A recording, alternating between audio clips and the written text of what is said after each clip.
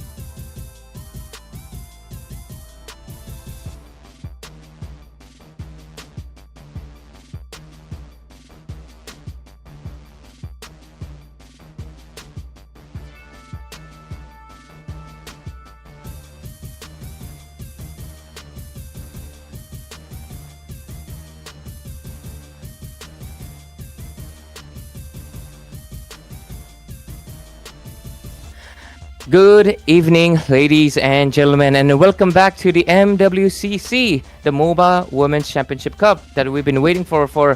I've been waiting for since yesterday because we had such back-to-back thrilling matches on first day itself that I cannot expect to see what game day number 2 is going to bring us. Obviously, this is brought to you by none other than Solace Gaming Community, the YouTube channel you're tuned in on right now. Make sure to subscribe and have joined the community so you can, help us make the family even bigger and obviously have some fun yourself as well.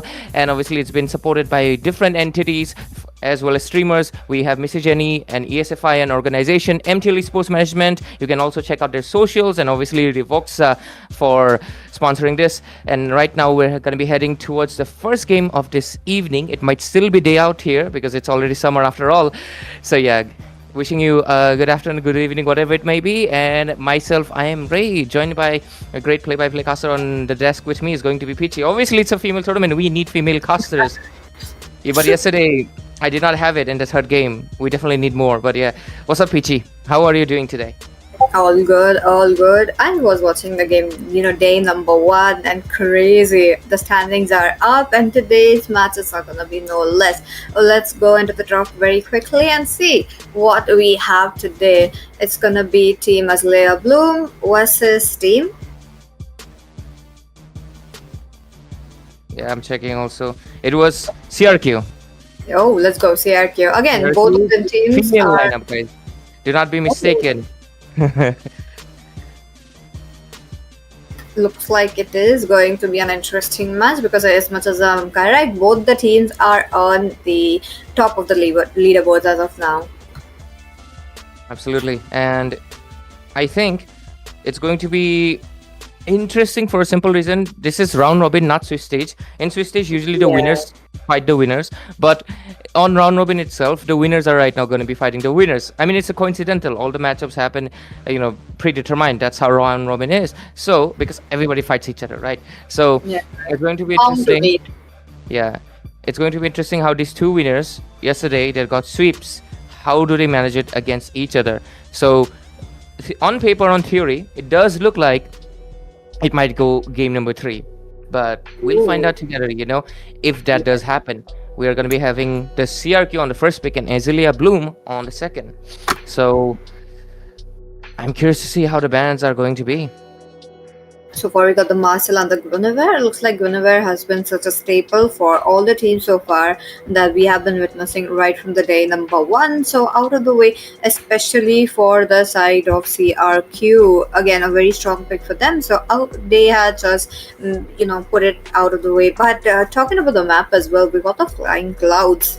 That I feel like other than the other two maps, the Dangerous Grass and the Broken Walls, this map feels the weakest for me. Just because you get like a fancy cloud to just go on, but the other maps you have some things going on for you which is beneficial for the whole team.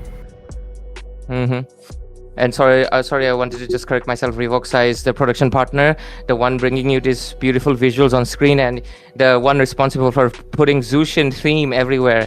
Goated. You should continue doing this on every tournament. Doesn't matter if it's female one. But yeah. I'm also curious to see if any of the players did we have a Fanny appearance yesterday? I believe we did not, right? I think we did not. I would love to see any of the girls actually show the cables, especially considering Fanny is a female hero itself. So they should for sure.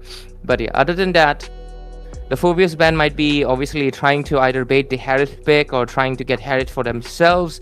And there's obviously the option for the Paquito that I believe yesterday he was banned almost all the games.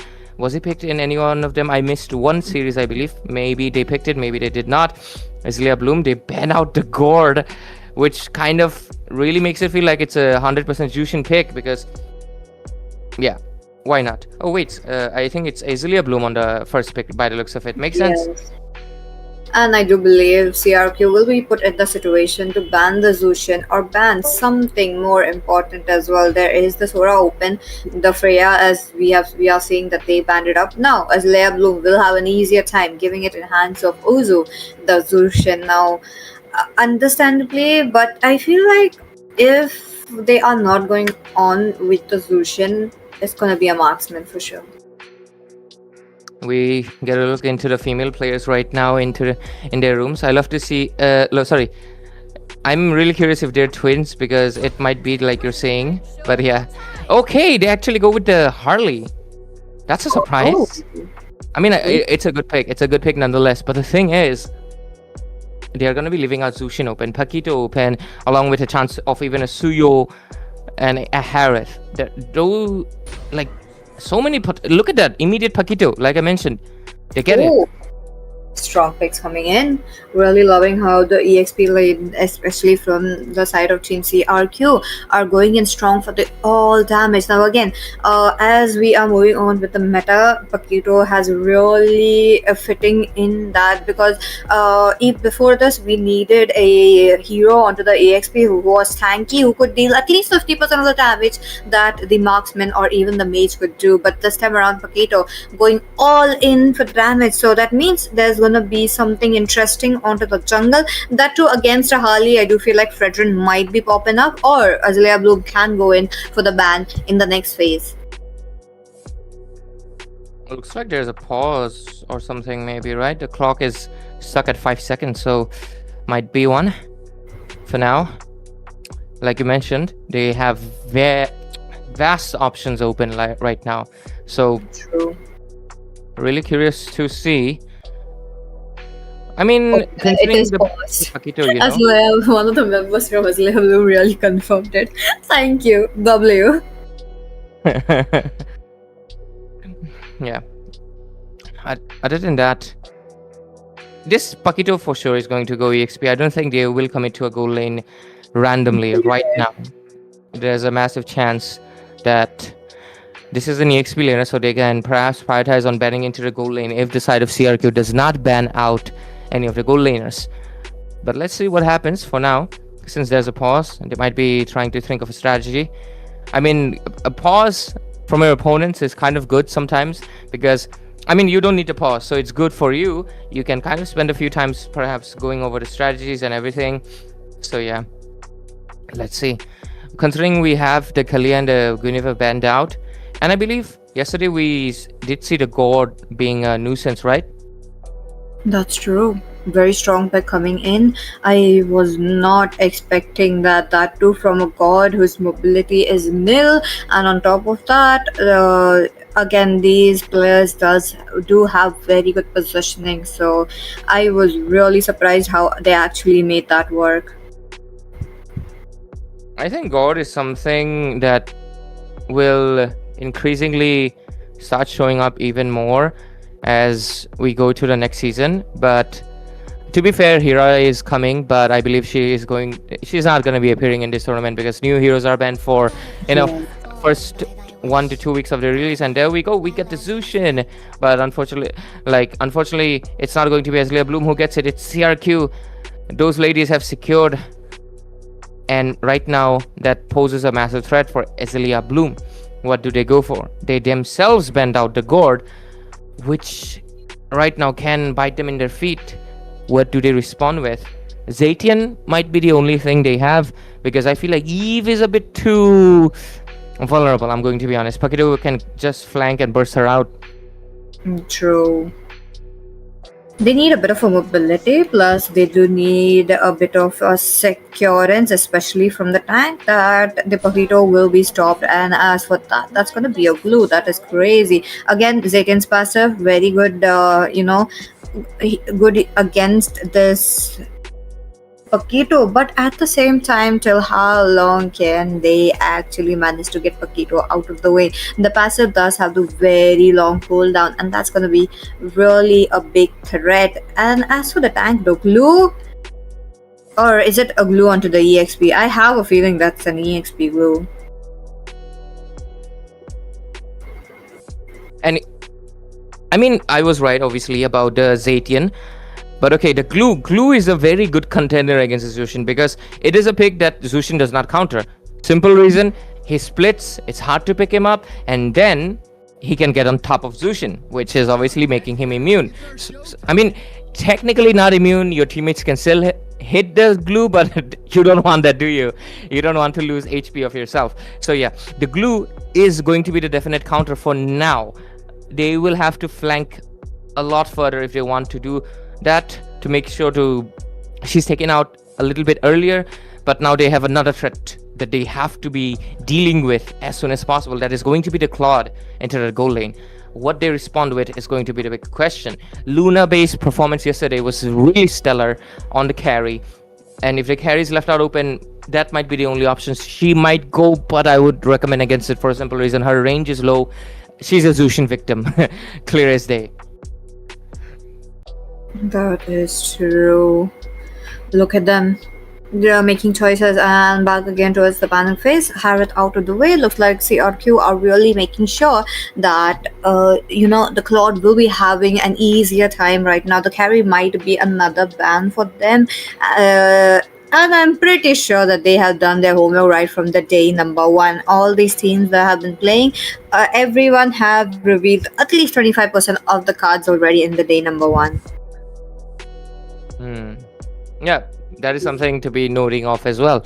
The surprise factor is kind of gone, because yesterday everybody has shown at least a portion of their comfort heroes, or what heroes they play and what kind of drafts they do. So if they only have a single strategy, they are going to get outplayed. That's the beauty of the round robin stage. You might reach it by defeating opponents that do not know you in the elimination stages, but in round robin, a single strategy, you might win it once, maybe twice, but thrice, I don't think so, right? So that is the main thing right now. Obvious ban on turret carry. Even though they might be able to counter it, it's just better to make sure Luna Bay does not get her hands after the great performance yesterday. So let's see. I'm also looking towards the performance of Uzu, aka Jinx. She's using obviously the Zatian, and that is a hero that can also give you a set at the moment you least expect it. A Fury of the Phoenix onto 5 is something like, I mean, it can completely turn around a full 5v5 team fight, because you have, imagine you're in a gank and suddenly obviously the Zatian's Fury of the Phoenix connects into 5, your chain CC it so badly that the opponent marksman has a chance to basically clear you out. But for now, I believe the side of Azalea Bloom can definitely prioritize the Grok Peachy, for a simple reason.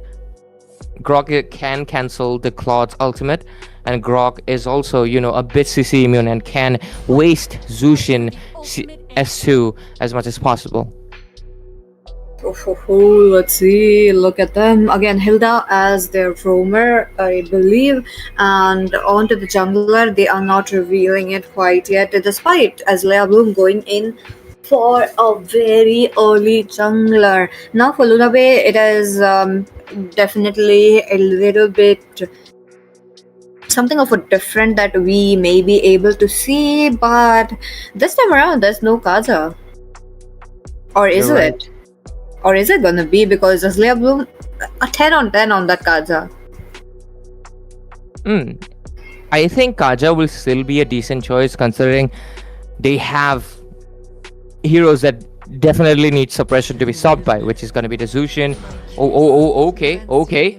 So that is going to be a glue roam. I'm not surprised much, because people have lately been playing the glue onto the roam more frequently. And we get the Clint.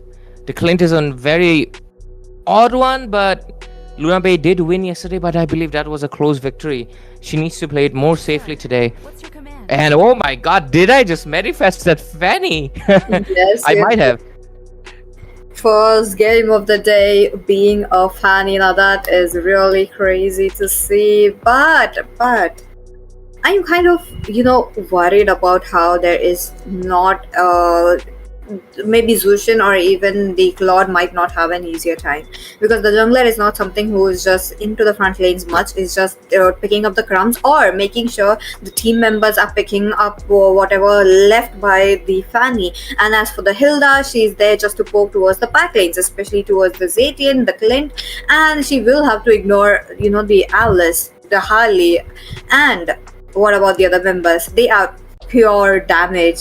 So I am kind of worried about that truck, but both the sides really looking good. I really love the wink from Jinx, by the way. It's very unique compared to all the other pictures, right? True, though. I mean, I also appreciate it on the male players as well. A lot of male players, they just pose with their hands closed, right? and they just look into the camera. I like that's why I like rom-com, and I forgot there was another player that Yes, said that. Steezy. The Yeah. heart. Yeah. They have really, really good poses. I really want players to go for more dynamic poses rather than just standing. But yeah, it is, ladies and gentlemen, welcome into the Land of Dawn. It's going to be, of course, the first match of the evening. It is between Azalea Bloom and Crux Requiem, both winners of yesterday's day one. Let's see how they perform against each other. The dominance might be coming in from both ends. We might be going game 3, or it might be a sweep to show who's reign of terror in this round robin continues. Myself, obviously, Ray, gonna be the voice of the game along with Peachy on the desk, and Fanny might be putting in the terror pretty soon. But that's so low.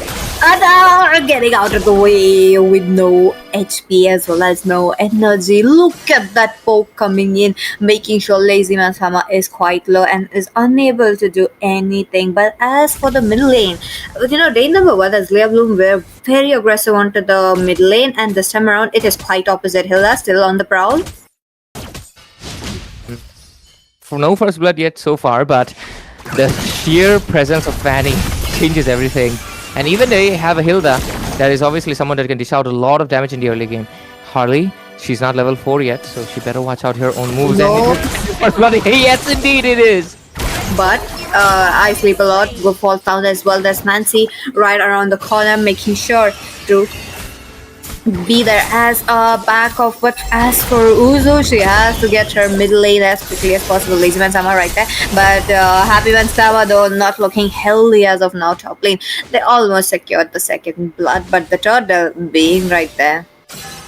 Yeah, I'm really looking forward to how this game is going to traverse towards the mid game, because I feel like that is where we might see things change tremendously for both these teams. They have heroes that kind of reach that power spike, especially for CRQ, who have the Fanny and the Claude and the Zushin, this trio that basically shines. But at the same time, with that PG. Deadly Magic coming in for the Zushin falling down on the Sen though. Wait a minute, Allah jumps in. The Cutthroat coming in onto the Alice. Not a good choice right there, but I sleep a lot, taking too much damage. That terrifying effect was there. And Ruby falling down. Nancy at this moment is just gonna farm. That just gives Sen the chance to take away the turtle. But Fanny though, Fanny being Fanny, I feel like she might be coming in to snoop, but Lazy Man Sama covering all positions. Yeah. Really good performance from Azalea Bloom. They are able to kick things back, and right now they're 3-for-1, almost 1,000 gold into the board.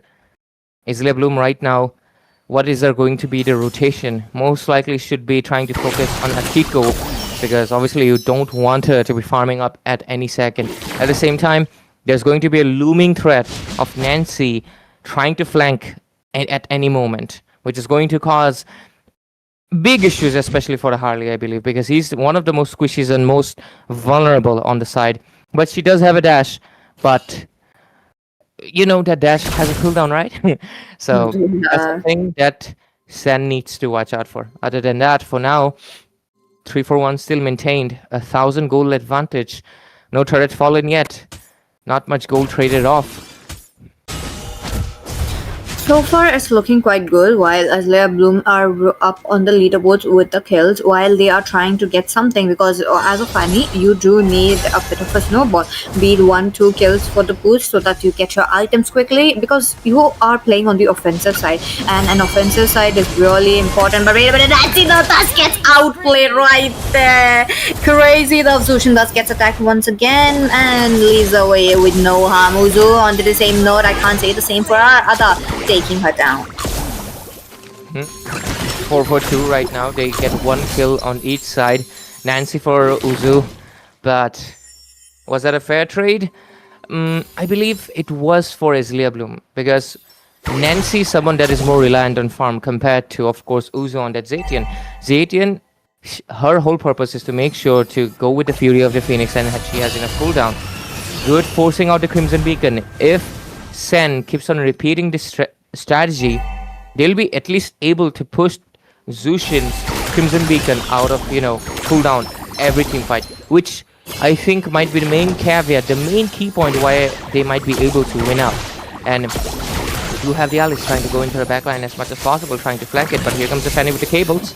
Oh, wait a minute, onto the back lane. Cheetahs gets stunned out, goes for the cutthroat onto Uzu, but wait a minute, Happy Samantha right there. Glutas gets attacked onto her. It's just so low into the turret. She is trying to make sure, but I feel like that's going to be a death sentence for the blue. Wait a minute, Uzu jumps in, that blast gets a headshot onto Ada. That is crazy, but Uzu, wait a minute, Nancy Dotas is getting her stacks up, missed out on one, but yet I'm pretty sure the Deadly Magic jumps onto Nancy this time around. Sen moves away unharmed.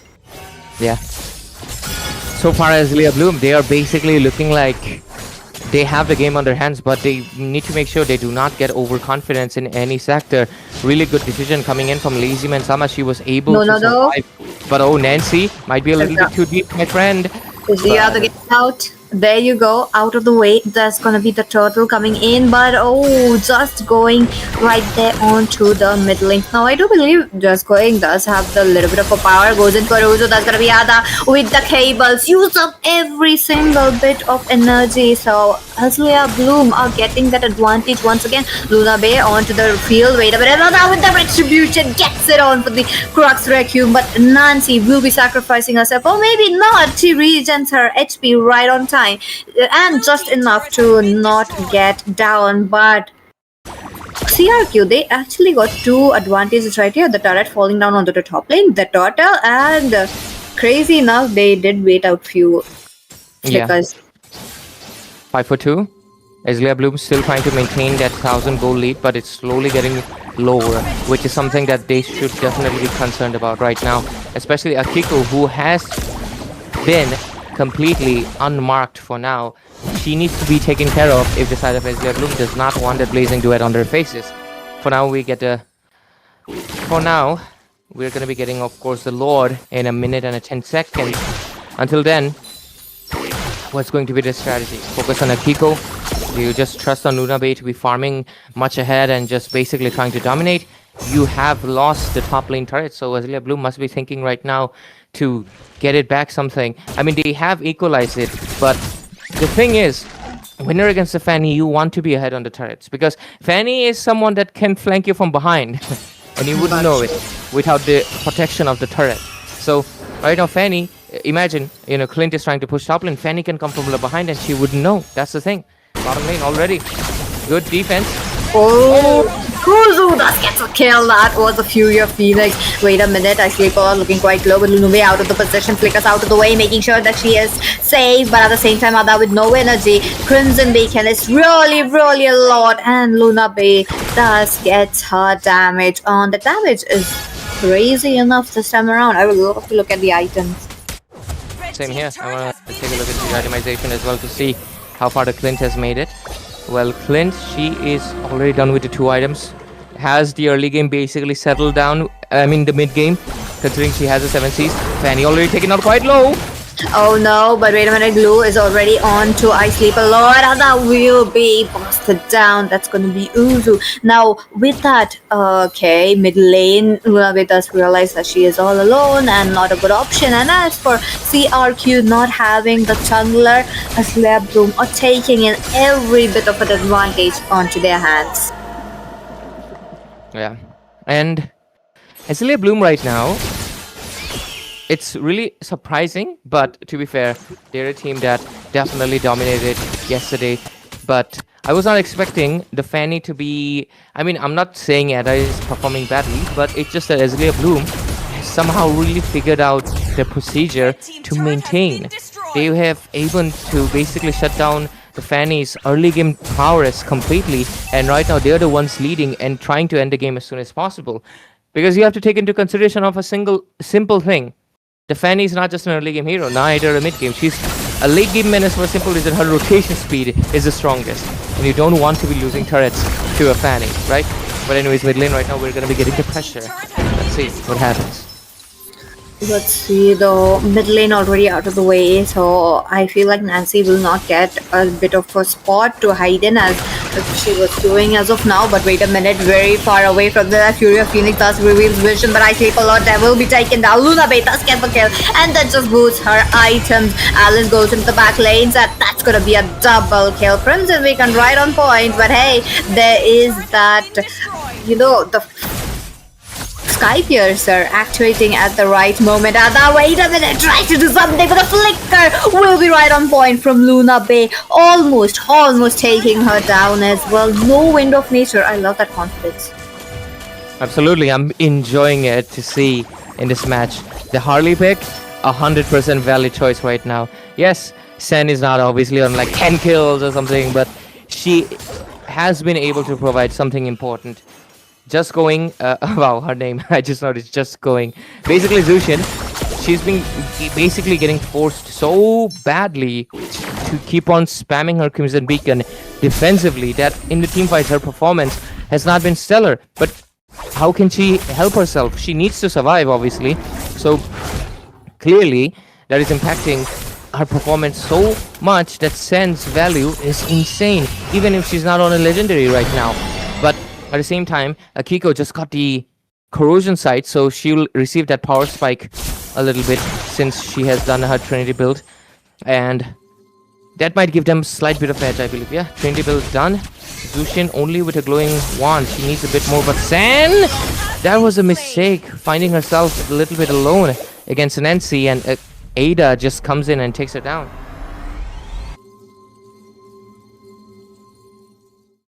Oh my goodness. Azalea Bloom as well as CRQ are not in for the kills, but rather than on their objectives. Look at that, the vision. They are forced to back out. They cannot act right here. Lord is not farmed up. 0-1-0 at this point of the game is a bit onto, the wonky bridge. But hey, Fanny can actually push it up. But the members of Azalea Bloom are very well, known that they will be deploying one member right there. But Uzo will be forced to flicker out, and that goes Ada. This is what Fanny is for, and she is executing the perfectly. Oh. The Lord, though. The Lord's gonna be a little bit hefty, but both the mages are down. It's a 4v4 situation. Nancy trying to go for Luna Bay, looking onto the blue as well. Dust gets busted down. Sen almost taken down, though that targeting system was very good. But wait a minute, Ada jump in. There's Luna Bay positioning herself, trying to make sure that Ada will be losing her energy. There's gonna be the Rose Gold Meteor popped off as well. So no defense on her hands. And as Azalea Bloom, Sen is already healthy back up with 100% of her HP, so the Lord's very easy for them. Ada right now struggling quite a bit against the glue, trying to go towards the Lord to perhaps go for a steal. She's trying to do that, but let's see if she succeeds. I don't think it's going to happen, or is it? Oh, close call, but unfortunately she won't get it. Glue gets on top. Glue though, you know what? She realizes a mistake. Okay, that happened onto the mid lane. I do remember it, and now she's not willing to go back onto the Nancy will be taken down, taken down. There's gonna be Luna Bay taking another member down. Double kill picked up. Goes for the triple, but is it gonna be a mistake? I sleep a lot. And yes, that's gonna be a maniac. Look at that, Luna Bay for the win. They're really happy. They're definitely happy. Oh my goodness, we get an instant replay of what just happened. The mistake of Glue immediately gets redeemed by Luna Bay.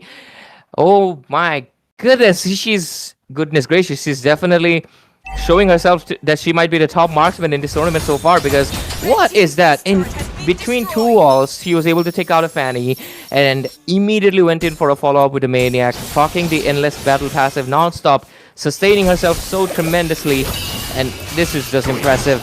Luna Bay, she's on a legendary 9 kills, 0 deaths. She has survived, and she's ready to finish this game as soon as possible. What an impressive goal laner the side of Azalea Bloom has found. That is true. Luna Bay, her positioning is really immaculate, making sure that she doesn't receive any death. Even onto the day number 1 with the carry 12-0-12. That is just there on my mind. And today, her score being 9-0-2. Crazy. Look at that. CRQ at the same time are a bit behind onto the goal, and the goal gap is really increasing. And that's gonna be, expensive when your team is not able to get it, especially for Akiko, who needs to be the carry of the team. But wait a minute, Sendo tries to go for the Deadly Magic, but hey, realizes that does not do much as a Harley is comparatively early into the mid game. Yeah. 16-7 score right now. We are taking a look into the builds. Harley already done with the classic itemization, has the penetration, has the lightning truncheon. On the other side, the Zatian also has the same core items as well. On the other side, the Fanny is not going for the War X, instead going for a full burst as much as possible. Claude, she's done with basically her Trinity and going for the Winter Crown. Might be going for, oh, okay, Ada completes her Rose Gold completely. And Clint, obviously full build. She's settled. Really good choice on the Malefic gun, making sure she has the good amount of rage even without proccing her passive. But for now, her purple is going to be gone for the side of course, CRQ. Fanny's going to struggle a bit. She has 70 stacks, one more kill, and she's going to be maxed out. It's looking really good for the side of Azalea Bloom, but they need to make sure they do not fumble, they do not choke, and make any mistake that can cost them the whole game. Crazy. Let's see how they will be managing about this Lord. With this Lord, most likely Azalea Bloom are trying to strip down the turret, so that's most likely to be happening as of now. But the team members right on point. Ada doesn't manage to get that retribution in. There's gonna be the Fury of Phoenix, making sure the team members are getting vision out. Nancy, the spike getting the deadly shot. The Sky Piercer hitting right on point. That's gonna be a Luna Bay's kills. Ada trying to go in for the backline for Luna Bay, but still, map flickers very far towards the map and gets that triple. Wait a minute, looking quite low. Akiko finally gets that kill, especially the big bounty coming in.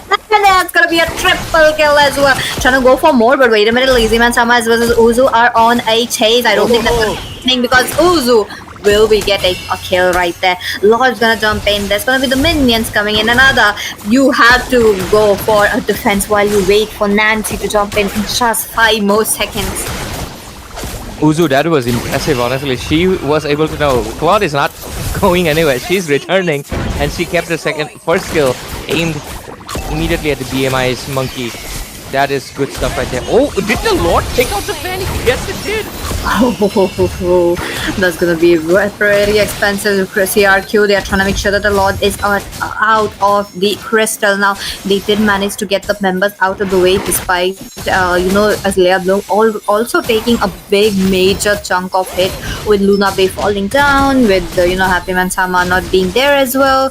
But Akiko, 3-3-1, that's a boost, especially Luna Bay's bounty. That is going to be a bit really a lot to see. But wait a minute, I sleep a lot, pushes out the passive from Uzu.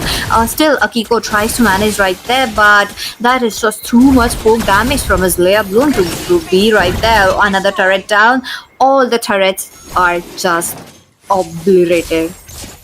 Yeah, and Peachy, that bounty definitely helped Akiko to scale up completely, but you have to consider this is an 18-minute game, and even it doesn't matter how much gold you gain, at the end you're fully built.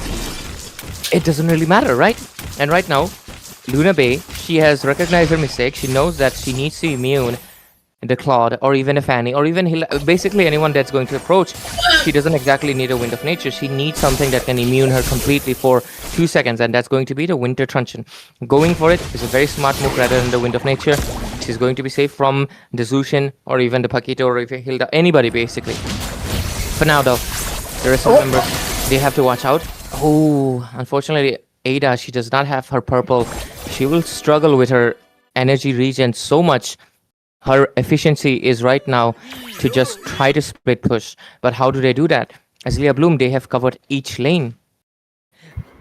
Okay. For Ada, I have noticed this kind of a gameplay that she doesn't conserve her energy.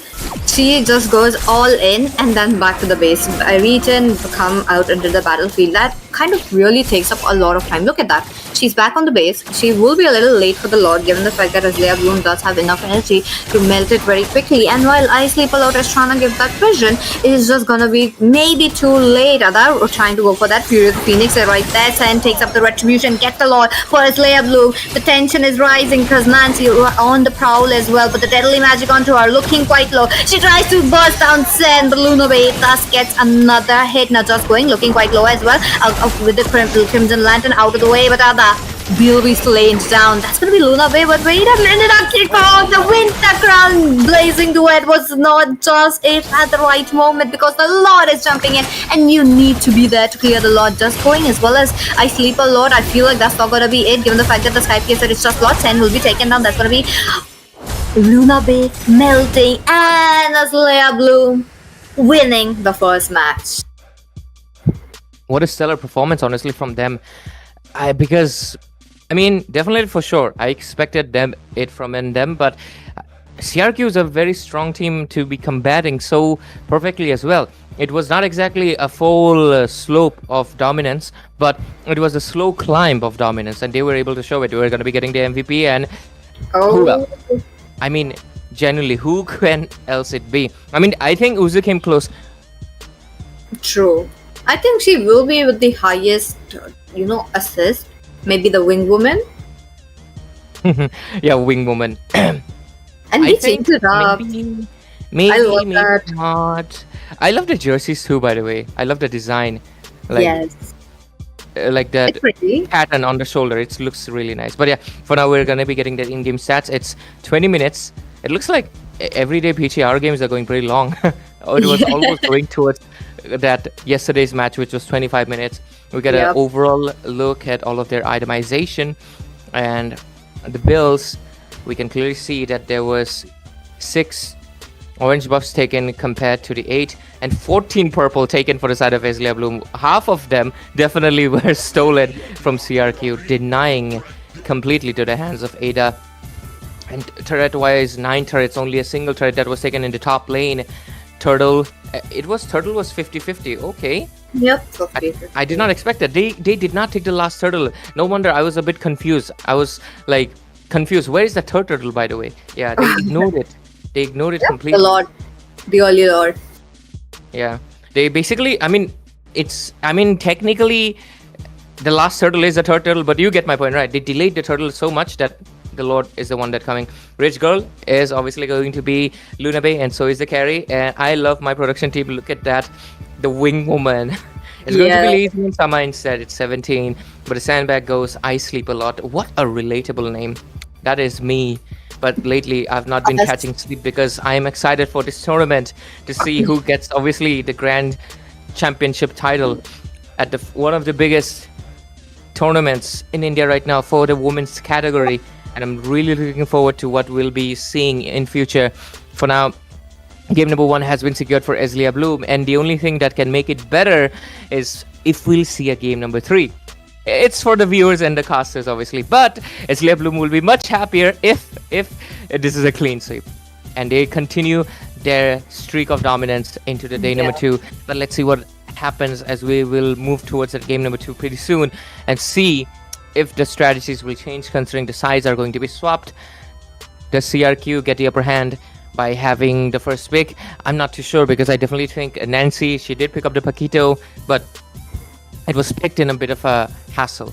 She basically, maybe they did plan to pick up a Paquito, but I think Azalea Bloom was ready. There was already a 4-Vs ban. It's kind of obvious that they are going for a hero with a dash, and they were well prepared to take care of it. And when you play an EXP whose whole purpose is to go for a flank, you can't be staying in lane for too long. But that creates issue. Alice starts pushing. So yeah. There was nothing, less of their team composition. Really loved it, but the only problem I felt like, even there was a Fanny as your jungler, which can not be on the field as much as you.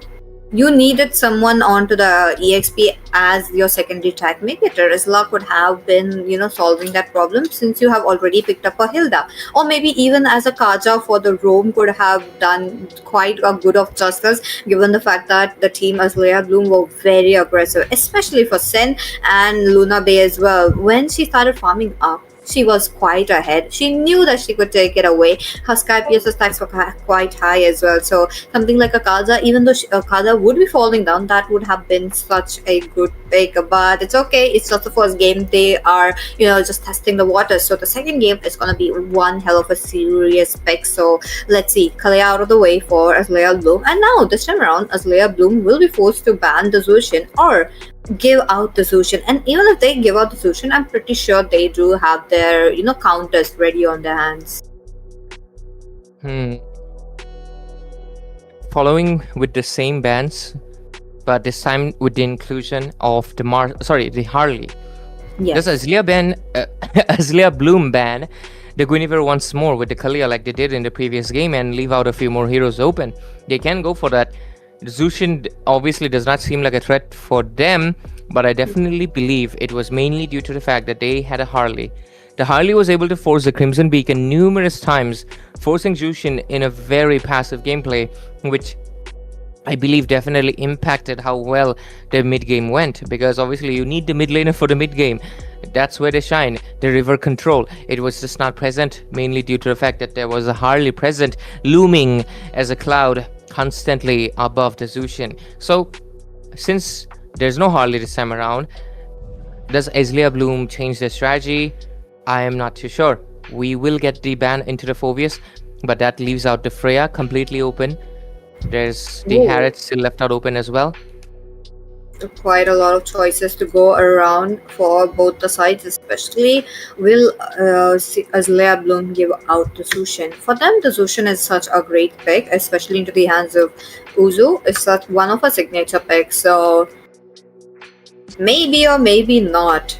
But hey, giving out the Zushin can be a good thing as well. They can pick up something more onto the marksman as well. They could go for the carry as the first pick as well. Luna Bay, very good on that hero. I really love the performance from Luna Bay last game. I only know one more Clint main, which is Bolty. He must be kicking his feet right now. He's like, damn, finally some Clint representation, because not a lot of people play Clint. Yeah. People would rather play the Beatrix, and maybe sometimes even the Irrital or the Leslie. Not a lot of people enjoy playing the Clint. But yep, looks like Azalea Bloom, they will still follow the same strategy. Ban out these 3 core heroes. They're just respect banning. They don't genuinely care about the meta threat. They're more ready to basically making sure that CRQ does not get heroes that they're comfortable with. So let's see. First pick coming in, it can be the Zushin, it can be the Harriet, it can be the Freya. What is it going to be? But Freya does... Yep, the Freya shows up. Yeah. Again, the Freya though, close range hero, so most likely that's going to be an Harriet onto the hands of Luna Bay, but I have not seen, much of a Harriet onto hands, or even a Melissa. Oh, my wife! There you go, being open, why not go for that hero? So we are definitely getting a Zushin into the hands of Jinx, but hey, still one thing open. Is it going to be into the hands of Luna Bay? Pick the Clint again, Luna Bay, please. I want to see the Clint. But jokes aside, oh my god, I love this tournament. I mean, I'm not kidding, but it looks like people only pick Zushin when I'm casting. Wow, like I actually casted with Sasuke yesterday, and we did not get Zushin picked off that much. So yeah, I'm just kidding. It was picked for me once. Other casters did not get to cast for Zushin. Only I do, because she's my wife. But yeah, jokes aside, going for a YSS jungle is... I am a bit skeptical, because I feel like he's kind of fallen off after the adjustments. It's way better to go with a Suyo or even a goddamn Leo mode. Even a goddamn Leo mode. I'm kind of curious. Or maybe it is possible that Ada is more used to heroes that are like, require fast reflexes. Yeah. Yep. The YSS is someone that you really need to play fast rather than someone like Leo mode. Leo mode, yes, I'm not saying none of the junglers do not need, but obviously compare Leo mode to a Fanny, Leo mode is much slower. He's something of a more of a DPS type, someone that is brute forcing the fight completely. But yeah, that will definitely give Azalea Bloom Sen to pick up the Suyo for herself. There is a Khalid, so poke game is going to be very high because he can invade the jungle. He can definitely affect the performance of the Zushin as well, for a simple reason that he can regen with his S2, the Quicksand Guard, which makes it really annoying for the Zushin to be dealing with him, because usually if you pick up a tank and they're low HP, they go back. This guy doesn't. He'll keep on regenerating and coming back. And also for CRQ, I am pretty sure that they are aware that the Leomore is open, the Suyu is open, and giving out the Suyu so easily is just really, I'm kind of curious, and it just made me think that they just want to make sure to hinder their performance rather than going in for actually the kills. From the game number 1, we did notice that both the sides especially are in for those objectives, the turrets, and if they are managing to get the kill, especially for CRQ, who are inviting Azalea Blooms for that team fights. Moreover, it was CRQ starting the fights than Azalea Bloom, which they are very good at. They are actually trying to get a pseudo invite, like, we are all not ready, but at the same time they are ready to fight, and they are getting those advantage in. So that kind of a gameplay from Azalea Bloom is really interesting to see. But back again towards the panning phase, Zush, there's going to be the Zetian, the Eve, the carry out of the way. A lot of emphasis on the mage, since the Zushin needs to be comfortable. I love the bans, honestly. They know the strength. They know that my wife right there, obviously, she's the strong point. Zushin is going to be the key factor in carrying the team fights, considering we have the Freya. Freya is definitely going to be a goal lane. I don't think there's a chance for a switcheroo, because if you put Freya into EXP, let's be honest, she's not as strong as other EXP laners. She's not that sustainable. She's someone that needs a goal. She deserves to play in the goal lane, and you need to play her in the goal lane if you want to make her work. So what does it mean? That means dual fighters. There's already the Kali, that's triple fighters. That's something that Zushin can deal with in a team fight very tremendously well. So you just need to make sure Zushin gets a space to play comfortably, and that can only happen if you make sure her counters are not present. They have already eliminated the chance of a cord. Why not completely triple down and ban out the Eve and his 18 as well? Really good decision making here. You don't really want to really nail down the goal laners, which CRQ is definitely keen on. They do not want Luna Bay to be coming up with the Clint again, and this is where they might pick up the Claude once more, hoping that since there's no Clint, there's no carry, maybe they can do something about it. But that does leave out the Harith, or perhaps what else can Luna Bay go? There's a Granger, there's a Beatrix, or if she really wants to be very fancy against the Claude, she can pick up a Nathan or a Leslie. Yes, that's still an option right there. So I feel like that's going to be coming in. But hey, bans are over. Looks like there's going to be quite a lot of, respect bans coming in. That is really looking good. But at the same time, picks Alice in the way. Now again, I feel like, the reason why there is a Khalid coming in, because they just want to make sure the Zushin won't be having any mana. Freya, very high damage, and her damage is just gonna ride up high unless you just stop her. So if Zushin is out of the mana, she will be forced to go out of the team fight, and the other members, though, they can pull up with their skills and just have to wait for the results. Going for the Lunox. I mean, it's also something that a lot of people consider a counter, because yes, she's immune, and yes, she's a burst mage. Once Zushin is out of the mana, you can go and dive in with the Ruby Diddy combo and just make sure she's taken care of. That is something that some teams use, but why not a lot of people using as a Zushin? Because it's hard to execute. You're not going to find a Zushin just completely vulnerable and out in the open. Oh my goodness, Luna Bay going for Hana Bay. Okay. And look at the smile. Even she's excited to really execute this Hanabi. I mean, it makes sense. There is a Terizla and there is a Freya. You're going to be immune from those knockups, but the DPS, you really need to push late game. Let's see though how the team members are actually gonna make sure to do, given the fact that it is Azalea Bloom onto that match point. Match point's gonna be quite easy, given the fact that we have seen them actually winning the day number 1 with 2-0. So CRQ, that's a very good challenge for you. So let's see what will be the results. Absolutely, Peachy. I'm really looking forward to this game. This game is going to be very interesting because we have my wife Zushin and obviously the Hanabe, who's also going to get her wifey soon, the Hirara, releasing pretty soon. I'm excited for that one, but yeah, for now we'll focus into this game. Hanabi is one of those heroes that I have spent the most money on for skins, mainly because she's pretty. Yeah, and that was before Zushin came out, by the way. I'm not But yeah, she's called the queen of the dark system for a reason after all. Let's see if she's able to give the light instead to the side of Azalea Bloom, because ladies and gentlemen, welcome in to the land of dawn. We are here to witness how this game goes. Do we go into a game number 3, or do we see the side of Azalea Bloom continuing their strong dominant strike into this day number 2? Let's get on with it.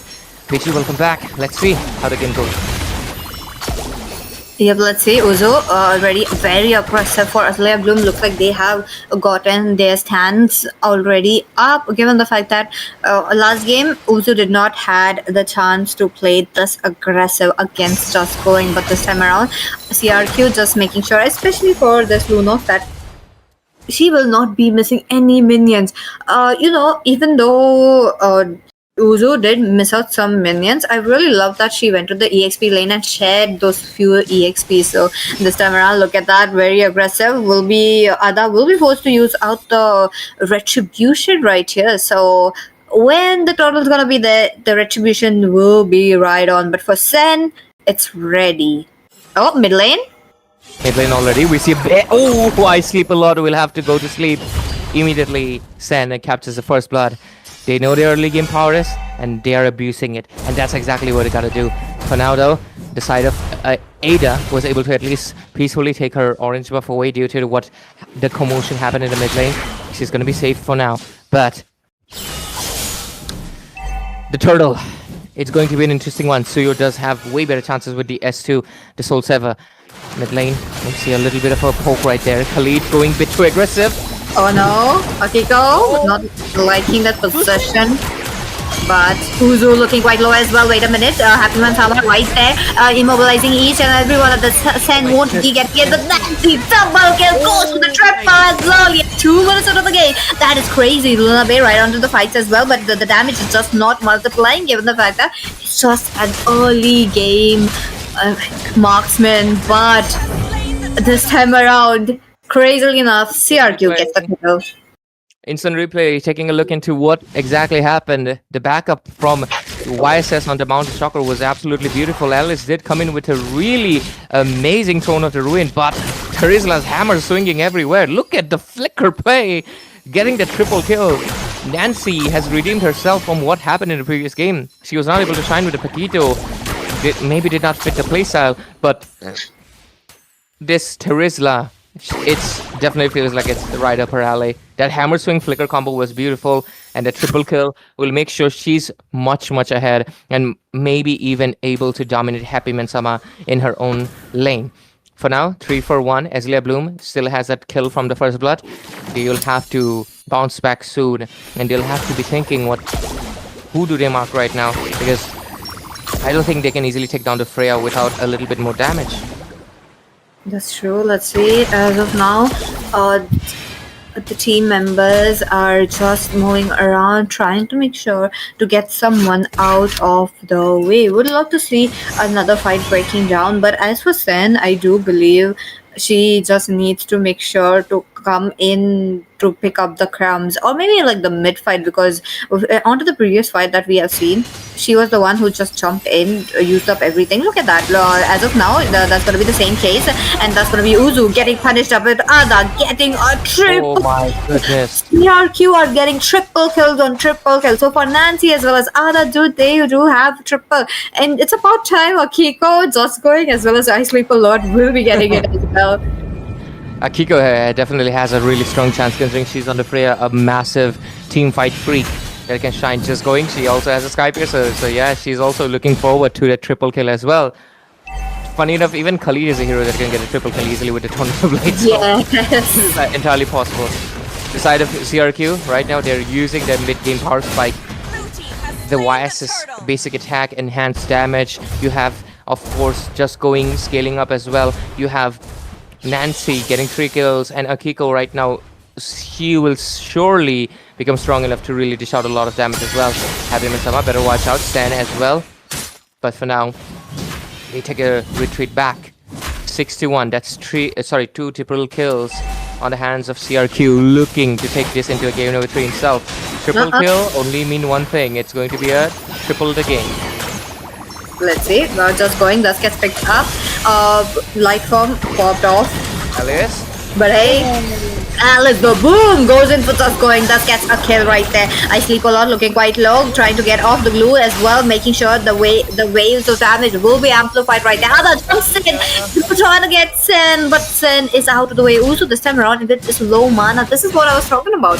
When you are at a low mana, this is where Azalea Bloom are getting the disadvantage on. They will be forced to, brave off the team fight. But wait a minute, Uzu manages to get out of the way safely with the flicker.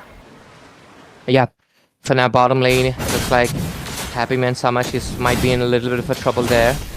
And are those twins actually? Why did it take me so long to realize Happy Man and Lazy Man? But yeah, looks like Alice, she might get taken down here. She's really keen on defending that turret. I don't think that's necessary, Happy Man.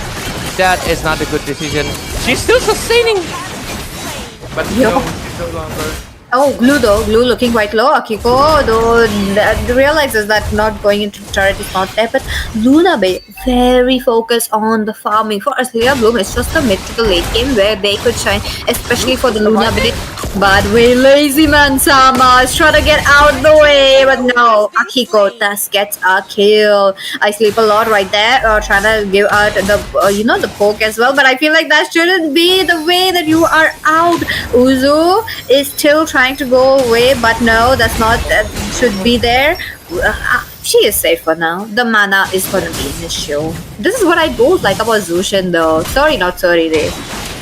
Obviously, that is something I hate about her as well, because her mana is low after being with, 8 for 2. Yeah. It's gonna be taken down right now. No chance of competition. Suyo was nowhere nearby. I was trying to find where is Sen. Unfortunately, she's not interested. But yeah. Taking a look into the itemization, Jushin has the Sky Piercer. I believe no stacks yet. Yep, no stacks. On the other side, we have Freya down with the War Axe and the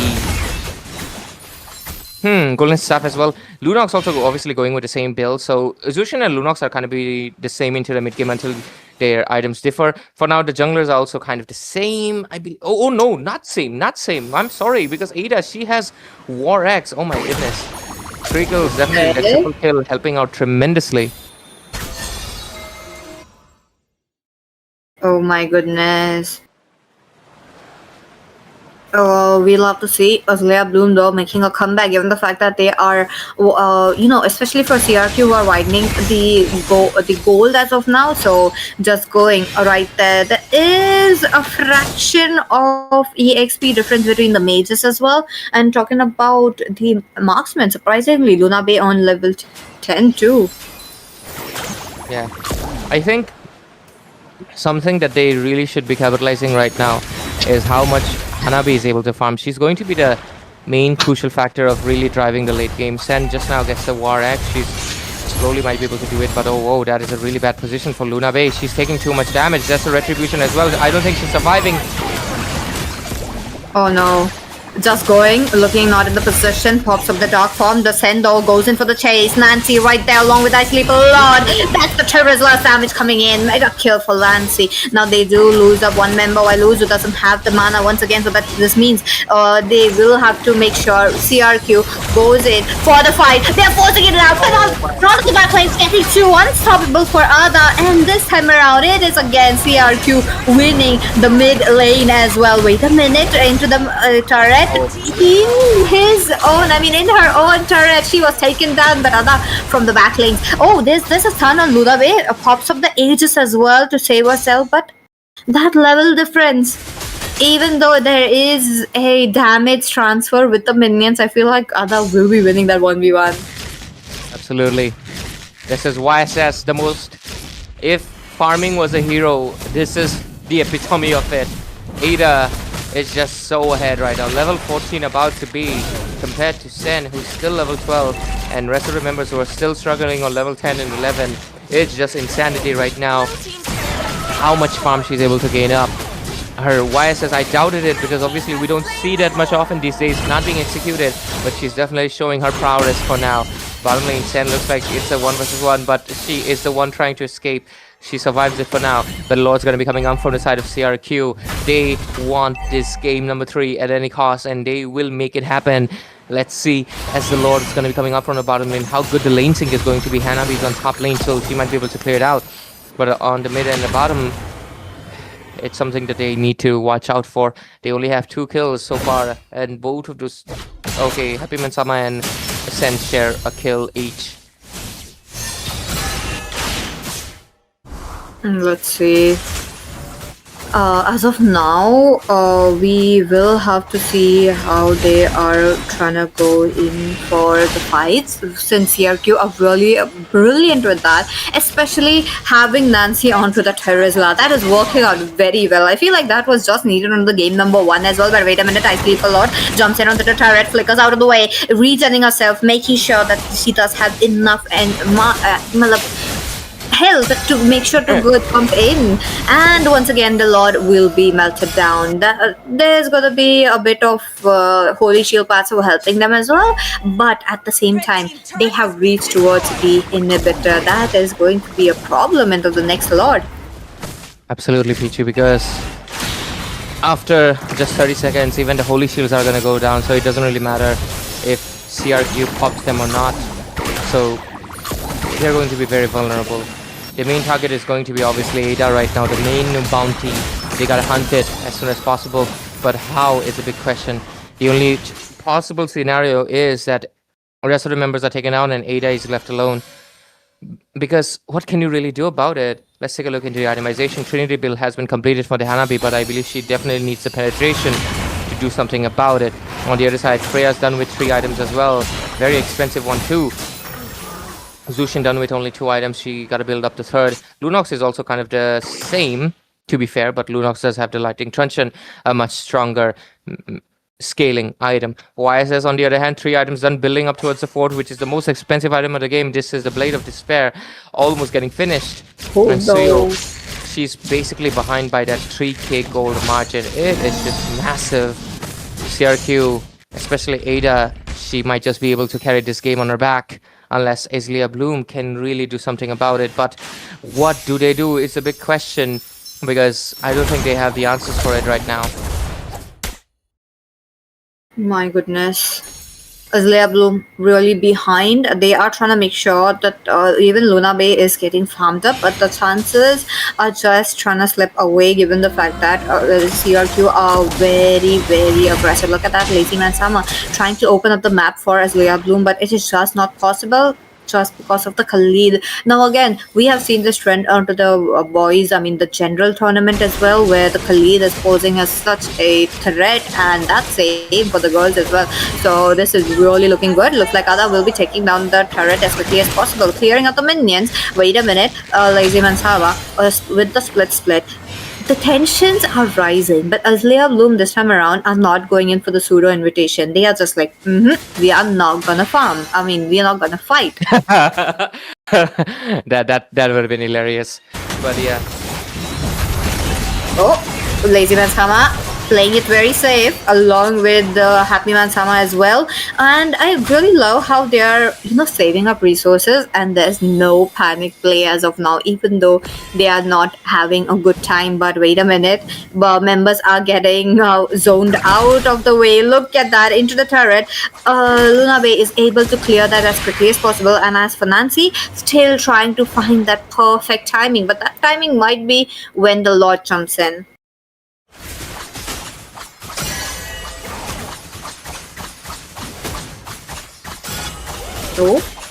So far, nothing coming out of this Lord. Looks like they will be cleared as quickly as possible.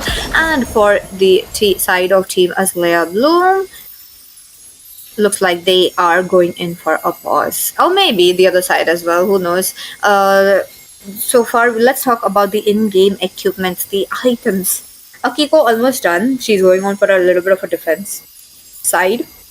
She does have a golden staff as well, so the damage is just popping it up. But for the side of Team Azalea Bloom, since they are a bit behind onto their items and as well as gold, it is hindering. So Queen's Wing onto the hands of Sen is a good thing. but at the same time they need to make sure that Sen also gets kills.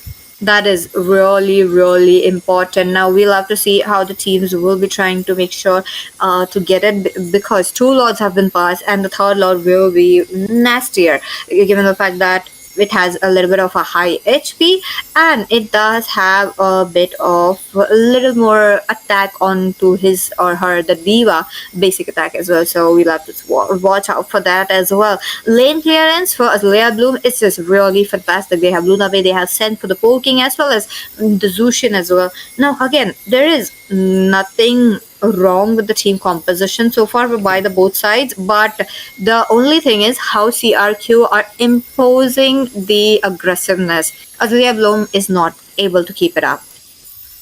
Yeah, precisely, Peachy.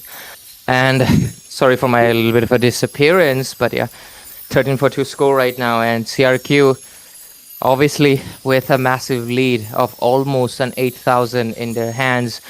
And they have secured most of the turrets. The inhibitors are the ones exposed. Only a tier 2 standing in the mid lane. Not going to matter that much. I love the darkness that she has. It's kind of similar to mine, but yeah. Hanabi is the key factor for Azalea Bloom to make a comeback right now. And a lot of things need to be aligned perfectly well. Like, first of all, we will resume the game right now. But yeah, first of all, they need the Hanabi to survive and be in a range away from Akiko, Nancy, and Ada. These three are the main posing threat. Then she even has to watch out for a Ruby DD combo that could be coming in from just going. So many things that they have to consider, because this is a dive-in composition. Then the Hanabi's Higabana has to fall into the hands of Nancy, because Nancy is not crowd control immune.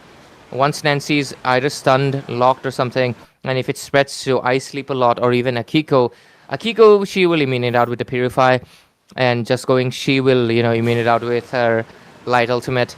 And Ada also immune. They have really chosen good choices, honestly. Even before the Hanabi pick, they knew there is a chance of a crowd control, and they went for heroes that can definitely deal with crowd control. So the Hanabi's, main thing is definitely trying to shut down Nancy, get the bounty back from her triple kill, and perhaps even pressure a little bit onto I Sleep a Lot, who does not have any kills, but the Khalid's absence might be making it easy for Sen, for Uzu to go ahead and play a little bit aggressive, That should be the strategy call. His just 30 seconds for the side of Team Azalea Bloom to make the play. They do have a chance for making the comeback. Both the sides, especially for CRQ, who have been on to not match point, so they'll have to make sure to get the game onto their hands as well. And the way that they're playing, match number 3 is highly likely. So Ray, let's see what is it going to be. 12 seconds for the Lord, and Team CRQ are all ready for it, as well as Azalea Bloom. They are playing it safe, but at the same time, they need to get the pickoffs right, or they are just not going in for the Lord. Yep, that's not going. They are not going in.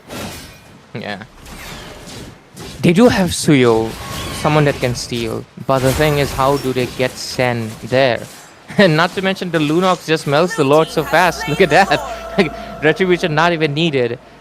Lunox is just perfect for this thing. And now Azalea Bloom, unfortunate for them, but fortunate for CRQ, we might be going to a game number 3 pretty soon, because they're all ready to be diving in deep, Peachy.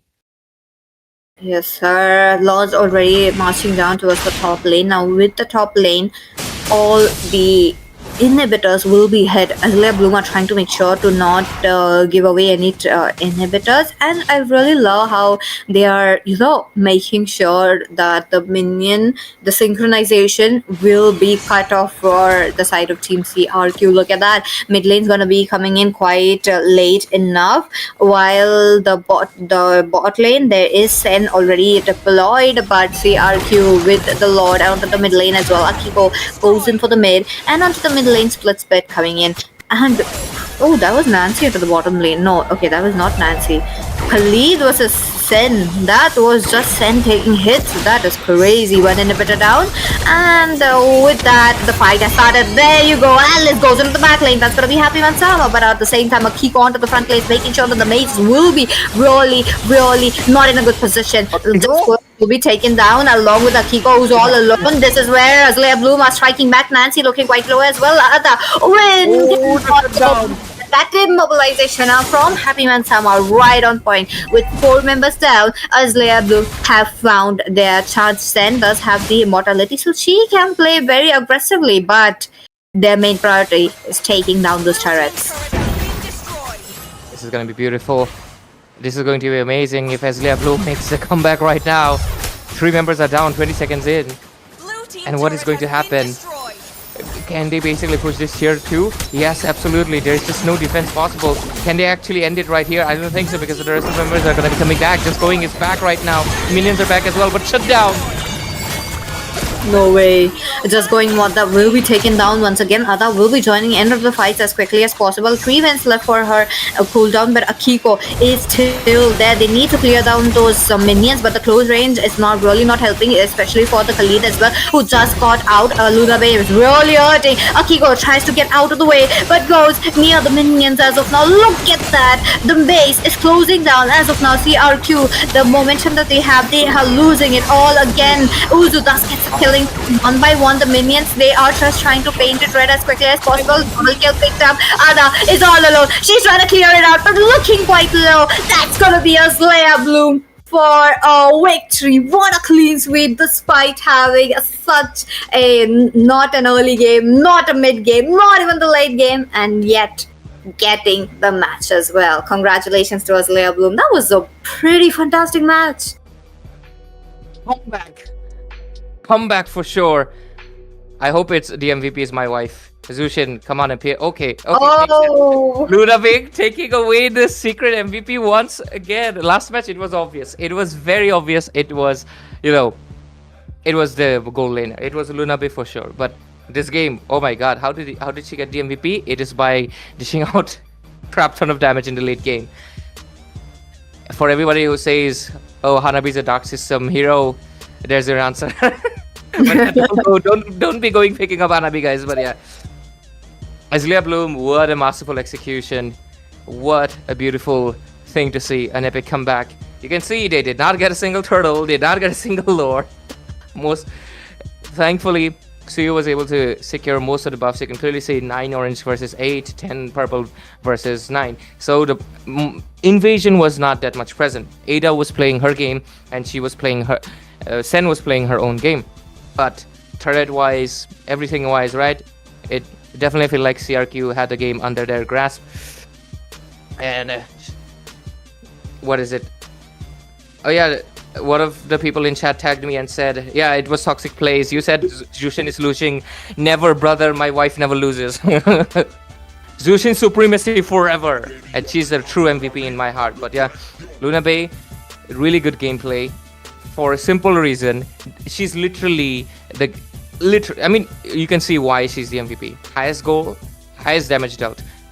Sandbag and the wing woman does go to the hands of I Sleep a lot. Makes sense, but yeah, this happened for a simple reason. This is how you execute in Hanabi. You just let her farm, bro. Just let her farm, give her space, and once she's done, boom, you just get an AoE damage that is basically something akin to a Moskov, but it does not require them to be standing in a line, right? It's going to connect regardless, as long as you're nearby. And the execution on Hanabi is beautiful to see, but we cannot, basically ignore the dominance CRQ had. This was their game, honestly. They almost pushed it to a game number 3. With how much domination they showed. Like, oh my goodness, triple kill after triple kill after triple kill. It almost felt like all of the members were going to collect triple kill at one point. Especially the performance from Ada. Oh my goodness, what is that performance on the YSS? Just stellar. Definitely, CRQ's performance was way flashy, way more dominant, and way more clip-worthy for sure. And it definitely feel like CRQ had the game in their bag until the last moment when everything changed. The Zushin started getting Skypiercer stacks and she was just dominating non-stop. 4 kills back-to-back, and it's just beautiful to see an epic comeback happening. So huge congratulations to Azalea Bloom for continuing their domination streak on day number 2 of the round-robin phase at MWCC, ladies and gentlemen. But CRQ, I think they're a close second. That could have been a game number 3 any moment. It just... sometimes mistake happens, sometimes your opponent finds that small window of opportunity and just spreads it about, opens it, and tears through it. And that's what Azalea Bloom did, and they will continue their win streak. But CRQ, hold your head up high. You might have gotten clean swept, but it was definitely a 2-1 game that we could have witnessed. So, looking forward to their performance. And for now, ladies and gentlemen, we still have 3 more series left tonight. If you want to see of course, any of the favorite girls you're supporting or the teams you're supporting, make sure you stay tuned at this channel. Subscribe if you haven't, and chat up a little bit and communicate with all the other fans. We'll be right back with the second series of the evening. Please don't go anywhere.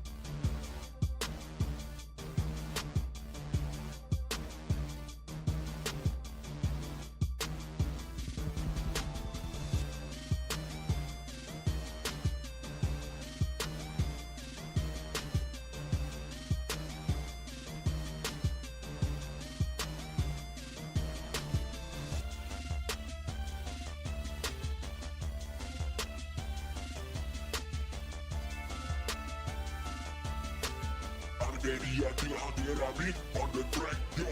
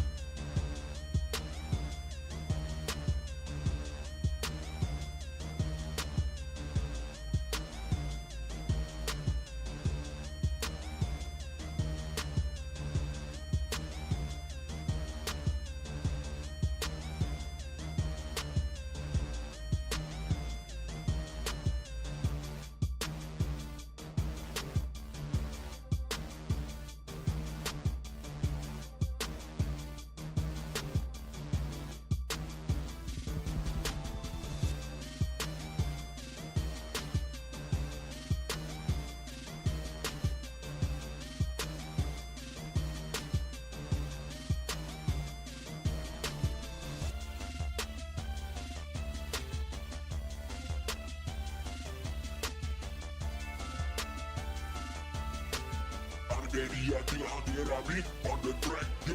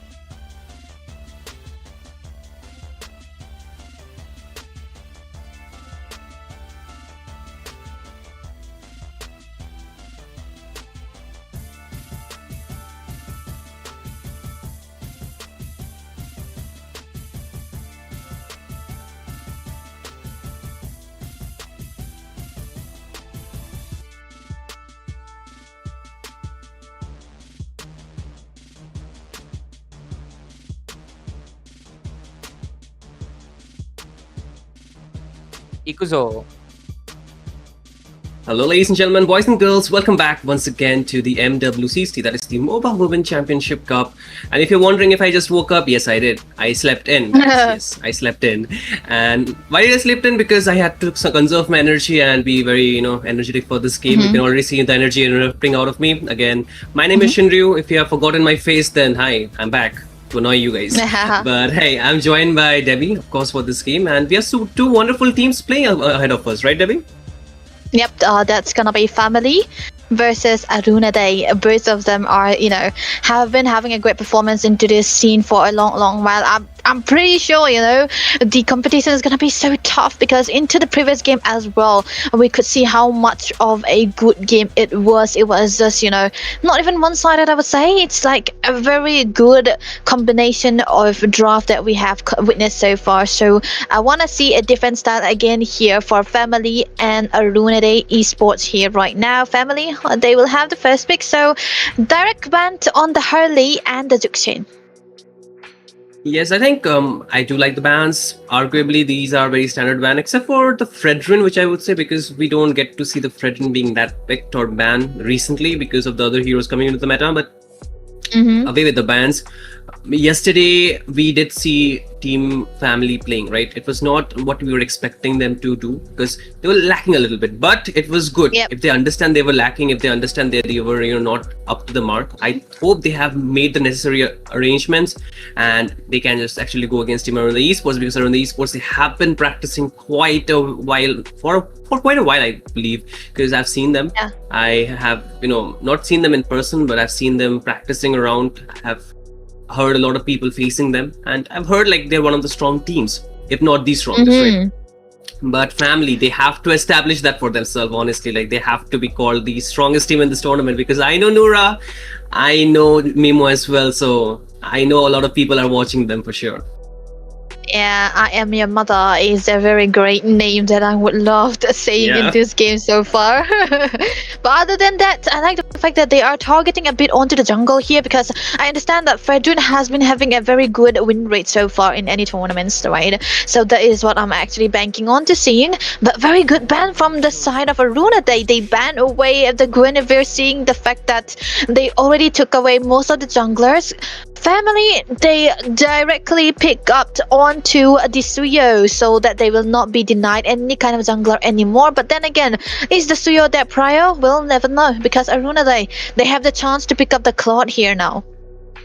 You know what? The Suyo anywhere outside India is super popular. It actually gets banned. It is that popular, okay? But I think the Indian teams, they're slowly understanding how to use the Suyo, or how viable it is into the current meta. But then again, the Grok plus the Sora, I think the Sora is a little bit early into this draft. We could have waited for the last pick, because now there's a possibility of a Valentina that can be picked, because these two are the ultimates that you can easily pick off and change the tide of the game, Debbie. Yeah, that's what I actually was not hoping to see into the first phase of the game here, the draft here. Maybe they are trying to root for a bit of a comfortable side here again, but there we go. That's gonna be the carry, direct locked onto the gold lane. This is what you wanna do here with the lack of gold laners in this current patch. I think it's very important that you at least secure one good gold laner into the first phase of this drafting phase, so that you will be able to get the priority onto the goal side. And now with carry coming through, the Phoebus as well coming in, a very beautiful pick coming through from the side of Family here, because Phoebus luckily is used as a direct counter for the Sora, and now it goes, right? The Sora is becoming a bit too much early. Yeah, I mean, I'm not complaining with the heroes, but I think the Valentina could have been a better pick, because you had a lot of ultis to actually play around with, right? And now with the Leo mode, I think it was a very good pick, honestly. You can see, right? Because like, you have a buffet for yourself, and I think now with the banning phase coming again, I am pretty sure that Arunoday Esports, they understand the assignment, they will ban it off for sure. But neither of the teams have picked the mid laners, right? The God is open, and a lot of the heroes are open. So what heroes actually fit into the drafts for these two teams? I don't like the fact that they pick out the Leomord here after the 4 years. But then again, it comes down to comfort as well. So that is what we were hoping for actually. But Arunoday, with the bans here, they might have to focus a bit onto the mage as well. Interesting choice of pick. It's the Minotaur, huh? I don't think it should have been a target ban, but then again, for family, it doesn't look like they want to play the Minotaur though, right? Because they have a good combination with the carry already and the Suyo that can come through with a big of a pick off. But then again, they already have a Phoveus, right? The Phoveus is not really a frontliner, so they kind of need a very tanky front one, not the Minotaur. So it should be a target ban. Yeah, I am pretty sure that this is going to be a target ban. But now for the side of team or family, right? What do they ban actually? Yeah. Because there's a lot of options. The Freya. I would think a Freya would be a problem when you have a Phoveus though, right? That's what I'm talking about. Like Freya and Carry is definitely not Freya. Phoveus and Carry is already a very good counter for the Freya. They could have handled the Freya, but maybe they don't want to go for the consistent fights here up across the map because the map is still a dangerous grass, right? It's very, very crucial that you have a good take onto the bushes as well. But yeah, this bans has been completely taking us off guard for a long time. So Arunoday, they still have the chance to pick up the ban of the Kalea or some way, because I think the Kalea carry combination can always come true here. Yeah, absolutely. I think the Kalea combination can be very, very detrimental as well, because you cannot get rid of the pick-off that quickly. And also, let's not forget about if you're trying to go for the pick-off, right? This is the Kaja too, isn't it? So the Kaja can stop a lot of the times, but I think the Kaja can get punished in this round because of the way the heroes have the ultimate, right? But finally, the Valentina gets banned. Debbie, I was expecting that, but I still feel like this game particularly again has to be centered around the mid lane, because the side lanes, they need a little bit time for them to come online.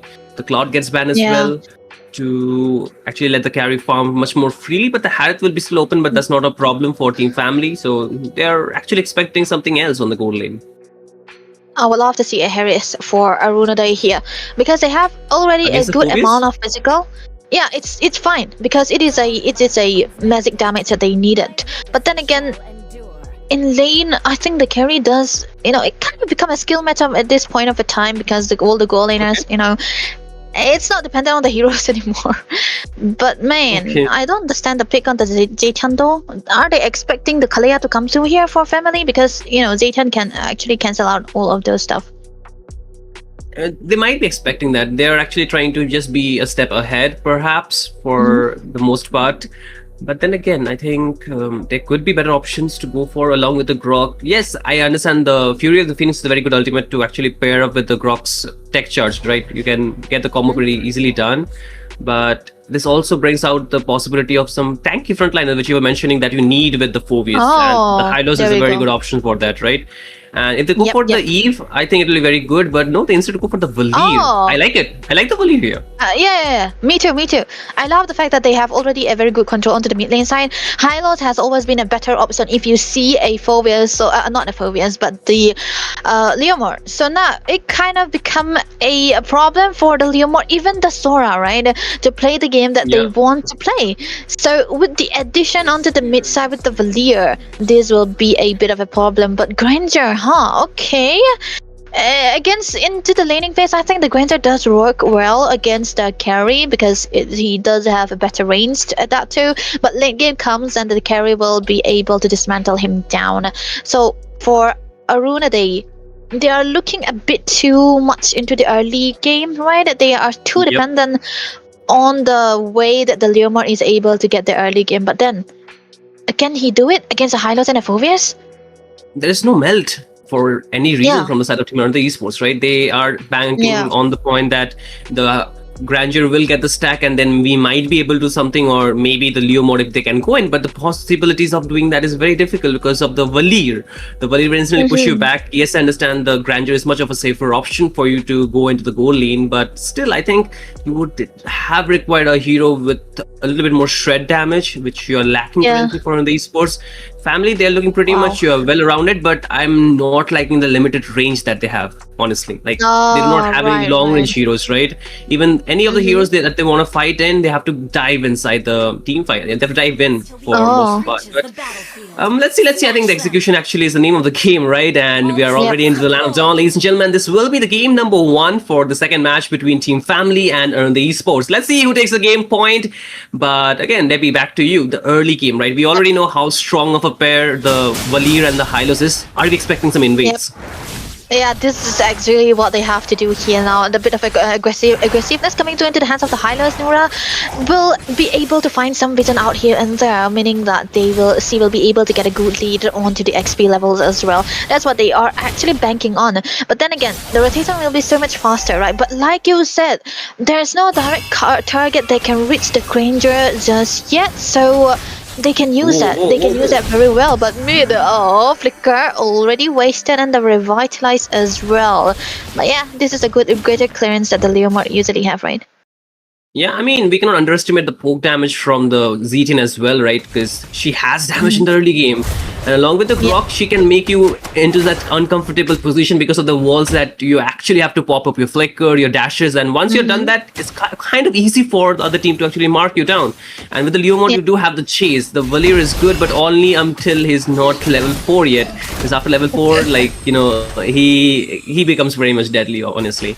But now the early game, how I was expecting it is spanning like that. They're playing it pretty safe, slowly. But I was hoping a little bit more invade or a little bit more punish coming from the side of Team Family here, honestly.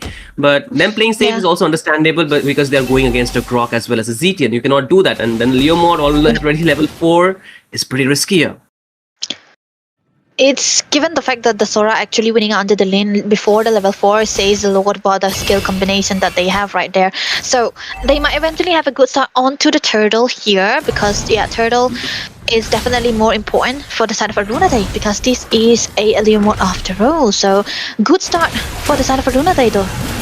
Are they looking to contest? Because I don't think this is a good idea. The jungler is not there. There's going to be the Fury of the Phoenix dropping down. Cherry falls in the hands of Cat. And now Selena will block on the Turtle. Cat finds second kill onto Snura. And now Mimo stuck in no man's land falls as well. It was a little bit late for Zyla to come in because the team wanted to fight for the Turtle, but she was nowhere near the vicinity. And that kind of created a problem. 3 members for none here, Debbie. Yeah, this is like the smallest mistakes that you usually do that can cost you that early game, especially in this scenario, right?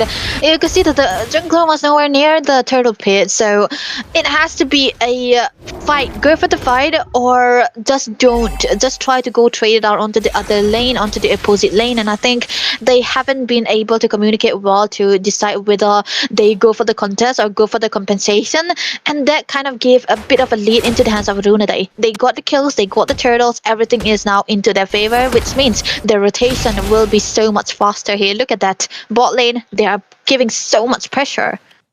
Exactly, and that's what you would want to do after you win the lane, right? You want to slow down the farm of the carry, especially when you have a Grandeur. You need the Grandeur to be going stacking his Sky Piercer as quickly as he can. But top lane 1v1 Cat versus Mimo. I think Mimo has gotten into the pack because she has the damage, but then again, look at Cat going with the vengeance. So not the vengeance, but the vengeance was from Mimo actually.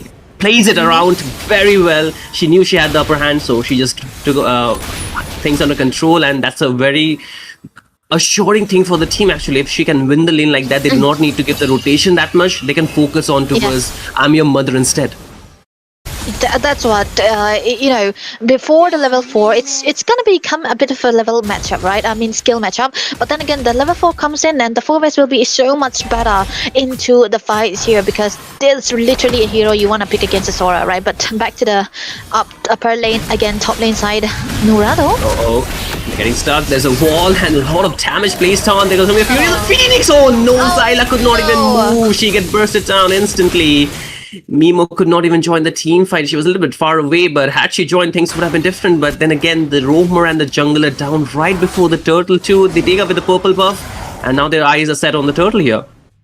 Yeah, this is definitely not the scenario that you want to do, especially against the Phobias, right? But then again, top lane, Cat. Oh, we must still trying to fight on our own. I don't think so. That's a good idea. Because you don't have the vengeance to Mimo. You need to wait it out. Your team is not there. And that's another kill, but there's going to be an invade attempt coming in from the side of Team Family. They will find it buff, but now they need to run away. You can already see Iron Maiden is stopping them down. Noora is trying to survive through everything with a glorious pathway, but the wall will stop her on her tracks for a little bit, but then again she has the support of Cherry. But Selena is actually going very aggressive here. She wants the kill at any cost, but look at Cherry, like so good. Cherry on the top for sure with that knockback that she had, and she will save her roamer for the time being. You know, the thing about the hero Valier is that it's so good in disengaging the team fights most of the time. So that came in handy for Arunoday, not Arunoday family. But now, bot lane, a bit of a damage coming. So Selena, she can go in, she had the ult. They have a lot of things. A very good flicker coming out from I'm Your Mother, but then again the Fury of the Phoenix will stop them down, and Chibi will find that kill. Finally, Noora, even with the glorious pathway, she cannot make the run.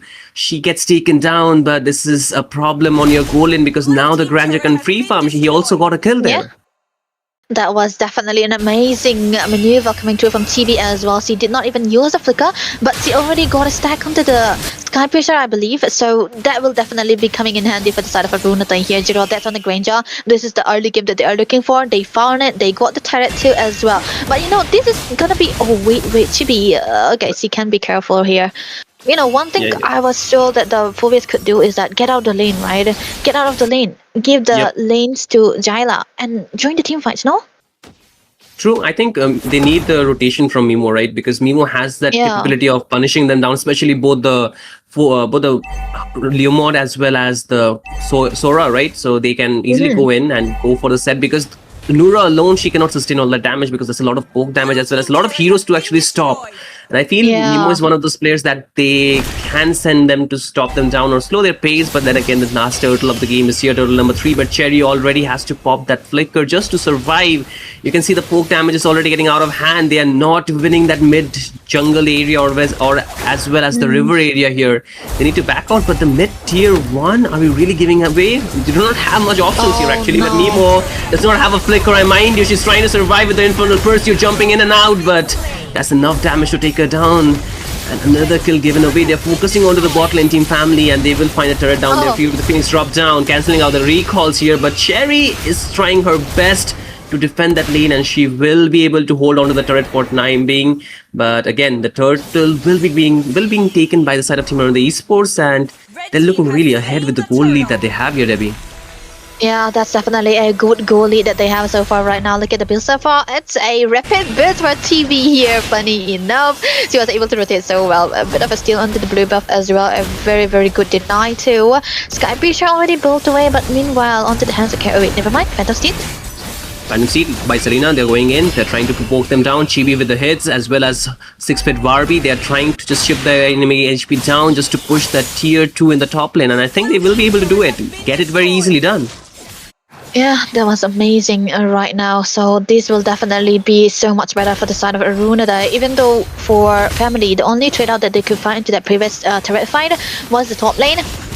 Everything was taken down by... Oh my goodness, what an amazing set coming from Iron Maiden, and that will definitely take down 4-member and she survives as well. Oh my goodness, that was beautiful to watch. What the heck? You can only get away with that crime if you are Iron Maiden, man. What a beautiful setup with the flicker as well. You do not give this girl the Grok anymore, man. Come on, there was a 2-tier between 2 turrets here. Amazingly well done. Chibi with the position as well, able to gun them down from the back lines. 30 stacks onto the Sky Piercer as well. They open up onto the mid lane inhibitor. You don't usually see this without the lore, right?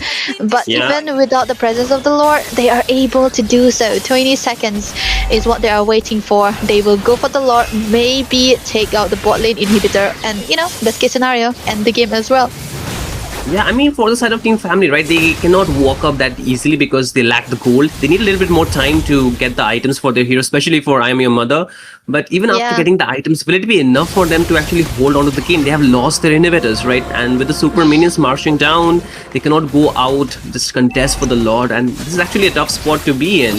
And even if you talk about, you know, the instant replay from that game, we'll see again. But the Lord being taken by the side of Team, you know, Arunoday Esports actually solidifies their push, their siege for this next play. But Debbie, look at this play. Like, just look at 6-foot Iron Maiden. Like, she's just waiting. She just knew her opportunity would come, and then she goes in. Look at Yeah. that. Boom. So nice, man. This is every roamer's dream to set, right? I'm pretty sure C was so happy about it as well. Just one is already enough for a game. Come on, dude. But onto the build so far, Radiant Armor already built way and an Oracle for Cats. This girl is not gonna die anytime soon. But onto the other side, I think Zyla is so behind onto the goal that she hasn't been able to find some good kills that she needed. So not going for the Sky Piercer as well and trying to go directly onto the War X may be the best idea so far. But then again, it's kind of important that she also have a bit of a damage. But they are lagging. But mid lane though, Lord coming through. Already Nura has to force to use the glorious pathway. They're trying to hold the front line. Nura, can he survive? Is still a question. Fury the Phoenix drop down. Amazing set coming up from Cat. Gets a 4-man set. And that's going to be it. Wow. It's game over for Family. And it's going to be Arunoday Esports scoring their first point. Definitely LW. I think even if she doesn't get the MVP for the game, man, Iron Maiden, that was amazing setups coming through with the Grok. No wonder it was the second pick. Sinrio, it was like, Yeah. she was so comfortable onto that, so why not pick it, right? It's not meta, by the way. I was a little bit concerned when the Valentina was open, but I think it's kind of worth it for getting the Grok that early, because if you can play like that, there is no reason not to pick it. And I feel with that clean KDA, right, 0-0-17, should hit her work pretty well. That was amazing, man. That was every wish for a Grok for any team to come through here. So pulling this off, Iron Maiden, yeah, this has got an amazing hero that should be respected given the tournaments.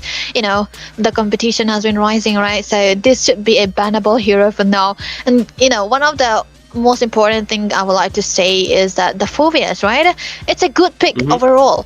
But then if you're gonna have to play with the Vengeance when there is no continuous attacks coming through from the side of Arunoday, it kind of is wasted, right? Phobias is a very, very immobile hero. You are meant to stay into the fight as long as possible, hold on for as much as possible. And the fact that she was onto the War X as well did not really help, because it would have been better if she tried to go for the defense first. She did without onto the 1v1 situation. That was a must for a Phobias, but then no flicker, there's no direct attacks, right? There's no way of going in and out without getting killed. Actually true, but then again, you see the combination coming from the mid duo, right? For Cherry, she went for the Enchanted Talisman first, not the item that you would want to go for the Valir on the first build. And for Nura, she went for the Thunder build, and then she went for the, I think it was the Dominance Size. But you do not need those items that early. Yes, you needed the Dominance Size, but I think for the first item, you could have gone for the Elegant Gem to actually just give you a little bit more sustainability, and then you can go for at least those component parts, right? Maybe the what do you call that thing? The small part of the Antichrist, like Dreadnought armor, and maybe even the something of a magic defense, because these are the things that you need. And in this game, you see Rich Girl, Chibi free farming in the bot lane, nobody to mark her down. The carry will be 6-bit Barbie. She had a very easy time with the ZT, and it worked really well, right, with the Grok combination as too.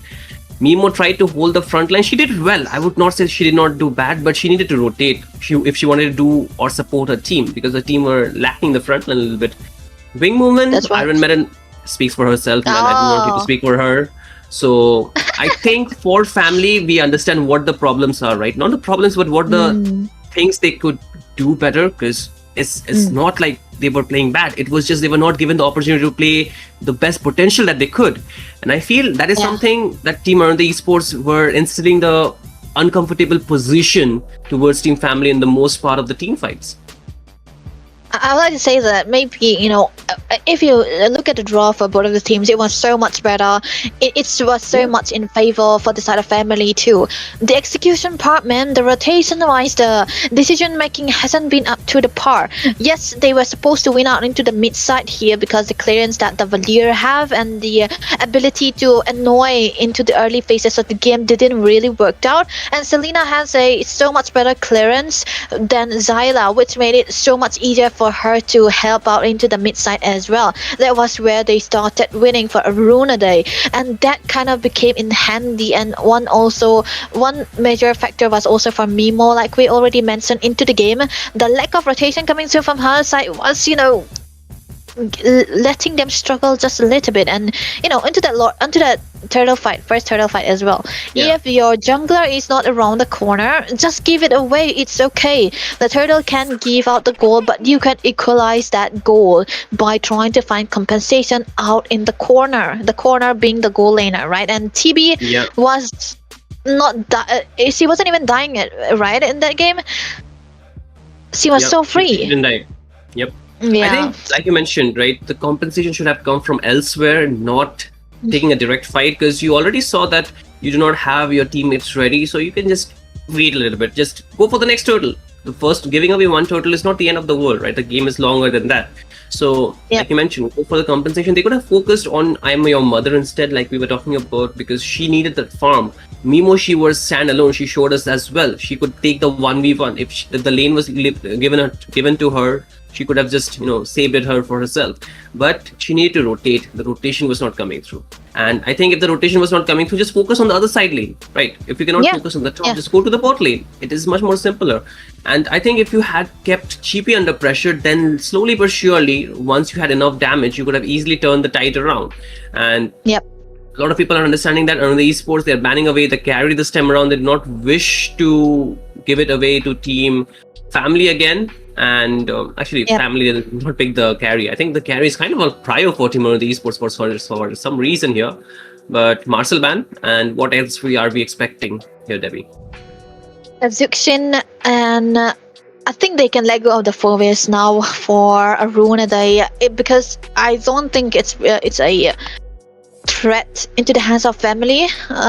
They could go for a comfort first, then the Fovius, because I would say that the Fovius is a very tough hero to master, man. It's like you can know the way it is played, but then again, trying to execute it out into a real 5v5 situation, you are so dependent onto your team. You have to make a good call. You have to stay into the fight that you can win. Only then, that decision making can come through with the Fovius. That is the only good option that that one of the most biggest reasons why you don't take the Fovius that much. But then again, there's still time.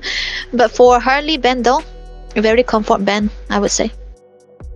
I do believe with that. But last game we did not see the Harley to make an appearance, right? So it was not picked. But like you mentioned, the Phobius is not an easy hero to master. It's easy to understand how the hero works, because I've seen a lot of people playing it and it's very different. I've seen your favorite player onto the EXP lane from a particular team playing it, and then I've seen a particular player who has won a lot of tournaments playing it as well, playing it much better, right? So yeah, it actually is true, guys. So I'm not naming anyone. I'm not naming anyone that don't come at me. Okay. Yeah. Okay. Yeah. So Debbie understands. Debbie knows. She knows. If she knows, she knows, right? And the Guinevere gets banned. That actually opens up a lot of options for the jungle, right? So this is an interesting ban. What will Team Family actually want to ban here? The Zushin is open still. So I think this is going to be a little bit tricky, because now the Zushin gets banned. So we need to see how will they want to play this game. They have a lot of options for the first pick here, and if they wish to go for those heroes, then it's going to be quite interesting actually. Let's see what will be the options though, because I am anticipating maybe they can start with, okay, that was not in my list for sure. The Alice first pick looks really interesting here and pretty strong, I would say. So Debbie, if you're here, can you hear me? Hello, Debbie. So yeah. Yeah. She's there, ladies and gentlemen. Yeah. You got all, that's the Helcurt ult, yeah. Helcurt ult, ladies and gentlemen. Mind you, it comes anytime you are not prepared for it. That's what. Holy, what is this pick coming through from Arunoday as well as Family? You don't want to go for the Zetian against the Elise, man. This is definitely not the best case scenario. Zetian is not definitely gonna have a very great time. And look at that. On top of that, it's gonna be the Kadita. Kadita has been such a good, comfort for the girls here so far into this tournament. Even though it doesn't have a good win rate, I think it's a very, very good pick. And there we go, the claw coming through into the hands of TB, I suppose. Yeah, I think Chibi once again this time has a little bit better option to actually go for the. Well, let's see, Debbie. I'm not liking the grok this time because it can cancel out the. It can cancel out the ultimate from the Claude, of course, but then again, it is a little bit risky to go against the Alice because the Alice can really regen quite a well out of the grok, and against magic damage, the grok is not the best hero. But then again, if it's placed nicely, I think a lot of things can be done. There's a Z-Team combo as well. They're just trying to replicate what team Arunoday Esports did in the last game. But to see the CC into this game is kind of surprising for me. I've not seen the CC for a very, very long time, actually.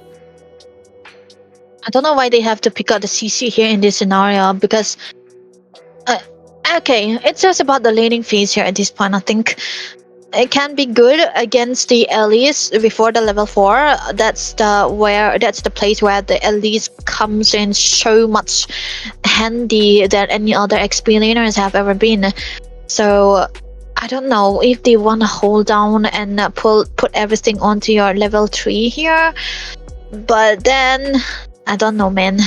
Maybe if you think about it, when you talk about the Elias, there's no other option you want to go against it, right? Like, you either have to out-rotate it or give it the chance. Don't give it the chance to go for the sets.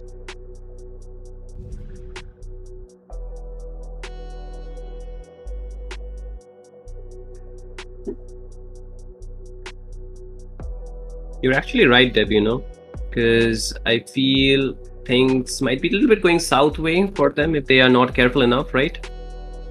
So Okay. we'll see. But then again, I'm so sorry, my electricity just went off, so I just got disconnected for a bite.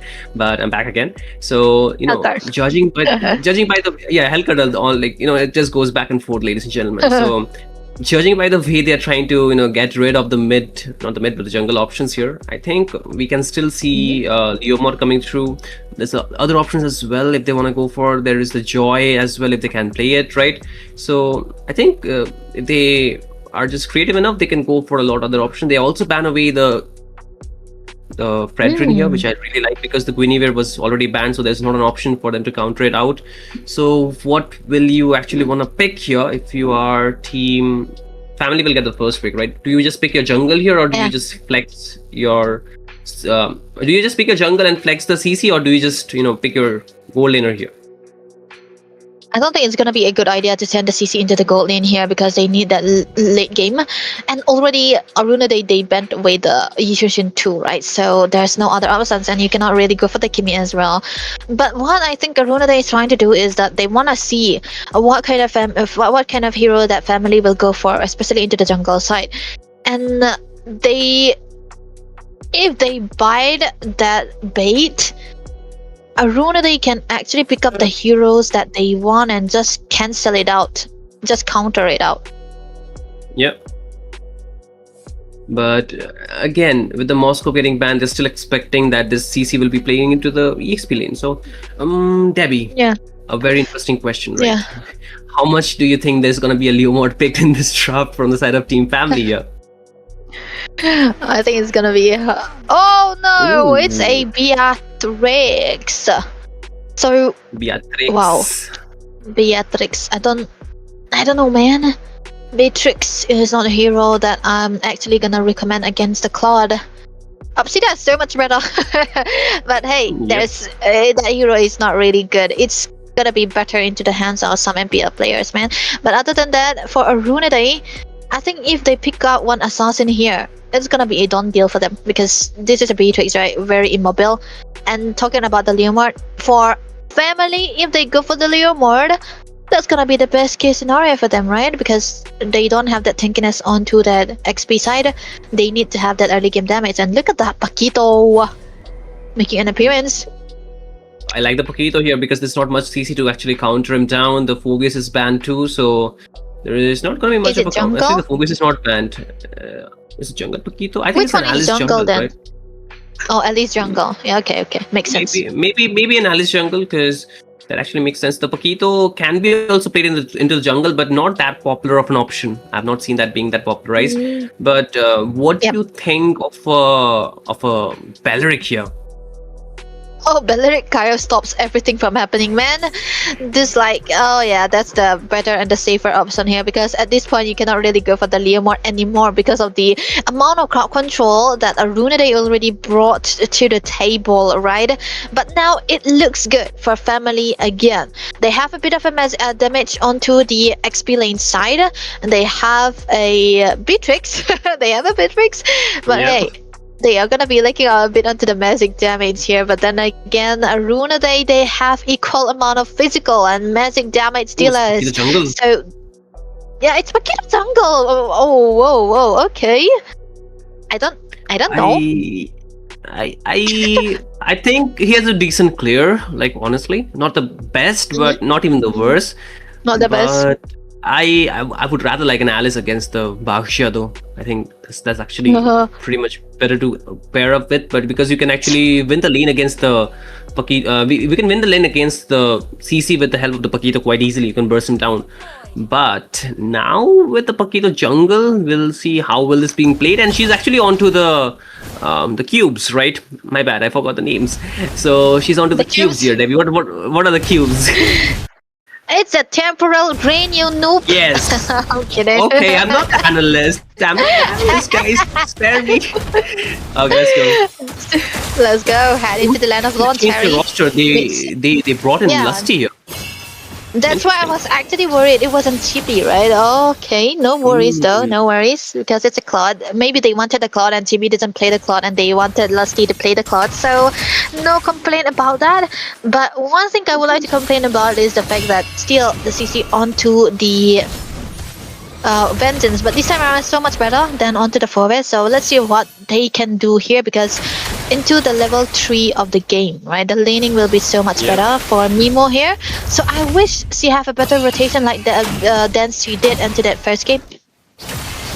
Yeah, I think the rotation will be very important, but this time you're against an Alice, right? So you cannot necessarily win the lane. She can easily regen. You do not have that kind of range as well to just be poking around that much. But look at the mid lane. This time around, the taunt will connect onto a Cherry, and that's the first blood.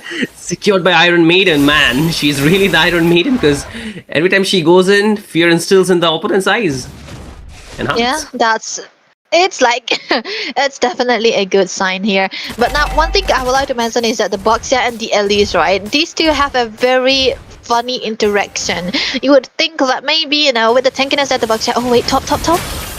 Oh, they're trying to look to another fight here. Team Family, they're not yet ready for it, so they're just backing out. The Turtle is here, and the side of Team Family, they are yet to make the rotation, right? They have their mid duo kind of separated here. You can see already Noura trying to open up the map, but the Turtle is already halfway down there, and Zyra is trying to go in, but she gets taunted up, a little bit poked down, but the Turtle is still low. But Zyla, can she walk up to the pit? Because I don't think so that's going to be an option. It's going to be, again, another Turtle going into the hands of Team Arunoday Esports, as well as now they're looking for an invade here, Debbie. Yeah, this is definitely a good sign to go for the invade when you know that the position coming through from the side of Family is on to the opposite side of the map. And talking about the Boxer and the Elise, back to the point again, the Boxer really helps in, you know, trying to nerf down the amount of heal the Elise got, but then the Elise have that way to try to gain it back again when you have the stacks onto your passive. But look at that, rough wave. Drop waves onto Zyla, but she's still secured the buff. They cannot take it away, but that's a good invade coming in from the side of Team Family. They understand the assignment that their jungle is getting invaded, but look at the mid lane. There's going to be full barrage dropping down, but not connecting on towards anyone, so they really survive for now. So it's still a little bit 50-50, I would say, except for the part where the side of Team Arunoday Esports won the Turtle. But like I said, the first Turtle is not the end of the game. Team Family, they can still bounce back. Dare I say that the second turtle is so much more important than the first turtle, especially when you are onto the tanky frontliners, right? As a jungler, especially for the Boxia. So they kind of have to wait for that a little bit. But Zyla though, that was a very good rotation coming through for her, right? You need that red buff, and hers got thrown in away, and she already lost a turtle on top of that too. So why not go for the bit of an invade, right? That's exactly what they are doing right now. A bit of a build onto the Paquito here. Fury Hammer, maybe she's trying to go for the Hunter Strike fight first. That is a very, very good item for a Paquito who's going to be available across the map when the farms are done. So they have to kind of wait a little bit for that. Yeah, they have to wait a little bit for that. But again, we are not seeing that early snowball potential coming out from Selena yet, because we do understand how the Paquito is played, right? You play a lot aggressive, but this time around, they just focus on towards the objective. And this is why I do not like the Paquito into the jungle in particular, right? Because you are more centered around the objectives and not onto the snowball. And the Paquito actually thrives on the snowball. But then again, Nura versus Iron Maiden. And it's like an ever mortal fight. But then again, Selena joins it, and a lot of poke damage coming, like not a poke, but burst damage coming onto Nura. She already is chipped half of her HP, still hold on to her flicker though, so the turtle is still onto the table. Will team Arunoday Esports let it slip out of their hands, or family are they looking to contest is going to be the question. Already you can see a lot of zoning coming out. Cat is there onto the back lane. 6-feet Barbie will take down I Am Your Mother, and family are now without a gold laner, so they need to back out. Selena will find the turtle here, but look at the mid lane. They're trying to take a fight. Tech charge connects, but it's just for survival. Here comes the blazing duet from Lusty. A lot of damage underneath the turret, but Mimo finds Cat here. They're still trying to take the fight. Zyla falls into the hands of Lusty, but Mimo still trying to hold on to her dear life. She's trying her best, but there are too many members actually to get out of the reach. But she finally has to rest for now. And that was a very good initiation coming from Team Arunoday Esports though. Perfect timing, man. Look at that. They saw that Nura doesn't really have the tech charge anymore, and flicker on top of that. Look at that, engage so beautifully. Well done, Cat. And the follow with the blazing duet as well. We could see that there was a bit of a lack of damage coming through from the blazing duet still, because it's the early phases of the game. No Trinity build just yet, but the follow up with the Kadita, man, that kind of helped them secure all the setups that they have been looking out for.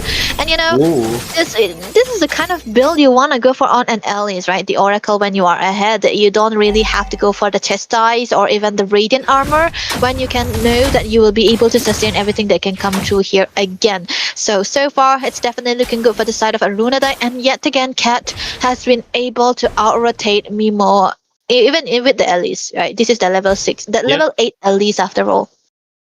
Yeah, I like the DH's first build for the Claude, you know, because they are going against a lot of tanky heroes, so the DH has actually helped you a lot more into shredding the heroes. So I do like that build. But then again, the Paquito is going in onto a Zyla. She did not know somebody was waiting there. Full barrage connects fully, and there's a lot of the HP chipped down. But this time again, Iron Maiden has to be forced to use the Wrath of the Dryad. She's trying to survive. One more HP should do the work. Rough Face comes through, and there's the Petrify as well. Zyla falls, and the second kill will be Nura for the side of Team Arunoday Esports. They started it off really well, but they could not finish off the kills, and that is the problem, right? When you're going with a utility jungle, you do not have anyone to finish. And that's where you need your marksman to be playing aggressive a little bit more. Yeah, and that doesn't really have... You can really have that with the Beatrix so far right now. This is why, you know, safe to say, I hit the Beatrix just as much as I hit the Clint. But the Clint is, you know... Oh my god, I can't believe I'm saying this. The Clint is so much better than the Beatrix, because it can at least hold the lane, right? WLT. Oh man, or maybe, just maybe, because Luna Bay made it work, so I kind of have a, you know, double take on how the Clean can do, what the Clean can do so far. But hey, I'm your mother, let's give her the benefit of the doubt, right? She already have the BOD. She just got the BOD, so the damage will actually be maybe just slightly increasing, right? So it should be enough for the next team fight. Cat is already getting her HP chipped down. So Cherry does have the poke damage, so she just needs to use it a lot often. I'm not seeing the poke damage coming through from Cherry that much in this game, but another rough phase being used up just to survive. She has that tech charge too, and that connects there. There's the Fury of the Phoenix stopping them down, but look at 6-feet Barbie, what the heck? She still survived, but this time around, Selena goes in, takes them, the Wrath of the Rise locks in them, and Zyla cannot survive out of it. She gets stunned up, locked up, taken down. Cat trying to stop the backline at the moment, but she will just back off for now. She knows the team just cannot reach her, so she's playing it safe. But again, Arunoday Esports turning the team fight around just out of the blue. Yeah, that was amazing. And this is also one of the reasons why that you know that the Khadija is well played among the girls team here in this tournament so far, because it's not catchable, right? You don't really have to be worried about your position. You can have a survivability most of the time, even if you don't go for the kills. And that's what they are doing right now. And they flicker from I'm Your Mother, I think it wasn't really that worth it because they did not really get the kills as well, and Selena was in a very, very perfect position to try to go in, get a kill again. Look at that. Oh, one of the team fight this time around though is looking pretty bad for the side of Team Arunoday Esports. They lost 2 members, but it's just for 2 for 1. But then again, I'm Your Mother, she's going all by herself. There's nobody to help her down. The blazing duet is still there. And there comes Luxy with the damage. And Selena is there as well with the knockout and the jab. She will take the one more member down. It's going to be Noura falling. And that was so much faith on a team. The synergy actually synergizing for the side of Team Arunoday Esports. Yeah, this was like, I think it was unnecessary fight for them to take, but that was a good combination that they came up with, and I'm pretty sure that Iron Maiden did not want to go for that engage, but she was forced to go because, you know, they need to at least have one compensation because of the losses that they suffer here. But yeah, perfect timing again, back to the point because the Lord is, you know, up in the perfect timing. Noura. Oh wait, Noura is looking a little bit compromised here, but then again the Fury of the Phoenix will save them down. The Wrath of the Dryad will stop them. A lot of members actually, and they cannot move at all. Selena goes with the jab as well as 6-foot Barbie with the rough waves. And that's 4 members down, Debbie, and this is not looking too good. Yeah, do you understand now why I said that the Jetian will not and should not be picked against the Alice? Yeah, that's how you're gonna suffer, man. For Jetian, you wanna stay into the backlines as much as possible, like, as long as possible. Use your skills so well because she does have a skill to, you know, decrease the magic defenses coming through for the tankier members onto the front line. But how can you do it when the Elite is always gonna be onto their backlines and the perfect combination that they have always been finding, right? So I don't know how they will defend this one. Yeah, I mean, let's just be honest, okay? Iron Maiden's sets are very on point, right? She always get more than 1 members into her ultimates, and that too on a Belleric. I'm not complaining now about the Belleric, ladies and gentlemen. I'm not complaining about it because I can see how it can be played. But then again, Team Family, they have to dismantle that. They have the toolkits, but if they get locked inside the Wrath of the Dryad, they cannot do much. Now they have to defend their base. They, thankful enough, and you know, fortunately enough, they have been holding on to the inhibitors, so that's a good sight for their team. But they still need the farm. I'm Your Mother picks up the Malefic gun as well, so she will have the range as well, a little bit more penetration damage, but she's still far away compared to Lusty here, who has already completed her Trinity build. Yes, this is going to be hurting more than ever here with the combination commander because under the previous team fights, you can see the club was there available, but the blazing duet was, you know, lacking a bit of damage that they wanted to go for, that combination. But now, if she have the penetration and the range, it's definitely going to be very, very crucial. He's going to be dealing that damage that they were waiting for. But I'm Your Mother, at least now she have the BOD and the Malefic gun, so she is going to have the range, and they will be able to clear out so much faster because of the Beatrix. But the question is, how long will they be able to hold on? Because no matter what the situation is, the Beatrix have only 1 flicker and a blink, and there is also an Alice who have a very big range and a flicker on top of that. You cannot run from this dude, man. True, there's a lot of chase coming in from Team Arunoday Esports, right? And a lot of people who can actually go in and chase to the pits of the hell. Nemo again trying to clear up the lane, trying to put the pressure, but might get just stuck around. There's going to be the Alice. She does have the Fury of, not the Fury of the Phoenix, but the Throne of the Ruins, but she's not using it yet. They're still just, you know, going with the warning shot. They know that the Lord is onto the table. You do not want to waste your ultimates yet, so they're just holding on to it. Good decision from their side, but should Team Family contest the Lord here, Debbie?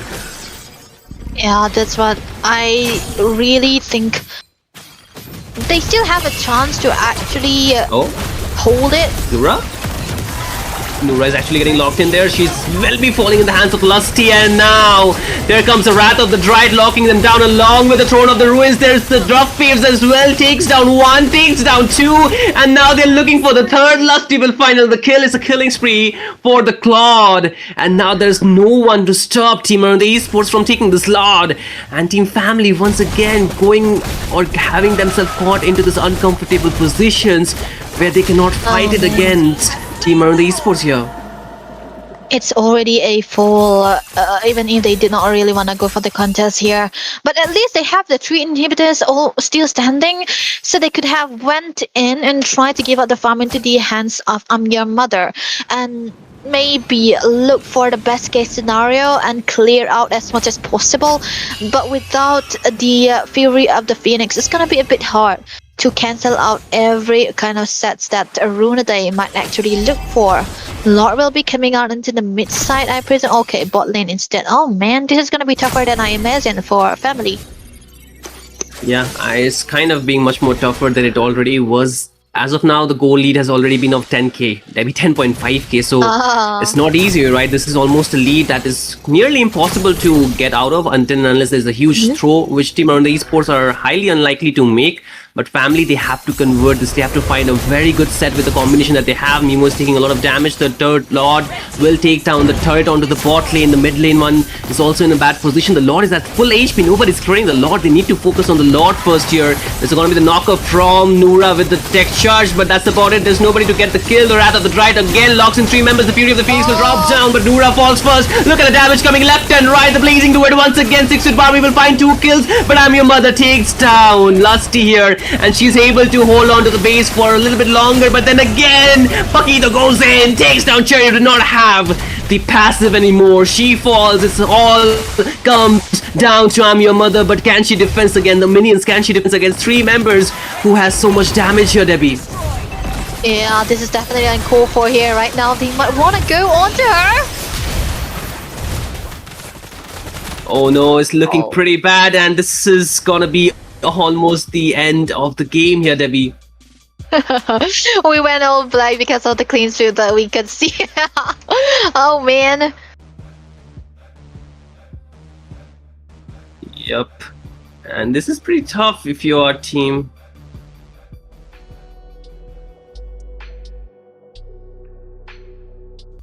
What did they have? Yeah? Okay. Go on. I'm so annoyed with this, third world country network that we have. Yeah. I mean, I was trying. It's okay, Debbie. You don't have to geek out. But hey, the thing.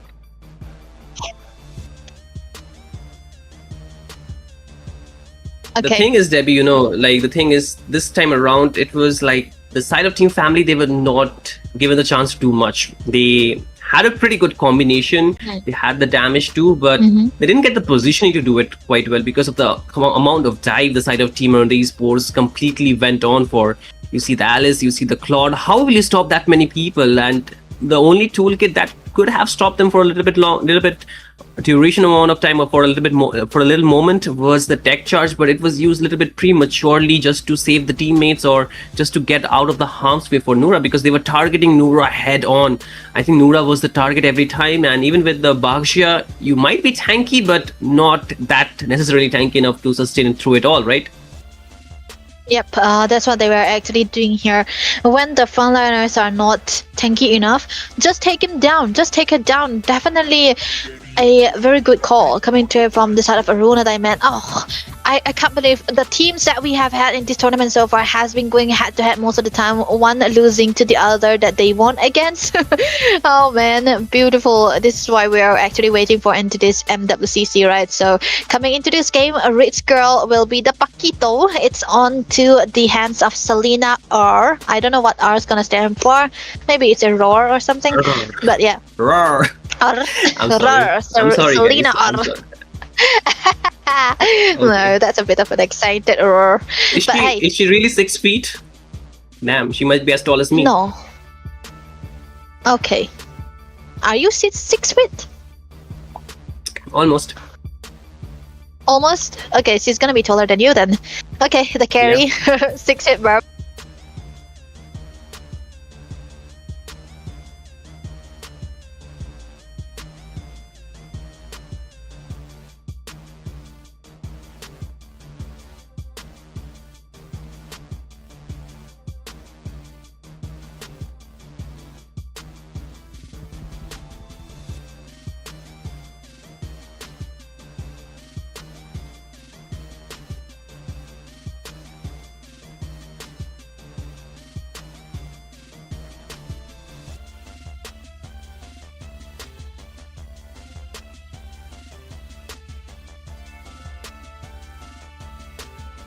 Ready hati Rami on the track, yo.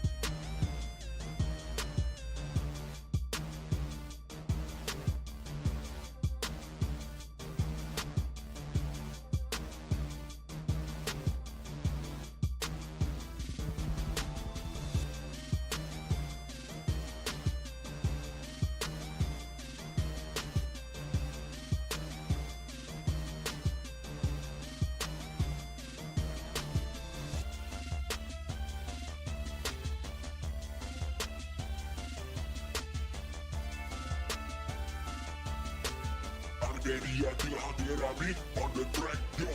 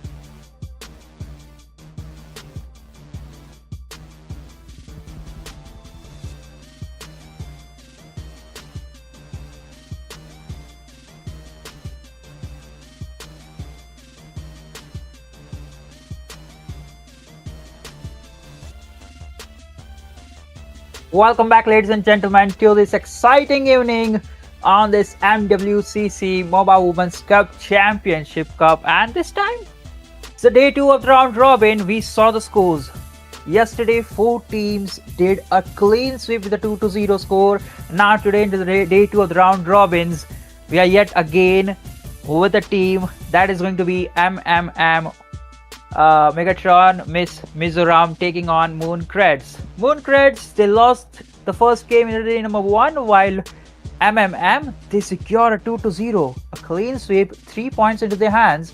So this game, the game number 3 today, is going to be important, especially for the Mooncreds, because they are into the losing streak, and if they lose today with a 2-0, It's going to be a big loss for them to catch up onto the table points for the top 4. Joining me, we got the handsome man Baldudu. Yeah, Yep, and it's good to be back and on such an amazing stage that MWCC has provided. And like you said, it's the second day of the round robins. And like you said, Sasuke, if you do end up losing, especially Mooncreds right now, with the situation they are, with the streak they're maintaining, if they lose this game too, you are putting your fate into the hands of the other teams. And I don't think it's fun for anybody to be having to, rely on this team having a success point, waiting for this team to lose a score by this much to go on to the next round. It's not fun for the fans, and it's definitely disheartening for the players. So Mooncreds needs to give their all for every single match this round. What they gave until now so far might not have been enough, but we definitely know that they do have the potential to pull off the performance that they need. They just need one of these nights, and hopefully this must be the night for them to perform. But they are up against Megatron, Miss Mizoram, and I don't think the bells from Mizoram will be tolling in their favor for Mooncreds. that's true. That's absolutely right. I think Mooncreds must have rectified the mistakes which they did yesterday. A lot of gamblings, a lot of draft mishaps, and also in terms of certain plays. Perhaps today we might see a change in draft, a change in pace, and also a change in gameplay from the side of Mooncreds, while they need to be relentless if they are aiming for the top 1 spot, going to be undeniable, undefeated champion and looking strong in this round robins. For sure. And, we're going to be heading into the draft very soon. And viewers, we only had 2 games played up. The current game is the BO3 between and Mooncreds. The next last match that we have for the day is going to be Noblesse Oblige versus Nonsense Esports. So the question is, will Mooncreds, because Mooncreds is in a very tight situation right now. So the real question of this match is whether they can hold on. Because if they do and get these points, then we will be seeing a much more interesting round robin stage, I would say. Because the more contenders they are, the more teams fighting for points, I think the way more interesting this competition is going to be. So with that being said, Sasuke, what do you think these teams will be heading into the draft? Like, do you have any particular idea what we might be looking at? What is the approach of these teams? Well, I'm quite sure, but let's just say for the side of Mooncreds, they might need to dwindle around if they're going for the Kalia pick, or they're trying to force certain picks into the goal lane or into the roam position or either into the jungle area. But there's one particular hero which I have not seen yesterday for the last 2 games. I am quite not sure if it was present. Suyo is the hero, and we know like how broken it is, but I think tonight we might see him appearing in this best of 3 series. But for the side of they're good. They're absolutely stunning. The 2-0 score was absolutely flawless. If they're able to do it again, they'll be leading the table chart with the 6 points. If it's a 2-1, it's okay. They will still be in the top 3. But a 2-0 clean sweep is something that Megatron, Miss Mizoram are looking forward for it. Because, hey, who doesn't like to be on top? Everybody wants to be at the top of that leaderboard, but there's space only for one, and only a few teams will be making their way from this, stage to the next one. So to be the very best, you have to perform the best. And we're going to be heading in quite soon. I mean, what do you think about the players? What do you think about the tempo? Do you think has that kind of advantage, knowing that they have, something to fall back on? They have the composure, they have the points already. They're walking in with a winning streak so far. They had a 2-0 for performance, like you mentioned. So they must be feeling good about themselves. Do you think that mentality is better than the one Mooncreds are coming in with? Because while they're under losses, for them it's a do or die situation.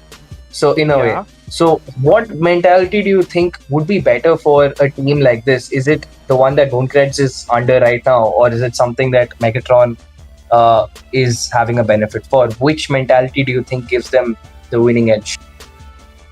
Well, I'd say like Megatron would be in a very light situation since they are into the lead 2-0 score. They have the 3 points, and we know like, hey, there's only 4 teams win, and they're leading the leaderboard. But if they underestimated Mooncreds tonight, it's gonna be very hard for them to play the tomorrow game. But something, if they're going with the same kind of mentality which they did into the previous game, I mean the yesterday game, then it's going to be an easy peasy for them to score a 6 points, a 2-0 clean sweep in this best of 3 series. I'm saying it again and again, but when you talk about comes to the mentality, it all depends on player, how well you know the teams, how well you have studied them. And I think Megatron Esports do have a coach. I'm quite not sure. It's a 50-50 situation. But talking about more of a draft, now we saw like yesterday there were a lot of good drafts.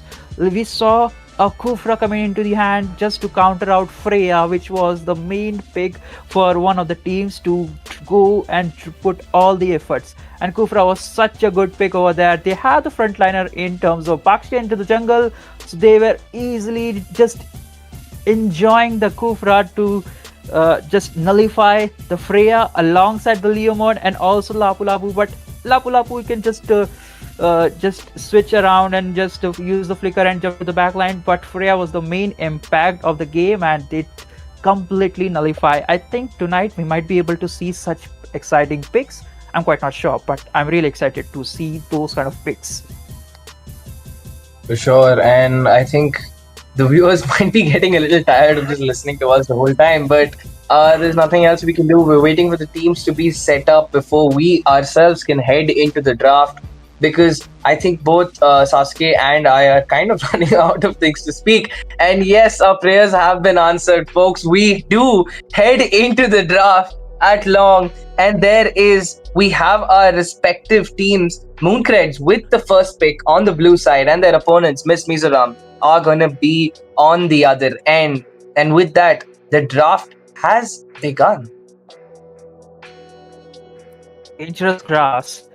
So first pick, Hilda might be up for the bans. If not, Glue alongside what other heroes which are really dangerous in the dangerous grass. Now you might gamble about Hellcut, which is really a situational pick, but not seen it coming yet. But yeah, Marcel right off the picture. Glue, they don't want to gamble it out. So the next picks or the next fans coming in from Megatron Esports would be Harley. Now that is something that you need to keep in check. If not, then you can just gamble it out. Zushin is okay. Mooncred bans out Zushin. Now this is something I think like they could gamble it out. But again, they might be looking forward to cook something up. I think like Harith is also there along with Claude into the goal lane. In the jungle, Suyo is there alongside Fredrin, Pakshia, and what else? Harley if it's open. Yep. And right now, the Marcel is what has been taken out from the side of Megatron, Miss Mizoram. And I think it kind of makes sense to take it out.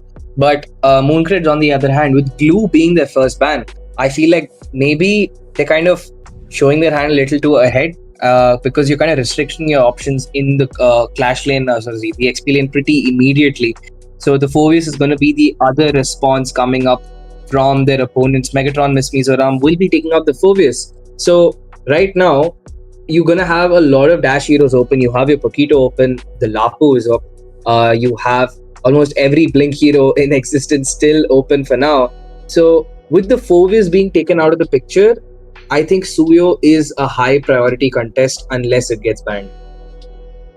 Alongside Suyo, I like to mention that Freya is something that would, would be much more prioritized into the goal lanes. If not even in the XP lane, it works.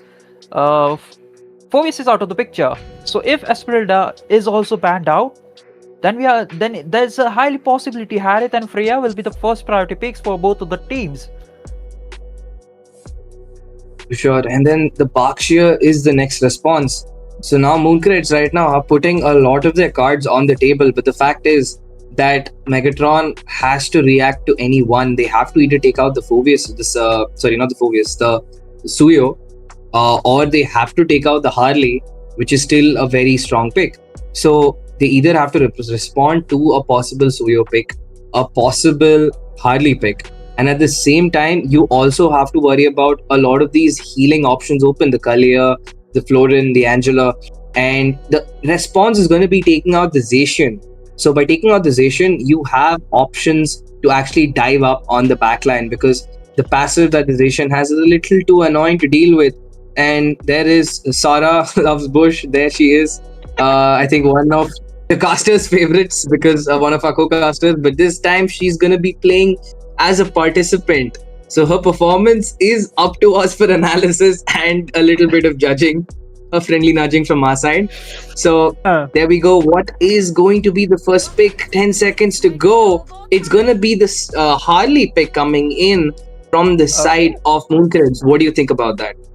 That's good, but it means like you're just giving out Kaja or Kalia alongside to the Megatron Esports. They go with the carry, they neglect Harith and also Freya, which is quite questionable, but I think that is up to them. And also the cloud was open, so they go with the carry first pick. I think they can go with the Kalia or Kaja. You have the carry, just get something damage dealing aspect into the mid lane, and you will be having a wombo combo killing machine just to catch out the Harley, which is so nimble. They go with the Valentina into the mid lane so early. And there we have our players, folks. They're all set for the draft right now. You can see both, they're not very stressed. I mean, normally you would probably see us stressing out. I mean, when I was playing tournaments, I would be stressing the hell out. But these guys have been on the big stage for far too long. They've been pretty relaxed about it. And I think that is the tempo you need to be heading into these tournaments. And with that being said, the first two picks are going to be the Valentina and the carry. Like you mentioned, the carry pick was making perfect sense. You're prepared for whatever tanky options they're going to pair up with the Harley, whatever they keep in the front line. But and the Valentina is in case they pick up something in the support or something with a very high utility ult. So it's a good preemptive draft coming in from Megatron. They're not really showing any of their cards. They're kind of playing a reactive draft. And there it is, the Kalia pick coming in. We saw the Bakshia ban, and like I mentioned, the first option they're going to go for is going to be the Kalia rather than the Florin or Angela. And the Kalia gets picked up, and they finish it off with the Freya, likely on the gold lane. Do you think this Freya is going on the gold lane, or are they going to cook something different altogether? 80% is going to be into the gold lane unless and until we see a Harith.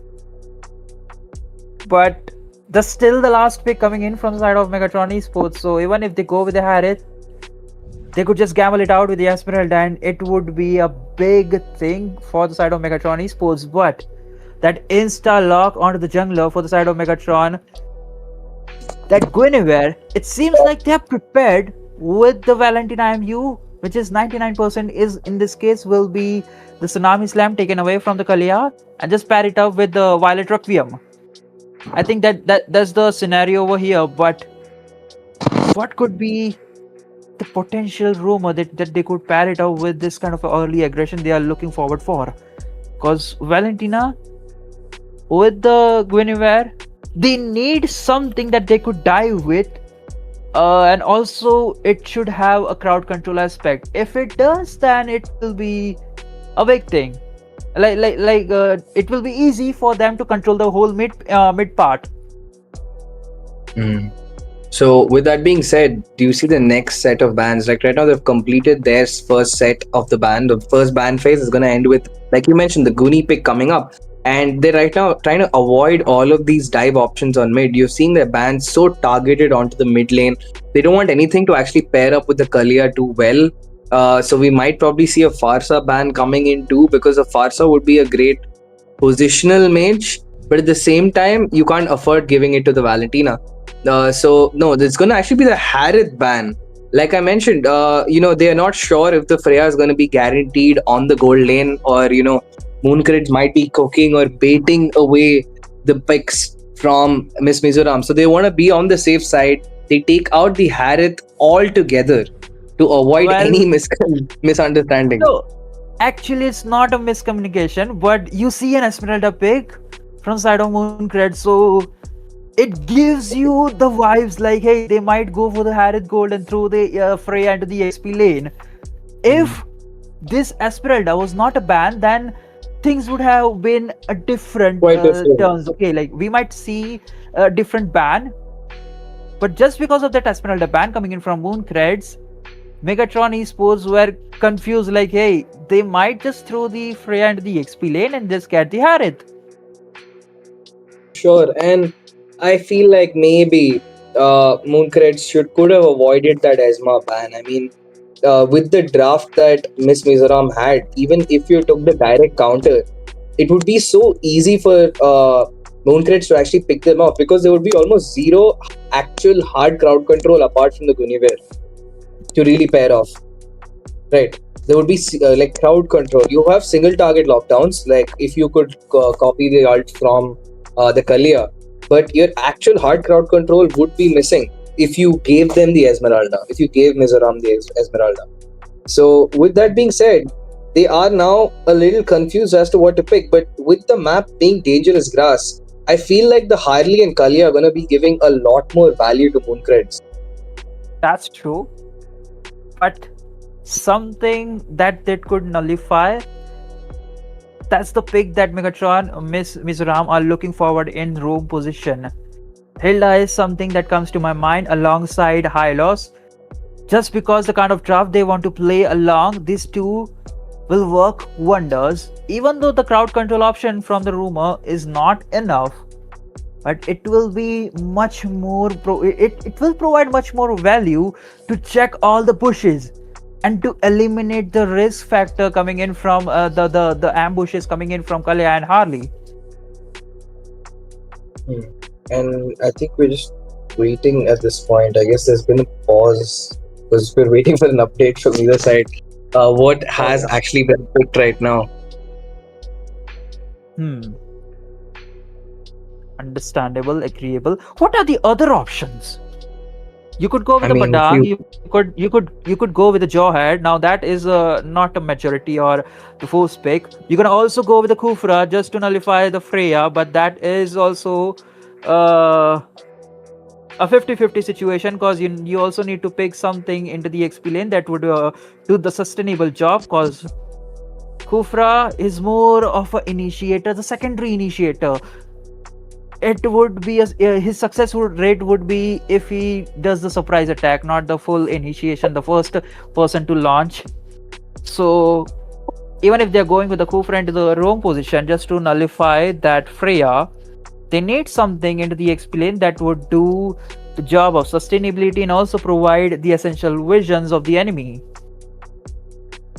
And yeah, I mean, you have the options. You could probably go for a Paquito in the XP lane, but again, you will have, your lanes would be struggling because while Paquito does decent against the Freya, I mean, technically it could work because the Paquito holds on in lane very well. He can clear his lane fast enough that it's not going to matter.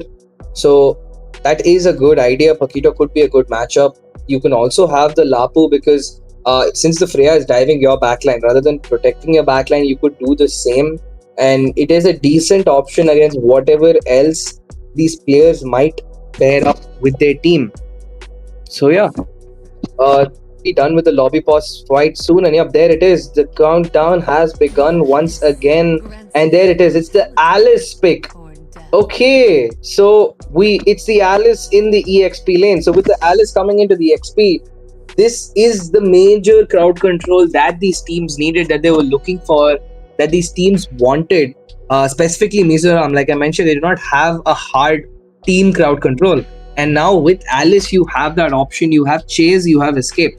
What do you think about that pick, Kuro? Sorry, Sasuke. Yeah, that's true. You're right on point about the Alice pick. I like it. But now, I think like into the roam position, Kufra with now, it does make a lot of sense.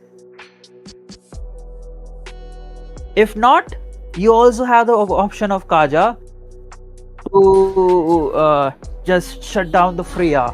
I mean, at this point, wait, what? Whoa. Okay. I like it. I like it a lot, actually. I mean, they're going all in on the dangerous grass comp. I mean, okay, I like it a lot. I mean, Megatron's draft right now will take time to scale up. They have early game in the hands of your Khalid, but you will kind of struggle when when it is in the early phase. Like you might go for invades, but how are you going to really invade a Kalia? How are you going to really invade or do much against the Nox? I kind of like the plan that Mooncreds have brought for themselves. What do you say? I'm still not able to find the position of Hanabi over here. I agree that the first skill of Hanabi will be a much more helpful tool to escape the crowd control aspect. But the damage she needs a lot of scaling, okay. And also in the mid lane, you have the Lunox, you have the Harley. Harley now needs a 2 item. Okay, if you go with the Stallion side, if not the Feather of Heaven, you need I mean, it makes burst damage sense, in the right? mid Because lane. even the opponents need the same amount of farm. I mean, Alice is not going to do much without a first item. Hanabi, while she takes time, I mean, doesn't most tier of your DHS marksmen, because the carry is going to take the same amount of time to really scale. Seconds till the enemy reaches That's the true. battlefield. Smash them. But again, All if you troops pair out deployed. Valentina and Lunox, you'll just see the difference. But I think this point is just about the team, that how they able to pull this off with this kind of a draft. And with that being said, folks, we are in the land of dawn. This day 2 of the league stage of MWCC, and these teams have begun poking each other out in the mid lane. Looking at that, did they succeed in baiting out the flicker on the Kalia? Yes, they do. Sara forced to back off for a bit already, despite having comps that actually take a good amount of time, closer to the 6 to 7 minutes mark. No, that's not a 6-7 joke. Close to the 6 or the 7th minute mark, they are already at their peak, trying to poke each other out, win pressure in mid, because it is so important. The Kalia and the Khalid both thrive on having space on that river. So any one of them being denied river is massive for them. Lunox, the mid lane, quite low, but for the brilliance, not the brilliance, but the light farm, she'll be able to back to heal up. Now this is interesting. Freya against an Alice. One is heal, one is a lot of shield. Khalid comes to help, but I think end of the XP lane is just a matter of time. Like both the heroes, they are just pretty scaling it up, and this. Oh, in the mid lane, Sara does try to get a catch onto Euphoria over there, but will not succeed in doing so. And I think this is the standard that we see in the XP lane. It's just both of them trying to trade each other out, see which person will bait out sufficient amount of resources from the other before that first turtle is up. And we're going to have the first piece of action coming up. Which side do you think is going to be getting that? Oh, Megatron, Mizoram looks pretty convincing, just because the Alice is level 4. Freya now been level 4 with the Purify, looking forward for the engage. Guinevere chunking down that turtle pretty fast. Oh, okay, there's a play coming in. There's a engage coming in. It's actually gonna be Psycho with the steal coming out of absolutely nowhere. But Anxious gets the first blood. Alexa make it single, make it a double kill, taking down 2 from Megatron Mizoram. But the Violet Requiem cannot be denied, as Misaki will get the clap back on Michelle. And with that, the scoreboard 3-1, and Mooncreds finally having one of the perfect starts that they needed. They got the turtle, they took down the gold laner, and got 2 more kills to wrap that up. What a start. what a start. The wait out coming in from the Freya was actually perfect again. Kalia looking for a perfect setup, but the initiation was not there. Khalid also present over there with a Raging Sunstorm if things go south. But I think like it was a 4v4 situation in the turtle, and they still managed to turn out to be on the top. That is practically amazing. And dude, it was actually a beautiful clutch retry coming in from Seiko over there. I did not think the Harley had enough space to dive in for the engage, but they were so distracted with Miss. Yeah, MMM was so distracted with Misaki that they kind of forgot that the actual person with the retry. But as we speak over there, Sara with the set and Alexa for the completion. Killing spree for the Nox. She has 3 kills and an assist. That makes her 4 KP in only 4 minutes of the match. That's a kill contribution every single minute of the game. And that's massive for them as once again Misaki with the rotation. The fast rotation coming in from Mooncreds is not allowing Megatron Miss Mizoram to have a moment to respond. And if this is a pageant, right now, Miss Mizoram might be losing their title as the crown might be stolen away from them. Cheapy forced to use up this flicker and will still not survive as the Harley will be taking down the Khalid for the 3rd time this game. Jade with a 3k goal lead, and now second turtle is likely up against the hands of Mooncred as a collecting down to 3 people. 3 people, Violet Requiem come back, but Psycho will still get the retribution. Double kill for the members of Megatron Miss Mizoram, finally finding themselves. Anxious is on a high level performance. I mean, while she's getting the sets, while she's getting the ults, the retribution might be lacking just a little bit, but do not count Megatron out. They are still in this match by far. This game has not gone anywhere just yet. The goal lead 2.2k, not too much, not too bad either. But if you talk about the scaling thing, Hanami is secretly farming. Like the first turtle, Michelle joined the team fight and they lost. But that gave Hanabi an ample amount of time to jump down the gold from the tower and got I think I forgot the item name. Corrosion sight, yeah. The corrosion sight right at 3 minutes and 55 seconds. Now I think she's just on par for the DHS. If not, then the Rose Gold Meteor will be the next up item. So if that is the case, she'll be having the Trinity right before carry, and that is going to be a big problem for the late run. Yep, and looking at the team's performance right now, I think, like you said, all the Hanabi needs to do is really just farm.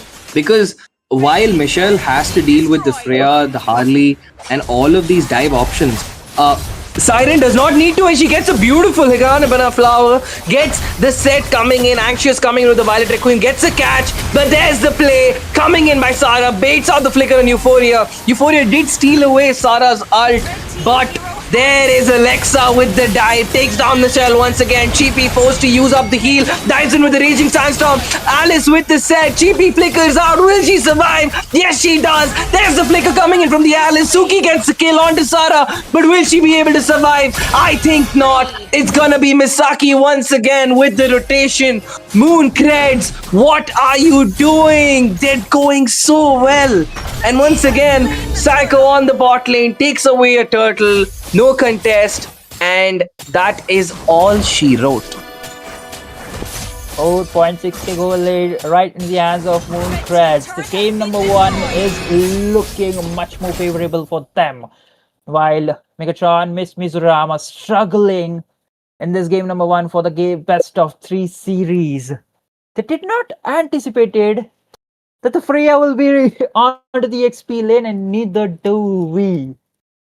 Because that final Hanabi pick was way off guard. I mean, it did catch us off guard, but it is giving us value. I mean, to be honest, I would say to a certain extent it would make sense because Hanabi, everyone in Megatron's team has to clump up. Guni, when Guni goes in for the set, Cheapy has to follow up immediately.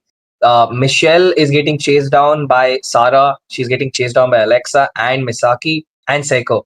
So Michelle is full-time forced to just survive. She's playing survival. She's playing a survival mission right now.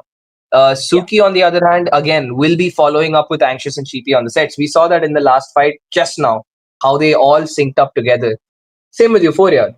So while there is nobody to actually dive on Hanabi, because the Hanabi has the shield and Aegis, Anxious is not going to waste a jump. Neither is Khalid going to dive in too deep because they can't hard lock CC Siren unless she makes a real mistake. So whoever has done the draft for Mooncreds, I mean, while it caught us off guard, I think they had something in mind. I mean, they really cooked with the Hanabi pick over there. And the Lunox pick, though, I don't think we need to talk about it. I mean, the Lunox has been delivering wonders for Mooncreds right now. That's true.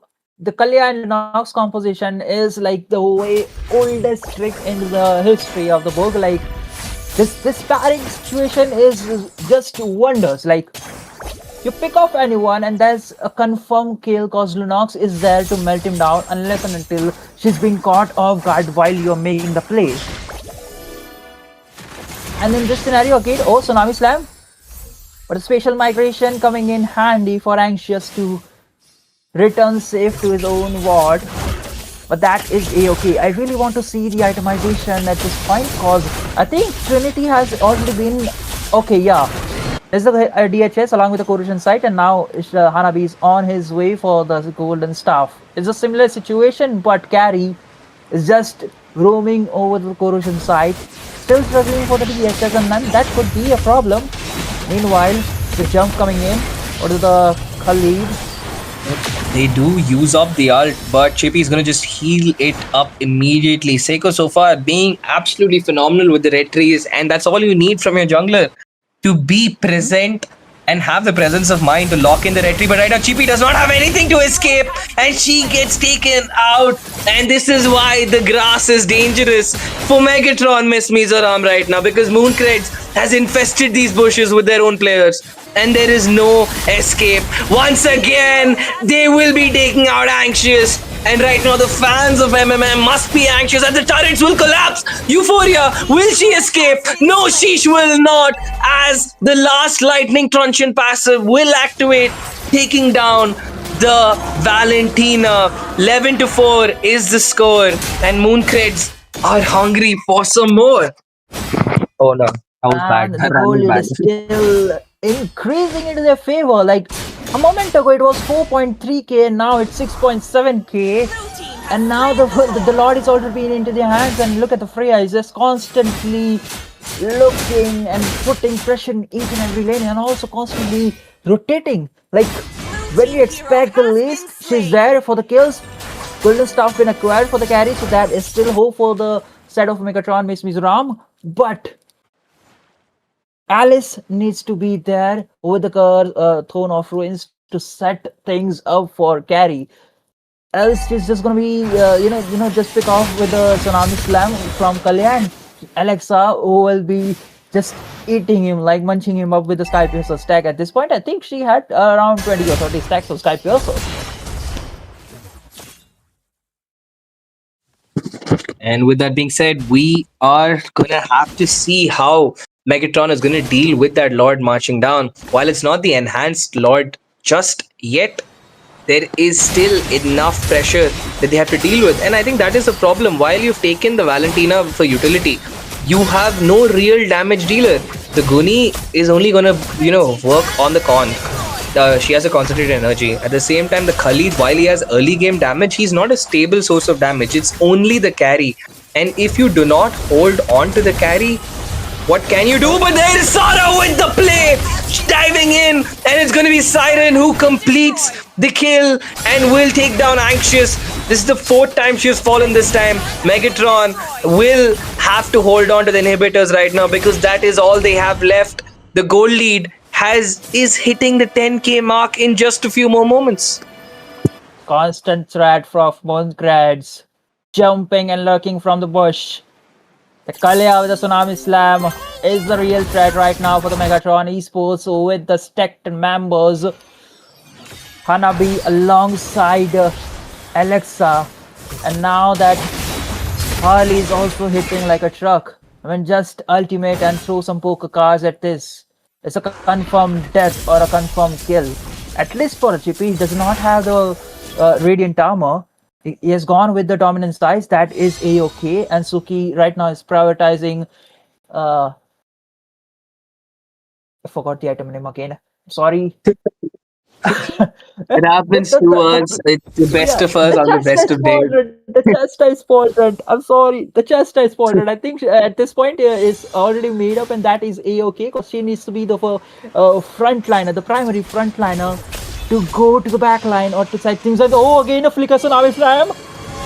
Oh, Alice forced to use up the ultimate, but will she survive? Yes, she does, barely with a sliver of HP. Anxious baits the members out with the clone, and they will back off for now. Right now, what they need is a miracle or Mooncreds to throw this game away. And the question is, will Mooncreds hold on for now? Will they continue with this tempo, or will the siege be held to a stop? I think the answer for that is clearly a no, as Psycho will be taking down the 5th neutral objective in this match. She has 100% retribution contestation rate in this match. She is on form right now. And Mooncreds, I mean, despite us in the previous match, like before the game started, when we spoke that how Megatron is in form coming in from a 2-0, Mooncreds right now is playing with that wanton desperation that you get from someone with nothing to lose. But they're doing everything so perfect. It is not a Hail Mary play coming from them. They're playing this game so well, so systematically, dismantling what Megatron Miss Mizoram is bringing to the table. That's true.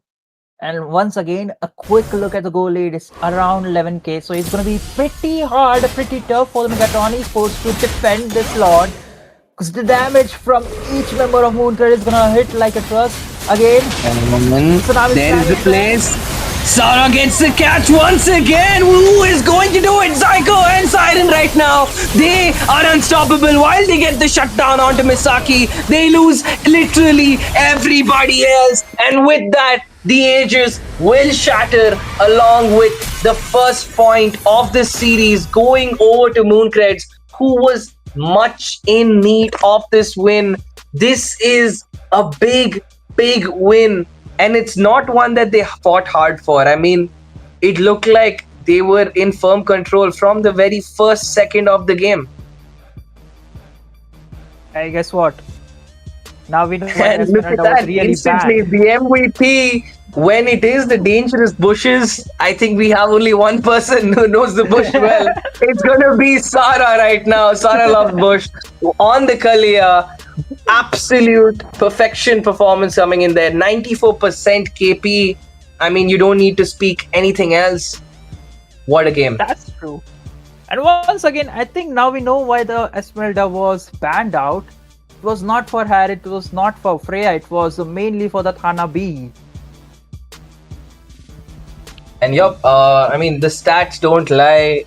7 turrets, all neutral objectives, way more buffs taken compared to their opponents. This is, putting it very simply, this was a curb stomp. And I think a big contribution to that would be the draft that Mooncreds came in with, giving away the Kalia, Freya, and a Lunox and a Harley. I mean, even if we don't speak about the Hanabi pick, I think that itself was a major error coming in from Megatron Miss Mizoram. While they tried to go in for a reactive draft, they kind of went in for a pick counter, but their draft as a whole did not make enough sense because they had no one to actually deal damage. Because while your carry is going to deal a lot of damage in minute 12, minute 13, but it's not going to matter if your opponent has a 12k gold lead. True. Like, she went for the first turtle, it failed just because Freya was there and she was rotating towards the back line. Alice's presence was a bit late. So that was the major turning point for the side of Mooncreds, and they hold that goal lead so preemptively and strike MMM with all their might, turning the teeny tiny goal lead into a massive 11k goal lead at the end of the game. What a game overall. And with that being said, looking at the head-to-heads, I mean, there's not much to speak about. Mooncreds from the very start, I think the closest Megatron really had to the early game advantage was when they kind of baited out the Kalia's flicker at the start. I think that is about it, because their draft did not give them the space to play. So the question is, in the next match, will we be seeing a better draft from Megatron Miss Mizoram? Or will Mooncreds have another walkover? Well, one thing is certain, that they need to think about an unexpected pick or the unexpected draft in either of the lanes just because in the game number 1 we saw the Hanabi, and which was being a problem in later phases of the game when Hanabi joined the team fight, cause Alice was there. Alice was basically the only one to reach the backline at this point. Yeah, you can argue that the Khalees is there, you can just join it with a flicker with a Raging Sandstorm, but that is not going to be the case, cause Hanabi, she'll just evade from the shields she has with the first skill, and voila, with the ultimate you're just going to be immobilized and be a free food for Hanabi and the rest of the members.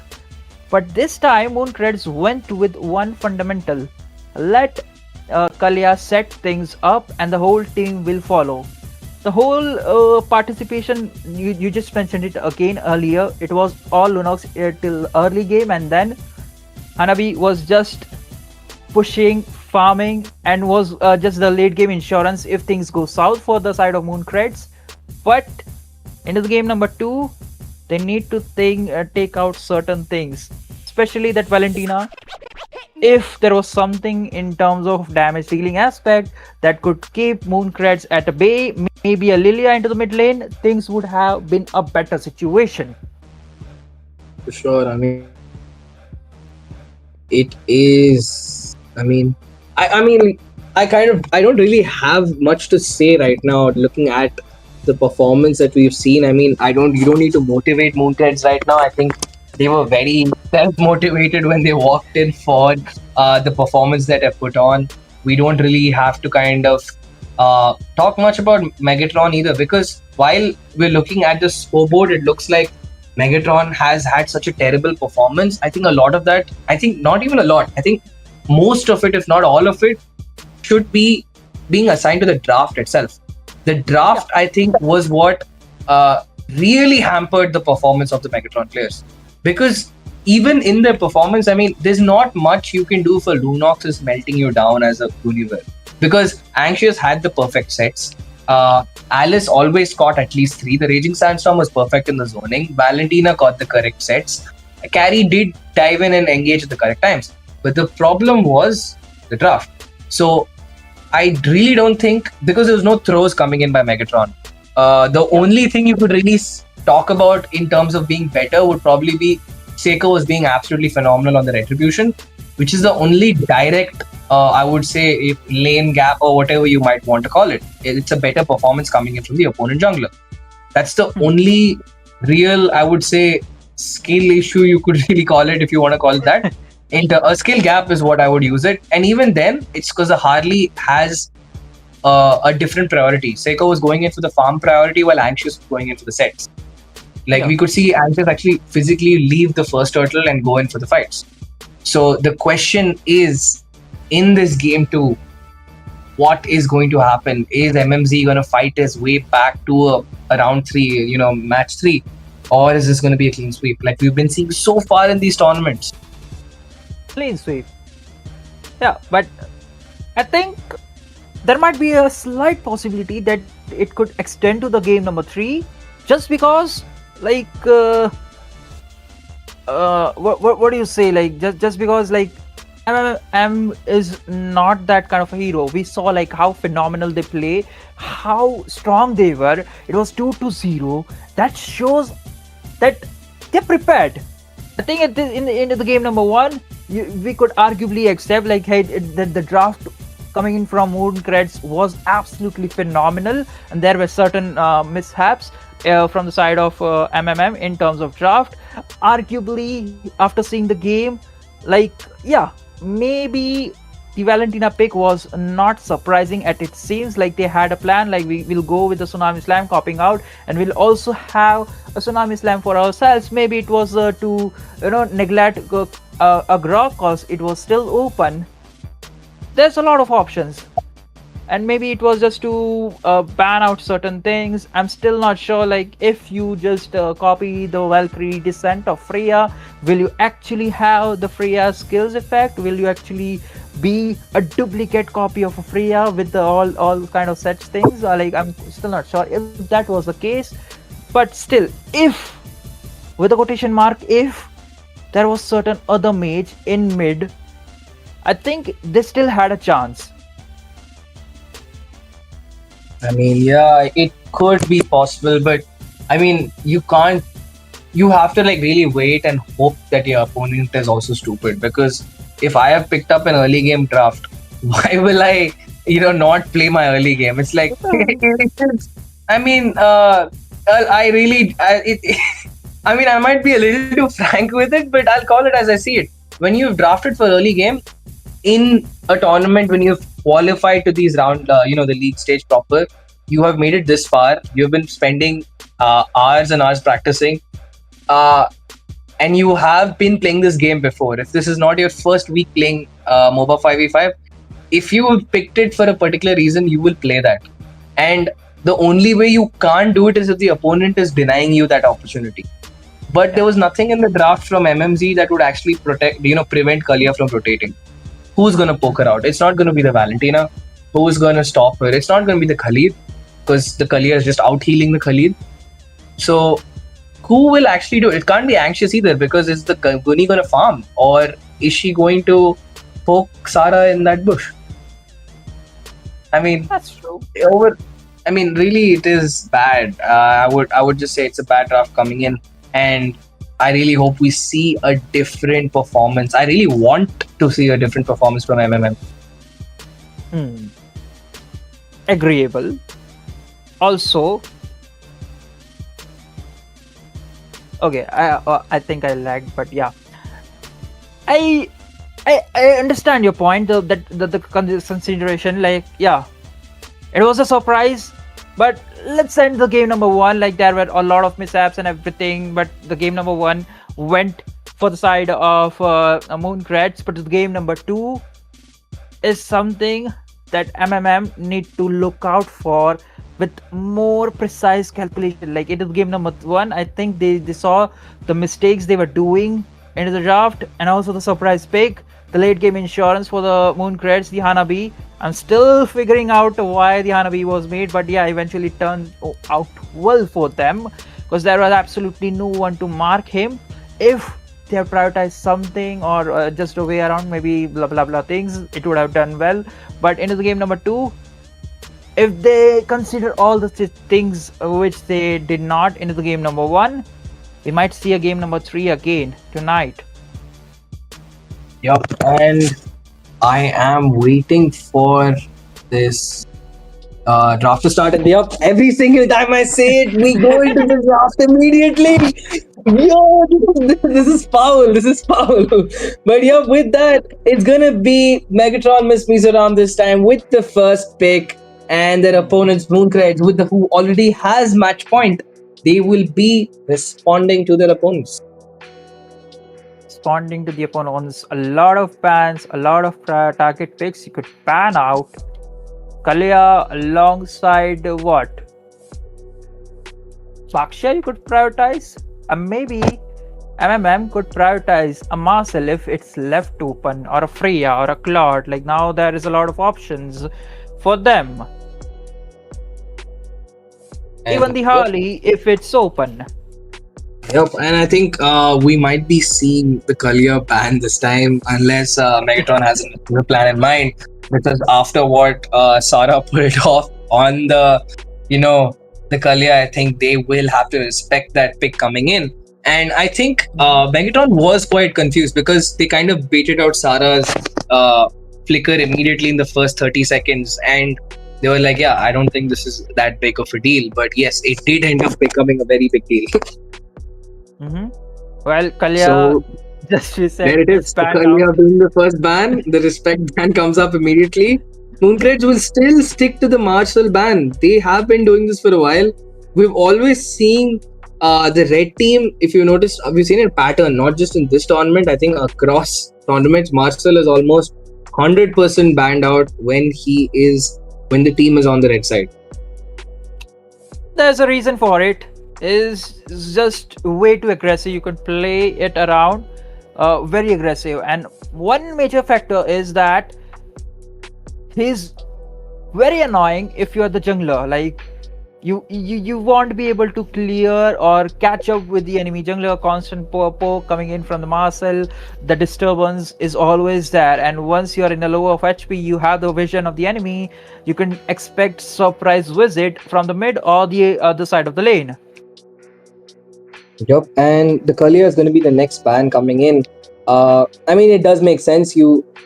It is making perfect sense. Like, you don't want to keep the Kadita open. She is bringing too much value. She syncs well with nearly every draft. A glue ban again, once again. So I think Mooncreds, they're going with the same tempo. 2 bans similar, glue, Marcel. But for the third ban, are they gonna leave the Harley open or the Zushin? Or maybe something else? Cause Freya is there, Suyo is there, Harley is there, Zushin is there. Okay, Freya has been banned out from the side of MMM. So that is way too convenient. Zushin, something I'll take my eyes on. Maybe a 4 years. If you pan out 4 years, that leaves the Harith and a Claude. And I mean, the draft so far. I mean, we're still in the bans phase. I think this is the longest we've been in the ban phase in this series so far. I mean, the previous draft was very fast. It was very fast. So yeah. So while this time I think both teams are a lot more careful with their draft, especially MMM. I keep mixing up Just too Megatrons. much of M. Just say Yeah, I'm just MQ, Triple M. No, Triple M sounds like someone from WWE. But with that being said, we finally do head into the first phase of the picks. It is, what is it going to be? 30 seconds to go. Miss Mizoram is on the clock. You have the Harley open, and there it is. The Harley is going to be picked. Surprisingly, we are not seeing the Suyu being picked up at all. What might be the reason? I got no clue, man. Trust me. But I'm surprised that Suyo is not being prioritized at this point. But you gave the Harley, now is the opportunity to grab the Kaja alongside the Lunox. If not, you have the opportunity to go with the Harith. Or maybe a Claude. A Kaja Claude sounds good. And yep, the Kaja Claude is possible. The Zacian is still open. And right now, as we speak, if we really look at what is going on in the match right now, the Uranus is going to be picked up with the carry. And we did see the Uranus getting banned out in the previous match by Mooncreds because they wanted to pick up the Hanabi. They're like, you can pick the Hanabi this time if you want. Siren has already picked it up, but we're going to make sure we have an insurance with the Uranus. So they keep the Uranus with them. They also pick up the carry to melt out any other opposing tanky picks coming in, like the Grok you mentioned, like the Minotaur, because these picks are still pretty much open. Okay. Now there's one more thing I like to add up for the Uranus pick. With the Uranus pick into the XP lane, we can highly possibly admit that there is going to be a possible pick off kind of a hero into the roam position. Maybe a Gatot Kacha, maybe a Kaja, just to get the vision. Then you can just use the Divine Judgment with a flicker. Because, you know, ideally, when you go with the Kalia into the roam position, you often see Uranus into the XP lane. The one and only reason is that it enables or provides the vision of each and every opponent. He can just go act as a frontliner, check the grass, provide the vision. Even if he's taking the damage, that is okay. With the passive, he just heals back up. Right now. The Leo mod pick. I love the Leo pick. It is my favorite hero in this game after the glue. I mean, those two are tied for first place. But with the Leo pick coming in, you do have to worry for what MMM. I'm just gonna call them Miss Mizoram, man. It's getting quite confusing for me. Megatron, Miss Mizoram will be picking up the Zacian, and I think I love the Zacian pick right now because it is a good response to stop the Uranus from diving. It's a great response to ruin the Leo's tempo on dive. And if the positioning is good enough, or if the Leo is unlucky enough, the knockback is going to push you off before you get onto the horse. So there it is, the second phase of bans. Mooncreds, a very interesting ban coming in with the CC ban. I mean, they want to prevent anyone from actually keeping the Uranus in the lane. They want the Uranus to keep rotating, keep poking, because we've seen how Nisaki actually likes the rotations. We saw it in the Freya the last game too. Yeah. And also one of the reason why CC is banned out, because you don't want to make sure that Mizoram have the Wombo combo. You go with the Fury of the Phoenix and para with the Curtain Calls, and the AOG lands on perfectly 2 to 3 members. AOG alongside the Curtain Calls is the open book or the oldest trick in the book combo. But this time, as Mizoram, they are practically looking forward to go with the anti-engage kind of a draft. Like, you have the Fury of the Phoenix if Mooncreds gets way too aggressive, and then just jump with the AOG. That bonk is gonna hit or provide a lot of essential crowd control for the team to go with the re-engage that they need. And what do you think about the Irithel ban? Like, do you think it makes sense? Like, do you think Miss Mizoram would have actually picked up the Irithel? Because I kind of doubt that would have been the option unless they've done their homework really well on Miss Mizoram. What do you think?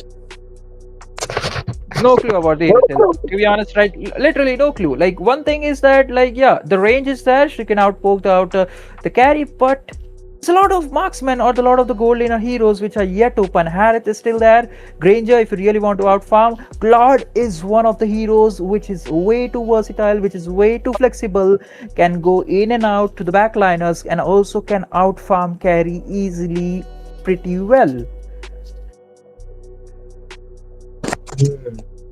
The Lilia ban, to be honest, this time it's kind of a reversal of what we saw in the previous match. There's going to be Mooncreds this time with almost little to no actual crowd control so far. Even the picks, I mean, Sala does pick up the Khalid for herself this time. So what is happening? I mean, doesn't it not look like they've kind of exchanged the drafts? And does it not look like it's a complete switch up from what we saw in the previous game? Yeah, to a certain extent, it is, because Zishan was banned. You have the Harley onto the blue side, it's still on the blue side, carry is still on the red side, that is A-OK, Khalid is still on the red side. To a certain extent, it does look like that it's going to be a draft exchange, but whether Uranus into the XP lane, it was preemptively that the rumor would be a pick-off or the secondary initiator that could optimize his skills to a certain extent. But now Sora comes into the Andy into the XP lane. Again, this time they go with the Hanabi into the gold lane. So what is the answer? Final pick, the mid laner. The final pick is the mid lane, and they actually do pick up the Hanabi. The second I saw Mooncreds picking up the Uranus pick, I just knew it. I knew it that Megatron is gonna be pulling up something very interesting, and there it was. This was the pick I wanted to see, and it creates so much drama, and I'm all for it. I'm all for the drama. I'm all for it all together. And there it is. Ms. Mizoram is like, okay, you're gonna pull the Hanabi on us. We're gonna hit you with the exact last pick on the Hanabi over there. And this time, Ms. Mizoram has a much better draft, I would say. A much better draft than the last time. And while we go into the action, we are going to see, what do you think is going to be the result? Like, I mean, while they have Leo in the early game, do you think Mooncreds is going to have the same performance we saw last game, or is it going to be a lot closer than we thought? I'm quite not sure about the early game, but I can say one thing about the late game. There is the counter for the Hanabi pick, that the final pick coming in from the Mooncreds was the Vampire, the Sicilian itself. The range is pretty huge, and 2 slaps from the Vampire is going to deal with the Hanabi situation that Miss Mizoram are going to throw up into the late game scenario. Into the early game, it all comes down to how well they rotate and how well Sicilian can poke. Now we know that Sicilian is a late game hero, so Mooncreds, they will be having a little bit of disadvantage. Right now, we finally get into the action over there. This is match point. Suki right now getting poked a little out by the Uranus. What do you think about the emblems? Anything new? Anything interesting? Okay, at this point, nothing major. One thing is that the Sicilian is running with the rotation kind of a build, so he is likely to rotate a lot. But overall, it's okay. Nothing out of the ordinary. 3 XP lane. Both the laners are pretty tanky up. But one thing is certain, like, so look at the mid lane.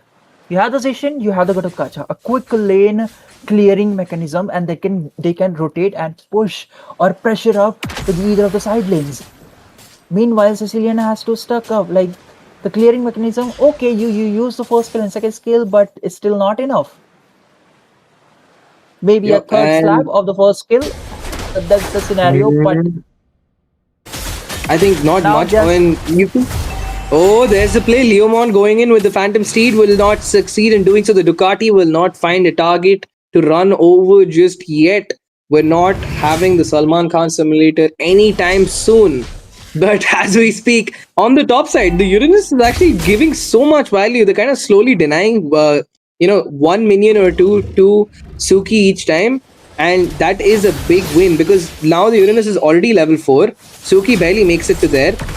She's allowed to get the space to start poking out Anxious immediately. And there's the Sicilian coming in, uses up the bloody bats. There's the ult coming in. Sora goes in deep. There's the Phantom Steed coming in with the response, but Sora going in a little too deep. Still gets the first blood. It's enough for them, but who gets the turtle? Nobody just yet. They get the clap back by taking down Alexa, and the score is 1-1, but they push away Anxious from the turtle, and that is all they need, as Seiko once again will be getting away this turtle. But meanwhile, look at the value that Misaki is providing over there. She zones away Anxious from the blue. Will they get the buff? Yes, they do actually, if I'm not wrong. I think they've stolen. No, they don't steal away the blue. Anxious will still get the blue under pressure. yeah, the retribution is used up, so this gives a lot of information. But one thing is certain, that in the previous fight, it was supposed to be Miss Mizoram that would acquire the turtle, but Misaki with the Uranus outplay managed to reset the turtle, and with that duration, the ultimate from the Leo mode was arrived. Because if you look right before the turtle, Leo mode used the Phantom Steed and nothing major happened. Like Anxious was retreated, but that was a big resources being used, and it gave Miss Mizoram a big opportunity to go for the turtle. But Misaki came into the picture with the retreat. The turtle was reset, and it all turned out pretty well as Mooncreds predicted. And a big thing from that, the reason Anxious was forced to back off, he got time to pop the Phantom Steed for Seiko, was because Misaki on that rotation got the early level 4, zoned away Anxious, and that 5, they're not 5, I think she bought close to 10 seconds for her team. And that was enough time for the cooldown to come down. Like you said, he got the Phantom Steed again, the Leo mod, and that was all they required. They converted it to an engage. They got the turtle, they got the invade. The invade was not successful, but as we speak, it's a big play coming in. The Raging Sandstorm, but they will still fail to collapse Michelle on the Hanabi, the Aegis and the shield with the crowd control immunity, just enough to keep their members alive. That was a massive play coming in by the members of Mooncreds, but Euphoria had the perfect ult to stop them on their tracks. But right now, as we speak, Anxious starting up the turtle once again, getting poked out by Misaki, baits out the passive on the Zacian. There is Sora in the backline, poking down Seiko, and he's successful. Sora will get the kill on the Anxious, both the junglers fall. It's gonna be Euphoria with the turtle for Megatron. Miss Mizoram right now. Suki forced to back off. Will she survive? Yes, she does, but not for long. It's gonna be Sara with the Raging Sandstorm, and the scoreboard is neck and neck as Mooncreds finally won up their opponents. Misaki over there poking Cheapy down. A lot, will Cheapy survive? Yes, she does. And that is all she wrote for this team fight. Man, you can take the turtle, but we'll still prolong the fight because we have the resources, we have the sustainability to sustain the damage you're throwing up. And it all goes down to the Mooncreds as they manage to take down the tier 1 tower in the bot lane along with the scraps that was left on the warhead, and now looking forward for the mid tier 1 tower. But look at the Leo mode, it's looking for the hunt on the Hanabi. Phantom stage is still available. Okay, nothing major, but in the mid lane, ultimate being popped up. Sicilian is dealing the damage, but they have the right tool. Okay, Miss Mizoram, they can just convert this fight, but they all need to stick together. Okay, it all starts with the Fury of the Phoenix, then the AOG, and then the whole cavalry charges in with Suki shifting skies, maybe a torrent form if he's able to get 3 to 4 members, especially the backliners. That will be a cherry on top for Miss Mizoram to spice things up in terms of team fight. And right now, look at that. There is another clash going in. Suki will be poking out Misaki, but there's nothing gonna come out of it. I mean, both these guys have enough heal. Uranus has enough heal out of there.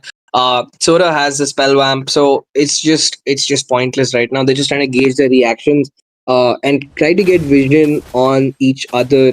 And right now, Mooncreds will be rushing down the mid lane. There's the Mooncreds Express taking down the first turret in the mid lane, the most crucial of them of all the outer turrets possible, as they begin their siege on the turtle. They have 4 members, they have 4 bodies. In fact, make it 5. Misaki has joined the fray, and that's enough for Psycho. She has all the space to take up that turtle. The moment they spot Harley in the bottom lane, it was a green signal. Like, even if they try to come or invade or try to contest for it, the retribution player was not there, so does not make sense. But again, okay, that is a tower again into the hands of Mooncreds. They are looking strong. The goal lead is still into the hands of Mooncreds, though it's not much of a big deal. 2.7k could be turnover. Oh no, Sara is caught in a very awkward spot. Gets camped in the dead bush. And while okay, I'm not going to continue that statement, but yeah, Sara will be taken down. The ultimate of the Hanabi, the taunt from Cheapy was enough for them to get the kill. And now the scoreboard is even once again. 2.4k is the goal lead for Mooncreds. And they will succeed in invading the Azure Golem once again. No blue for Harley this time. Anxious is still struggling in terms of jungle, you know. Cause the pressure coming in from Mooncreds is absolutely phenomenal. Once again, Sara checking the bush, just like she loves it to do. No comment, no comment. But I mean, Okay. if she was on mic with us on the casting desk, I think she would agree that she does love. I wouldn't say camping the bush. That's kind of weird to say, but I think we could say that Sara loves bush, which is why we can see her IGN says the same. But right now, but enough of that. Back to the game. Misaki going in for a dive. Will just get a breather, get the vision on their members. And right now, Mooncreds has vision on every single member of Megatron, Miss Mizoram, and I feel like Anxious has bit off a little more than he can chew. Will going a little too deep, gets caught out. Suki will be taunted out. Euphoria with a huge crowd control is enough to get the kill on Seiko. Somehow Suki survives. How did this woman make her way out under that siege? How has she done it? She's done it before, and she does it again. Suki will survive. Sara goes in for a poke, will be caught out as Michelle gets the kill with the Hanabi. The scoreboard is shifting in favor of Megatron right now, as Siren was not in the fight too much this time. Not in the fight, trying to create the pressure, and now they lost 2 members. One is still responds, but the other lives to tell the tale. Lord is up. Right now, Miss Mizoram can go and contest for it, but once again, a quick look at items, cause I think two of the players from the Mooncreds have already built the chastised Pauldron an initial items too for the Hanabi situation, and they do have it. Now it all comes down for the execution or how Alexa is able to counter or slap or suck the blood out of the Hanabi at this point, cause it's all the game for the Hanabi at this point. Like, they have the units, a constant position is being revealed, so it goes out or comes out for the side of Alexa. But Miss Mizoram just waiting for this one opportunity. Even if it's not in the favor, they'll create it with the Fury of the Phoenix. And right now the game is so even, and this is what we like to see. A match which is neck and neck. But Mizoram is gonna give away the Lord for this time. That was a very big knock-up. I mean, if Miss Mizoram was in the right position to take advantage of that, I think that could have been an amazing collapse onto Mooncreds. But that is not written in their fate. Sara is going to go and clear away the bot lanes. They know the Lord is coming up. They have to sync their waves. They want to clear out all the outer turrets with this early Lord. That's true. First Lord of the game, I think Mooncreds will be looking forward to take all the tier 2s away from Miss Mizoram, but the defense mechanism, the lane clear mechanism from Miss Mizoram is still pretty intact. Like, the Hanabi is one of the far better lane clear hero than a carry, than a Sicilian. I think, yeah, that is true. Oh, Leo mode. Oh no! Seiko was going in for the buff, and she has not learned from Sara's mistake over there. She will also make the same mistake. Last time it was the Khalid walking into that dead spot, and this time it's the Leo mod. But the Lord will still crash, and they will get something out of this. But by losing away their jungler, it's going to be next to impossible for them to actually siege this mid turret in the tier 2 mid turret. So that is good enough. I mean, that is a good trade for Miss Mizoram. They got away the opponent jungler. They got themselves some breathing space, and they kept their turrets alive. But right now, oh no, Alexa does pop up. The ult, the bloody batch get used up. Sora coming in for a massive set, zones away. The carry, Siren forced to back off, uses up the flicker. And this might not be the play that Miss Mizoram wanted for themselves. They wanted to get something on the scoreboard, but instead they register a death for the jungler, and this is not a good look. At least they managed to use out two of the flickers of the backliners. The mage and the marksman does not have it, but that does not matter. They still managed to jump in into the towers, Miss Mizoram, and take one body with them. And this is big. They finally do siege away the tier 2 inhib. They're going in for the inhib this time. They siege away the tier 2. It's the inhibitor that's left standing. Oh no! Once again, they get a massive catch. Alexa will be the one to fall. And I feel like Mooncreds right now, they are not looking like that machine, that well-oiled unit that they were so far. I feel like, the cracks in the foundation are showing. And Megatron, Miss Mizoram, is taking up full value, full advantage of the mistakes being made by their opponents. Agreeable, because in the last fight, Alexa had the flicker, but this time he did not. So it was preemptively 100% catch if Suki used the shifting skies, and that was the case. Again, no flicker, still 30 seconds. So in this Lord fight, if Suki is able to catch two of the backliners of Mooncreds again, it is going to be a win-win situation for Megatron Esports at this point. Again, Fury of the Phoenix! Oh no, massive set coming in from there. And who actually ended up stealing the Lord? I could not keep a track on that, if I'm not wrong. It was the Raging Sandstorm of Khalid, secure. Oh no!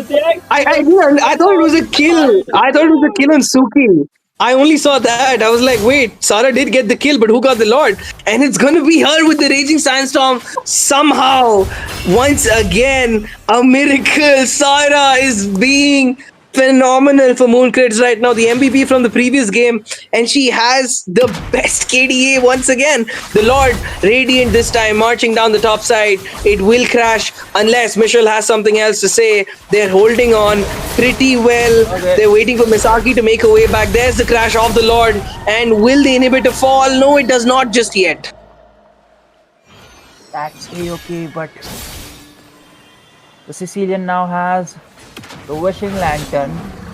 So the frontliners of Megatron Esports are now gonna cry alongside the backliners. I think one hit to the backliners of Megatron Esports will cost them like the 20% remaining health, and that would be way too easy. And right now they're still holding on. Megatron, Miss Mizoram, they have the lane clear with Michelle, but the Crash Dome catches 4, and will it be enough to turn it around? No, it is not, as Chippy will get the shutdown onto Sara, and they get the clap back onto the Gatot. Somehow, Euphoria with the Zacian ults, it is always enough to stop Mooncreds from capitalizing on the set. Oh my god, the Zacian! She is doing so well. Let's have a look at the replay. Okay, that's the replay on the Lord. Okay, and I did need to catch that because I did miss out on it the last time. But as we speak, nothing happening in the actual real-time replay. There's the Phantom Steed as we saw. There it was. It was Khalid's passive. It was not even the Raging Sandstorm. It was the passive basic attack that got the steal. But at the end of the day, it was alongside the Raging Sandstorm that Khalid managed to secure the Lord. I agree that the presence of Uranus was there. He was trying to bait it up. He was trying to make sure that Anxious is low on HP.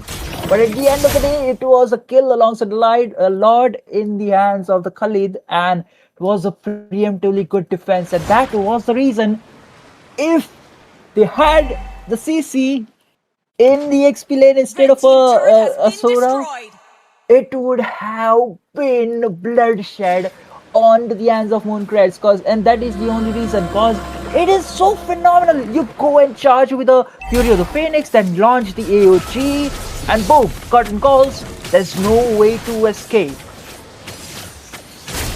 And right now, this is the Lord. Is this going to be the final deciding Lord for them? Both these teams, the Lord dance is the tango. There it has begun. Misaki gets popped out very low, forced to use up the Purify. Who's going to get it? Sara dropped out very low, will survive still. But Suki with the set catches away 4.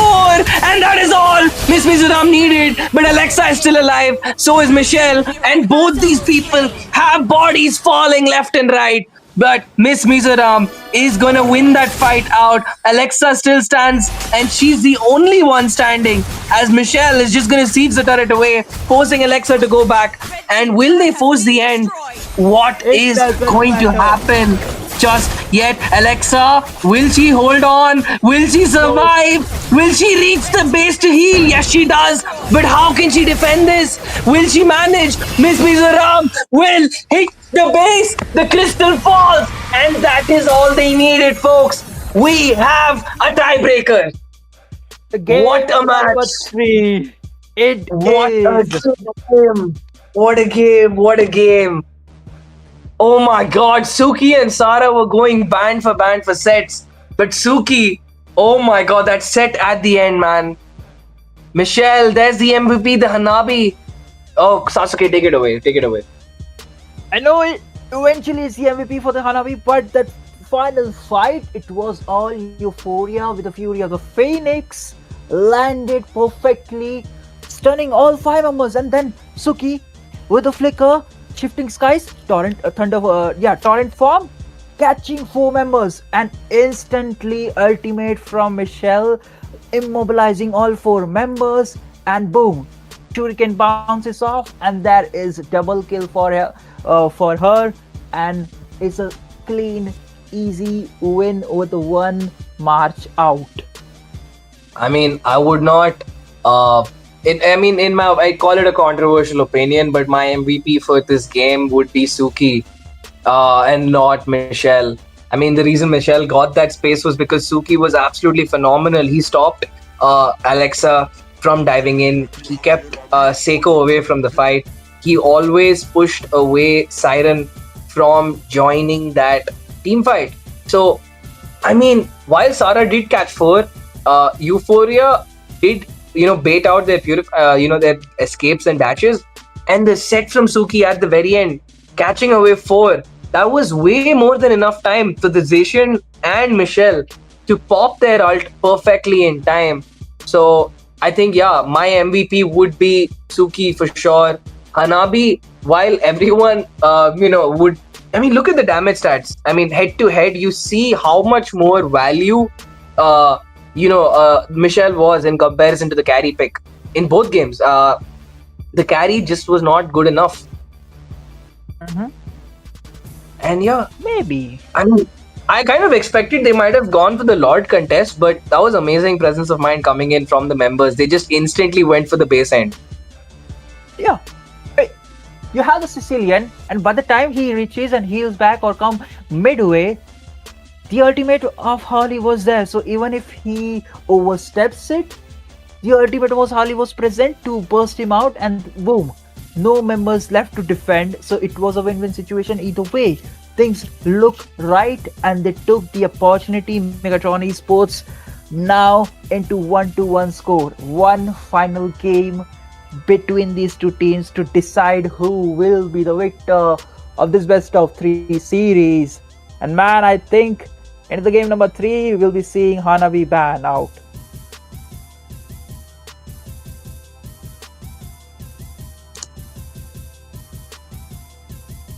And there are the stats on play for you, Michelle. 701 gold. Good enough and more than enough for them to get the win. And with that being said, folks, this is a tiebreaker between Mooncreds and Megatron Miss Mizoram. And Mooncreds is back into that desperation that they need those points. They need the points on the table. They want all the points if possible. So how can they get them? Because now they've placed all the cards. Both the sides have picked up their comfort picks. Both sides have been pushed on to awkward-ish drafts. So who do you think this time is what are they gonna pull off? Do you think, are we gonna be seeing some out of the pocket picks, or what are you gonna do? I can say there's one thing for see a Hanabi ban first time forever in the tournament phase, cause pick it was good, but none of the teams were able to counter it out. Like Sicilian final pick was a good pick. It could keep the Hanabi at bay just because of the range and just because of the late game damage Sicilian has. 1 or 2 slaps, boom, Hanabi is melted down out of the picture, 6 feet down or perished for a no man's tale.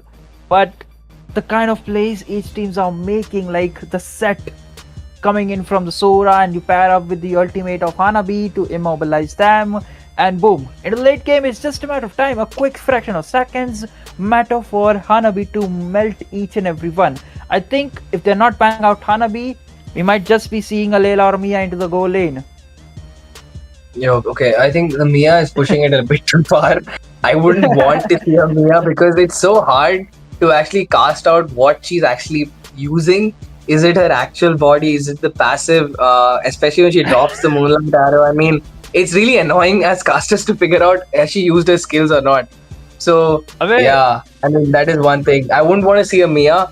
I would love to see the Layla pick maybe. Layla versus Hanabi. I mean, these are picks we would not usually be seeing in a tournament, but the way these teams are playing it, the way they're playing around it, is not something you could, call dark system at all. In fact, I think the real dark system is the fact that Michelle, being a Hanabi with no dashes, did not die a single time.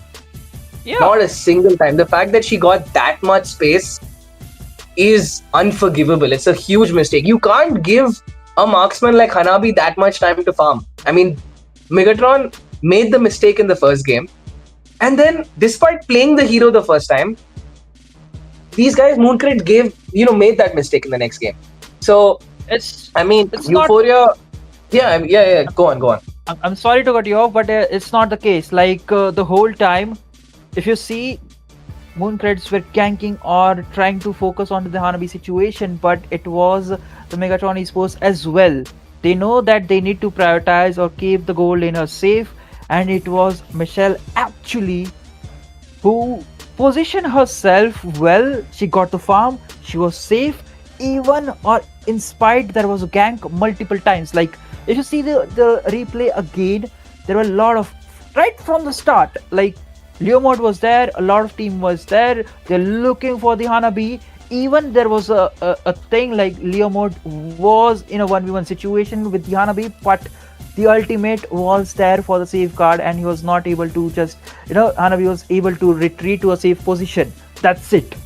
She was not overextending her limits or her boundaries, and was just clearing and getting or picking up the gold each and every time.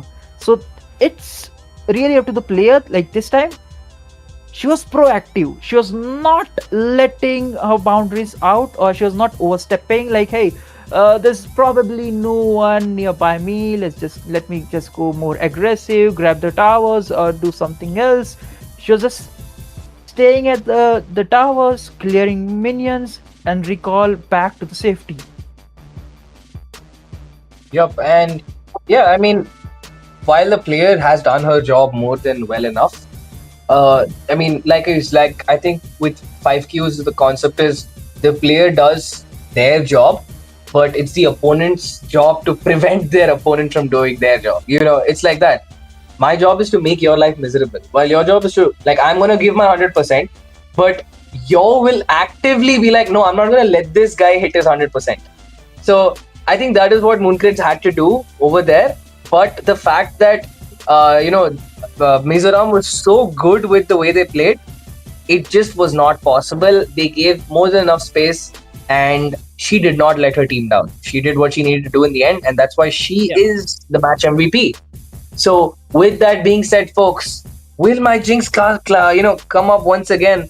When will we be heading into the draft phase is the question I'll ask. And it is there again! Oh my god, dude, the production team is doing this with me on purpose. There's no other way. I'm actually getting juked, bro. I'm getting juked. We get into the draft once again. And Mooncreds with the first pick this time. And their opponents, Megatron, Miss Mizoram. The draft has begun. It's the glue and the collier that are banned by the respective teams. Still pretty much the same from last game. Yeah.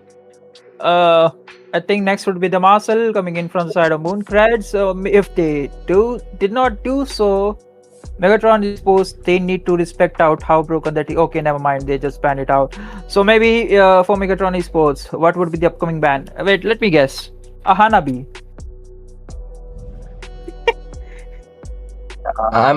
This is the caster's draft curse or something, but yeah, Mooncreds will still be taking out the Marcel this time. Despite being the first pick is the one they're going to be panning out, they will be taking out the Marcel this time. So we got to see what will they be doing. The Freya is going to be the response from Megatron Miss Mizoram right now.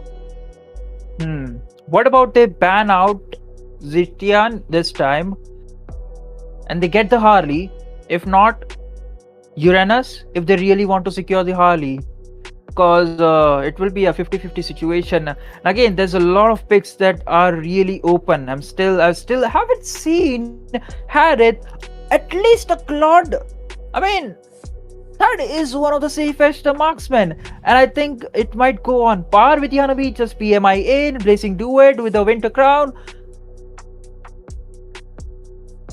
Right now, it might be possible, but this is the broken walls right now. So I would rather not see a Grok. Minotaur would be an amazing pick in a broken walls comp, because he would the Minotaur would not have to actually go in for these risky plays, waste the flicker on the jumps. They could just walk in and walk out very comfortably.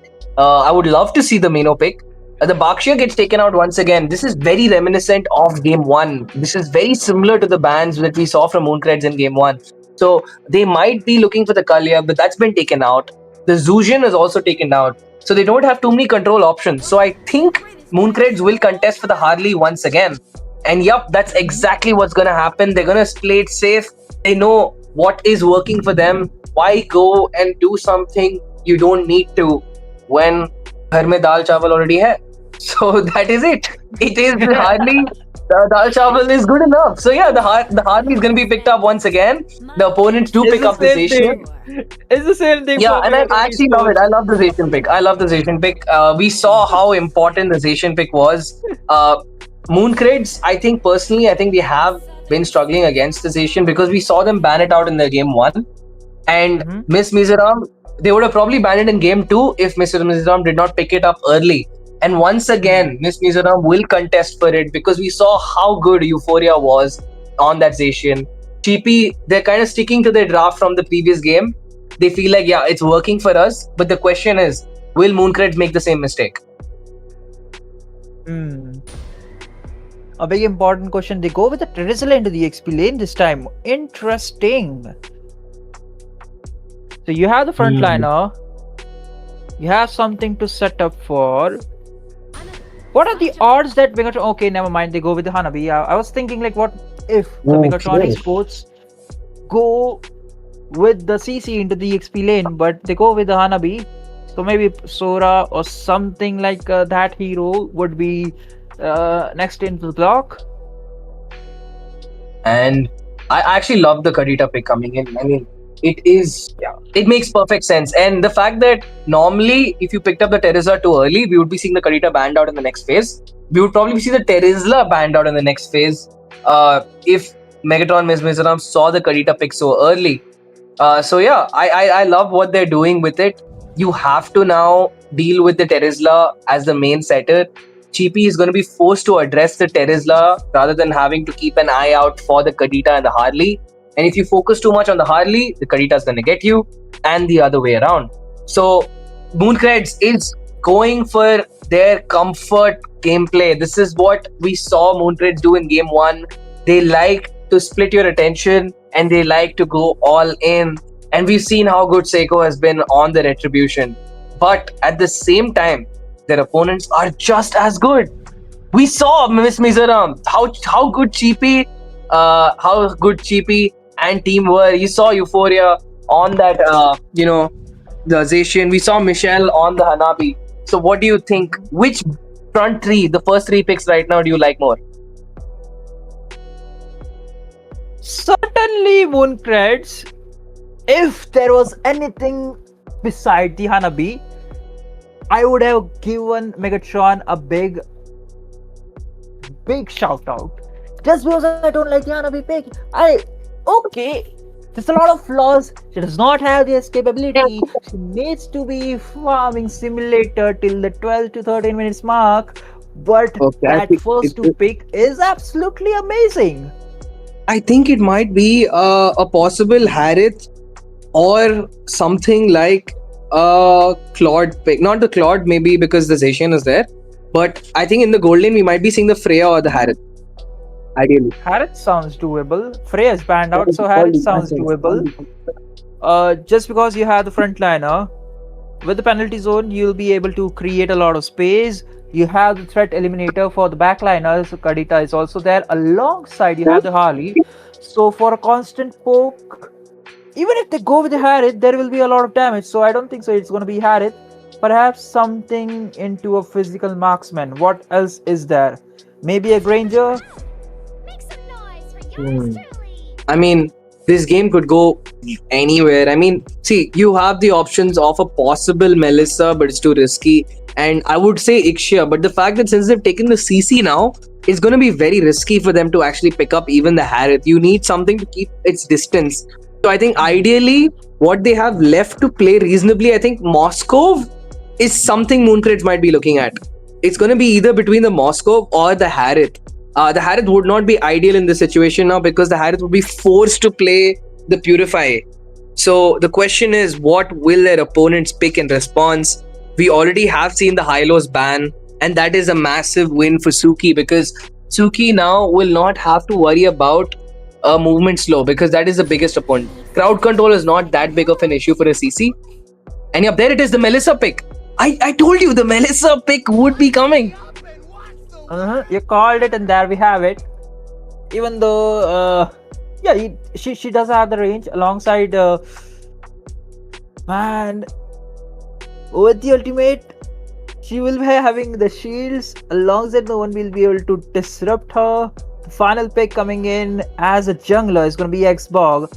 The frontliner is going to be having a problem, but that is a-okay because the backliner's damage is more than sufficient to burst out the frag armor. But I mean, I really feel like we're not giving enough value to that Borg pick. I mean, the fact that they picked it up immediately, Anxious did not wait Anxious did not wait a single second to lock that Borg in, speaks volumes about what they're going to be doing, because the Belleric will be poked down. The Viraga armor counters literally every single hero. You can't one-shot the Borg. So if this game drags on to the mid-game, I think Megatron is going to take this win. But the problem is, Megatron has 0 early game once again. They have nothing in the early game. Until minute 5-6. No, I not even minute 5-6. I think you have to go into minute 8 to see actual damage coming from the members of Megatron. So they need to hold on. They need to be patient. Because if they do not, I feel like Mooncreds is going to be walking away if they get to snowball. Once again, Megatron Esports are just relying over to the fact that they're going with the wombo combo. First the Feather Strike, not the Feather Strike, Fury of the Phoenix, and then pair it out with the AOG. There you have the Bonk, and then the Frag Armor passive, or not the Frag Armor passive, but the Lasting Insanity and the burning sensations coming in from the Xbox come into the place. And if someone is able to escape, you have the CC chasing down with the curtain calls. Yep, and we're going to go in for a short pause. And since it's going in for a pause, let us just talk about do we see anything interesting on the emblem, Sasuke? Not really. The one thing I see interesting is the pick.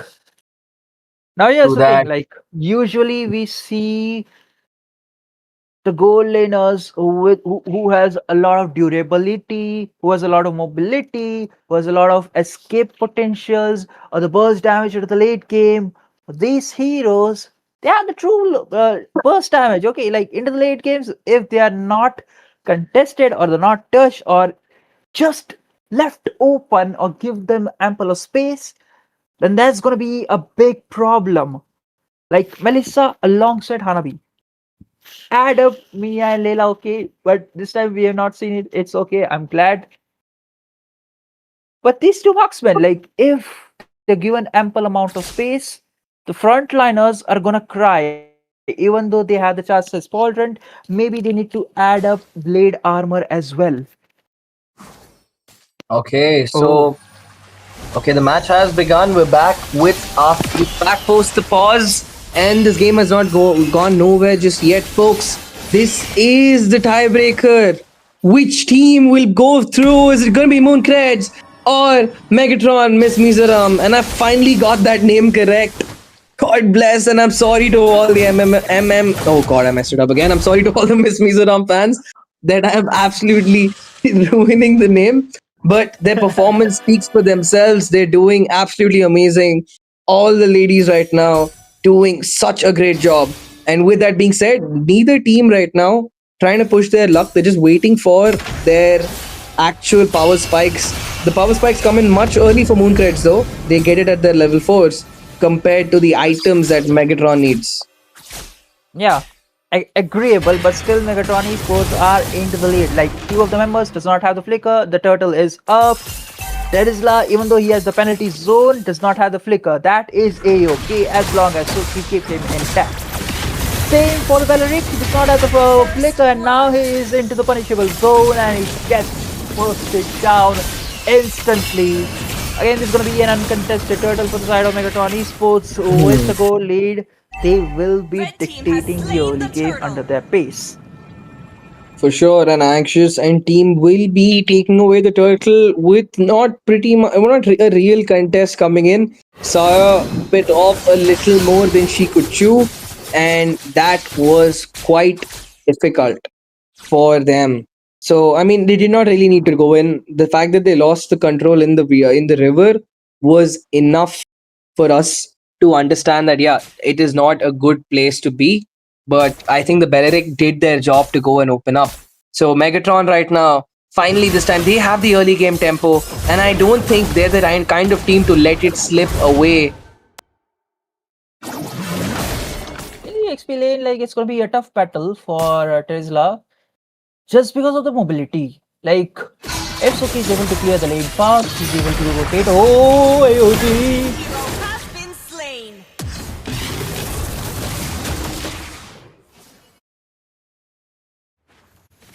Wow, and despite the AOG, they did end up getting Siren out.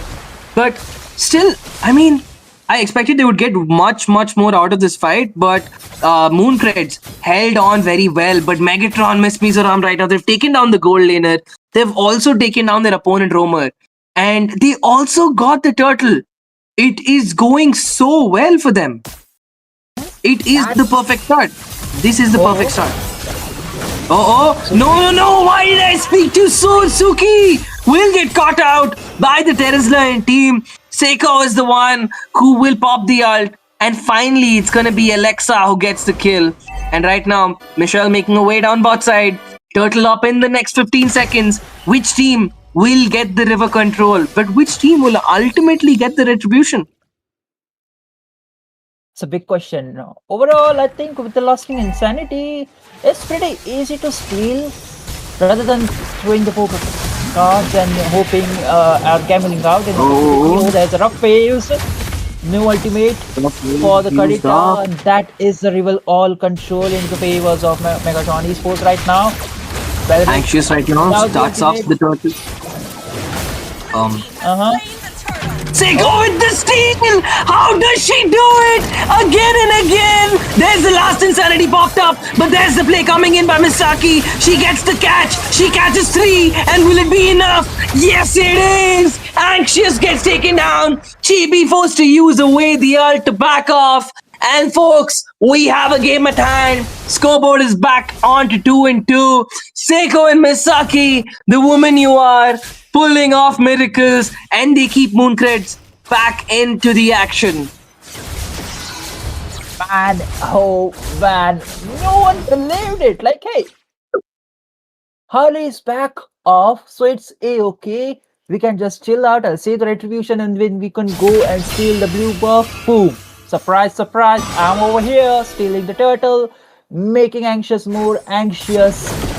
And again, the lasting insanity was too deep, and the follow-up coming in from Mooncreds was so on point right at the moment. Yali is farming up, and that is the good news. A quick look at her itemization. Michelle was on the corrosion site, making its way to the DHS. Okay, not the DHS, the golden stuff at this point, but...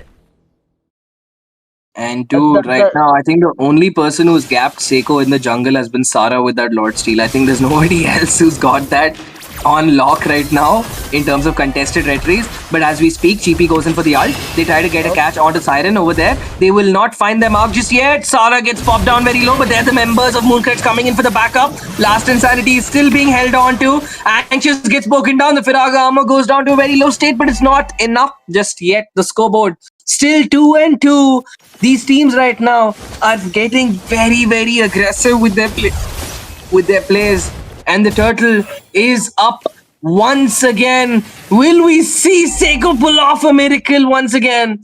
Or will Megatron miss Mizoram have firm control? But actually, Anxious is walking away from the turtle this time. 4 bodies of Mooncreds taking up all the space, and Seiko having an uncontested retribution this time for herself. The Kadita with the rough waves nearly catches away Euphoria, forced to use up the revitalize. Anxious going in for the play. Misaki gets caught down very low, forced to use up the penalty zone. But there's the play once again. Gets the sync up. There's the play. There's the taunt. Will Sara survive for now? They nearly get Anxious down to very low. But that is all he needs. The Seiko will come up again, taking down the Borg. Chibi forced to back off once more. And Anxious is struggling right now. She is being poked away left and right. That was what I was saying. Was the frog armor still to it? Is just a little puppy running away from the big dogs. And with the nimble assassin that Harley is, it is easy to poke and run continuously and make it now. 1 second, Michelle does have the CC immune. Oh no! Alexa missed the alt. Turret has been destroyed. Oh no, Michelle actually ended up surviving that dive.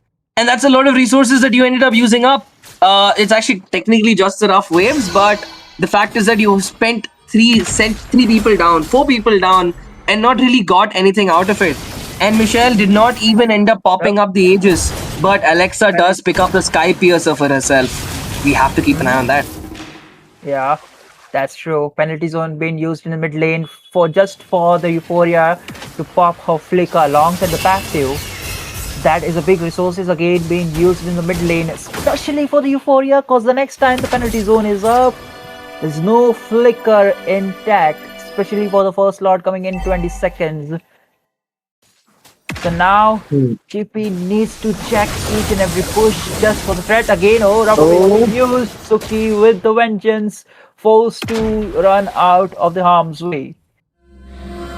And with that being said, both these teams right now gauging each other out. The goal lead is only 1.2k in favor of Mooncreds. And I mean, Michelle is doing a great job. She's holding onto her turret for as long as she humanly can.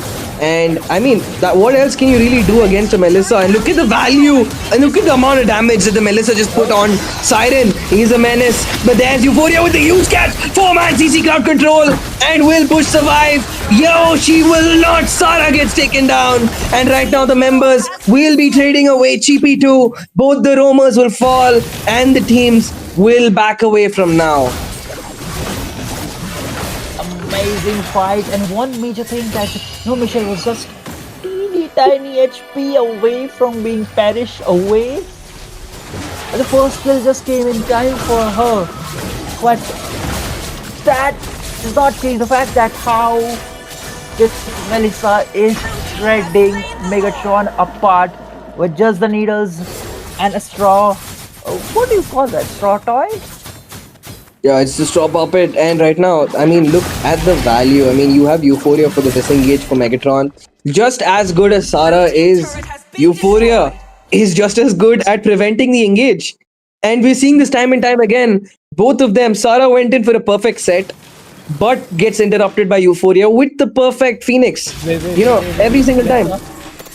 Oh, Alexa over there. But I don't think it is really a point of like diving the Borg, because you're only going to lose up the Firaga armor. But she might be looking up for Michelle. No, the combo was actually off by a huge margin. Alexa Petri too early and did not catch the members. And that was actually enough time though, as the Lord does get, will poke down a little bit of the turret on top. And I don't think this has been giving them a real value. The Zacian's ult along with the passive is so annoying for the Kadita. The Kadita is not really getting the space that she needs and the ability that she needs to go in for these huge catches. Yeah, and that's where it was, I think, wise if she had Praga armor out of the picture. But yeah, coming back to the point, I think never mind.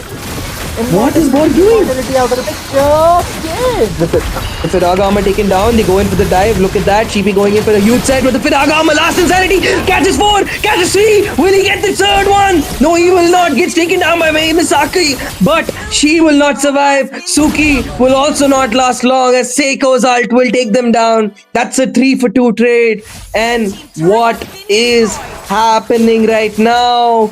Miss Mizoram, despite losing 2 at the start, will actually end up winning the fight. Look at what happened. They did bait out the MO. They popped the MO on the Borg, and it looked like they turned this fight around, but a massive set coming in by Suki. She ended up, spinning 2 onto their members. Cheapy and team, again, capitalized perfectly. The Sky Piercer triggered onto 2, taking down 2, and only Seiko and Siren were left standing. It's a 2-for-3 trade, and right now Megatron, Miss Mizoram on top. Still the goal remains in the favor of Mooncreds again. Slight bit of poking coming in from Euphoria. That is A-OK, but they need to look out for the second Lord, which is going to spawn in next 20 seconds. The far lane is still under the control of Mooncreds, so slowly and steadily. Spin cleared out. There is luck going in there, just to keep intact. I like the fact that the marksman are ready for the fight, but this Melissa is gonna hurt again. Oh, AOT. Oh, TP going in for a big set. Sara in the back line. Will she survive or will she not? Firagama used up. Anxious caught in a very awkward spot and she will be taken down as Alexa gets a kill. And that is much needed Sky Piercer stacks for the mage of Mooncreds. And right now it's a jungler for nothing trade, but all the ults have been used up. They have taken away the map pressure, and that's all they need. As Seiko has the retreat, and as long as she has the retribution, nobody is going to be stealing the Lord away from her except her own roamer. And there it is.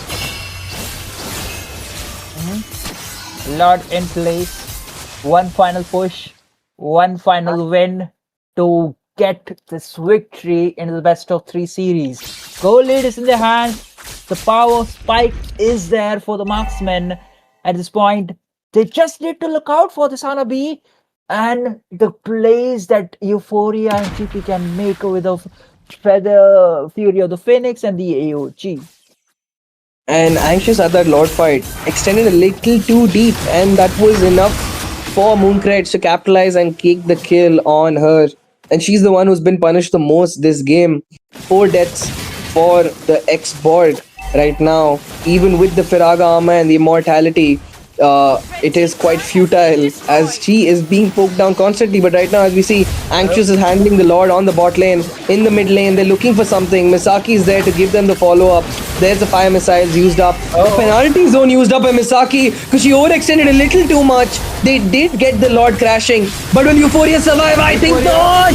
Seiko gets the kill onto the Zacian, but in the backline, Siren and Alexa will fall, and that's all the damage dealers at Mooncreds have for themselves. There is the last insanity used up. Will Sara survive? I think not. It's gonna be Suki who gets the kill, and Misaki's overextend was so expensive for Mooncreds as they ended up losing three very important players of their members. And will they hold on? Will the defense stand long enough for Alexa and team to come back?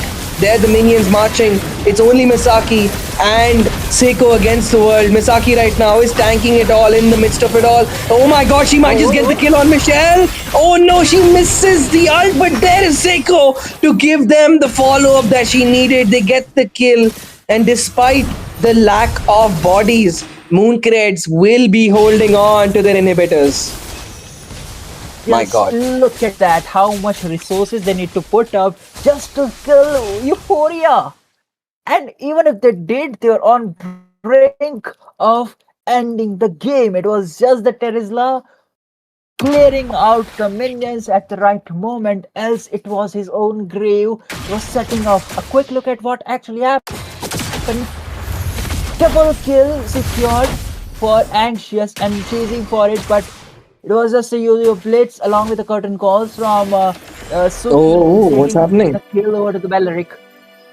And what is set coming in from GP over there? Like, they just turned that fight around from being sieged to sieging their opponent's mid-inhib. And right now, the HP of Mooncreds' turret is lower than that of their opponents, despite them having the Lord in the first place. But right now, look at the death bulls there. Alexa has a good vision over there.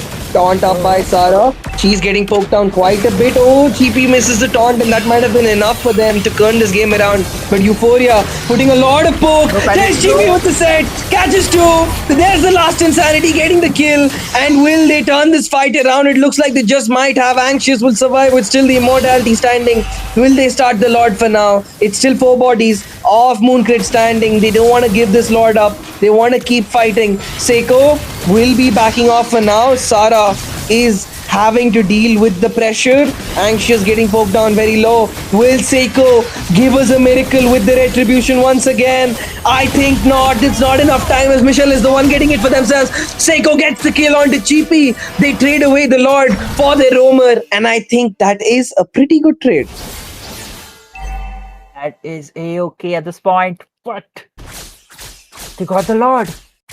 And look at the mid-tower inhibitor of Mooncreds. It's just one hit. Even if they manage to do so, like even if they let the Lord reach the base, that is the mid inhibitor out of the picture. The 4v5 situation here. Oh, Michelle. Oh my god, they nearly took down Michelle, but look at the composure. She does not pop out the Aegis just yet. And the Lord marching down the mid side. Mooncreds are dealing with this Lord so well by putting the pressure onto Michelle at the start. and the lack of cheapy, they did not really get anything from this Lord. In fact, they're even going to defend the outer turrets perfectly fine. This is not a good look for Megatron right now, but as we speak, Anxious gets popped down very low. Will she use up the Firaga armor? No, she does not. They finally do get the outer turret, tier 2 outer turret on the bot side. But this game is so neck and neck. Look at the gold lead, Kuro. Sasuke, it is basically the same. Blue team turret That's has been true. destroyed. The goal lead that Mooncreds were holding off is now being equalized, and also Anxious is right now too tanky.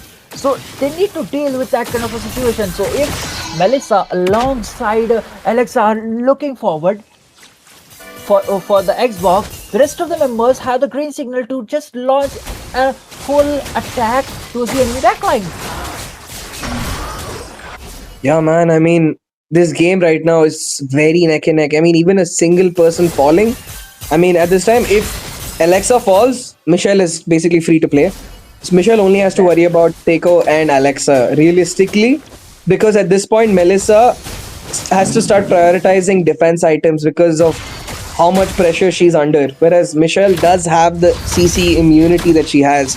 So that is a pretty good deal for her. Exactly. She has. Yeah, exactly. She has. I mean, the Aegis is giving her that both. Oh no, Chippy with the play will force Misaki away, but she baits out two ults over there. Two very important ults. Suki and Chippy both don't have their ults, and that is big before this upcoming Lord. This Lord is gonna be really annoying to take down because it's 20-minute mark that we're touching. And with that, the Lord is significantly buffed. But Suki, oh no, gets caught out and she will fall with the ult taking down. The clock waits for nobody. But Alexa will be taken down by Michelle. The damage from the Hanabi is too much to ignore. This is the late game, folks. The marksmen are going to be the ones taking control of the tempo. It's going to be, it's going to be Siren and Michelle facing off to provide the most value for their teams. Psycho still lurking in the bush at the right position. No, that's one of the greatest thing about Ali. Like, just use the same skill if anyone is looking forward to check the bush, and look at that. Waiting for the right opportunity, and at the far lane. It's still under control. I think Seiko, she might get the catch on Euphoria. She's still waiting. Look at the patient. Oh no, she gets spotted out by the passive. And there it is. Anxious is also low. The immortality has not been popped out just yet. Seiko has to back off, and now she's caught in a very awkward spot. Will she be able to escape against the Zacian? No, she will not for long, as Seiko will fall along with their hopes to take down this Lord. Will Sara stand tall? No, she will not. Suki will be taking them down, and this is not a good look. Mooncreds is still looking for a fight. They're still looking for an engage. Will they be going in? No, they shall not, as finally they lost two bodies, and that Lord is gonna go in for Megatron Miss Mizoram, and they have the tempo this time. They have all the bodies. They have all the ultimates. This is not looking good for Mooncreds. And at the crucial moment, they saw that Rizla was not in the picture. Is going for the bot lane clear when there was a stalemate. Like, why?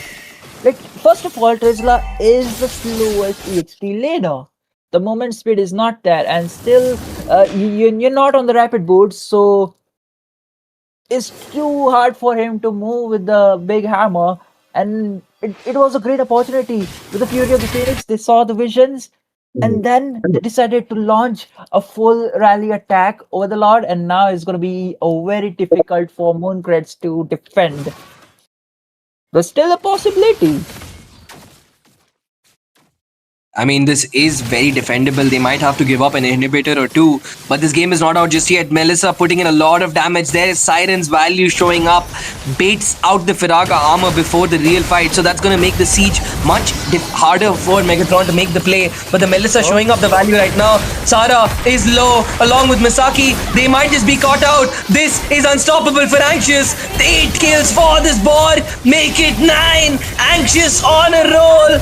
Alexa gets the kill on Euphoria, and that is a very big kill that they needed. Suki will siege out 2 inhibitors, and the defense is still on. The hopes are still high. As long as they have Siren alive, they will not be taken down. Chippy falling for now. Seiko will siege down Anxious. Right now, the Firaga armor. Will it be baited? Will they hit the base? Yes, they do.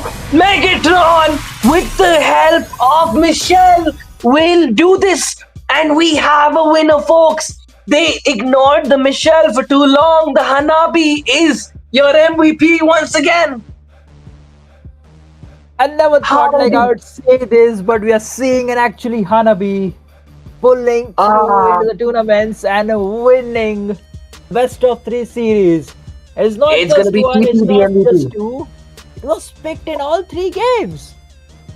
3 picks of Hanabi, 100% pick rate, and 100% win rate. And Cheapy is going to be the MVP. Definitely well deserved. Look at the stats. 100% team fight participation. Megatron, Miss Mizoram could not have done this without the sets coming in from their roamer. She has been absolutely perfect. And in this head-to-head, the better roamer. True.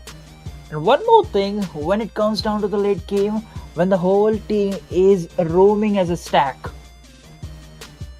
Xborg did turn out preemptively on top, but one major factor that Mooncreds were onto the losing side is that they send out the XP laner for the cleanup of the far lanes.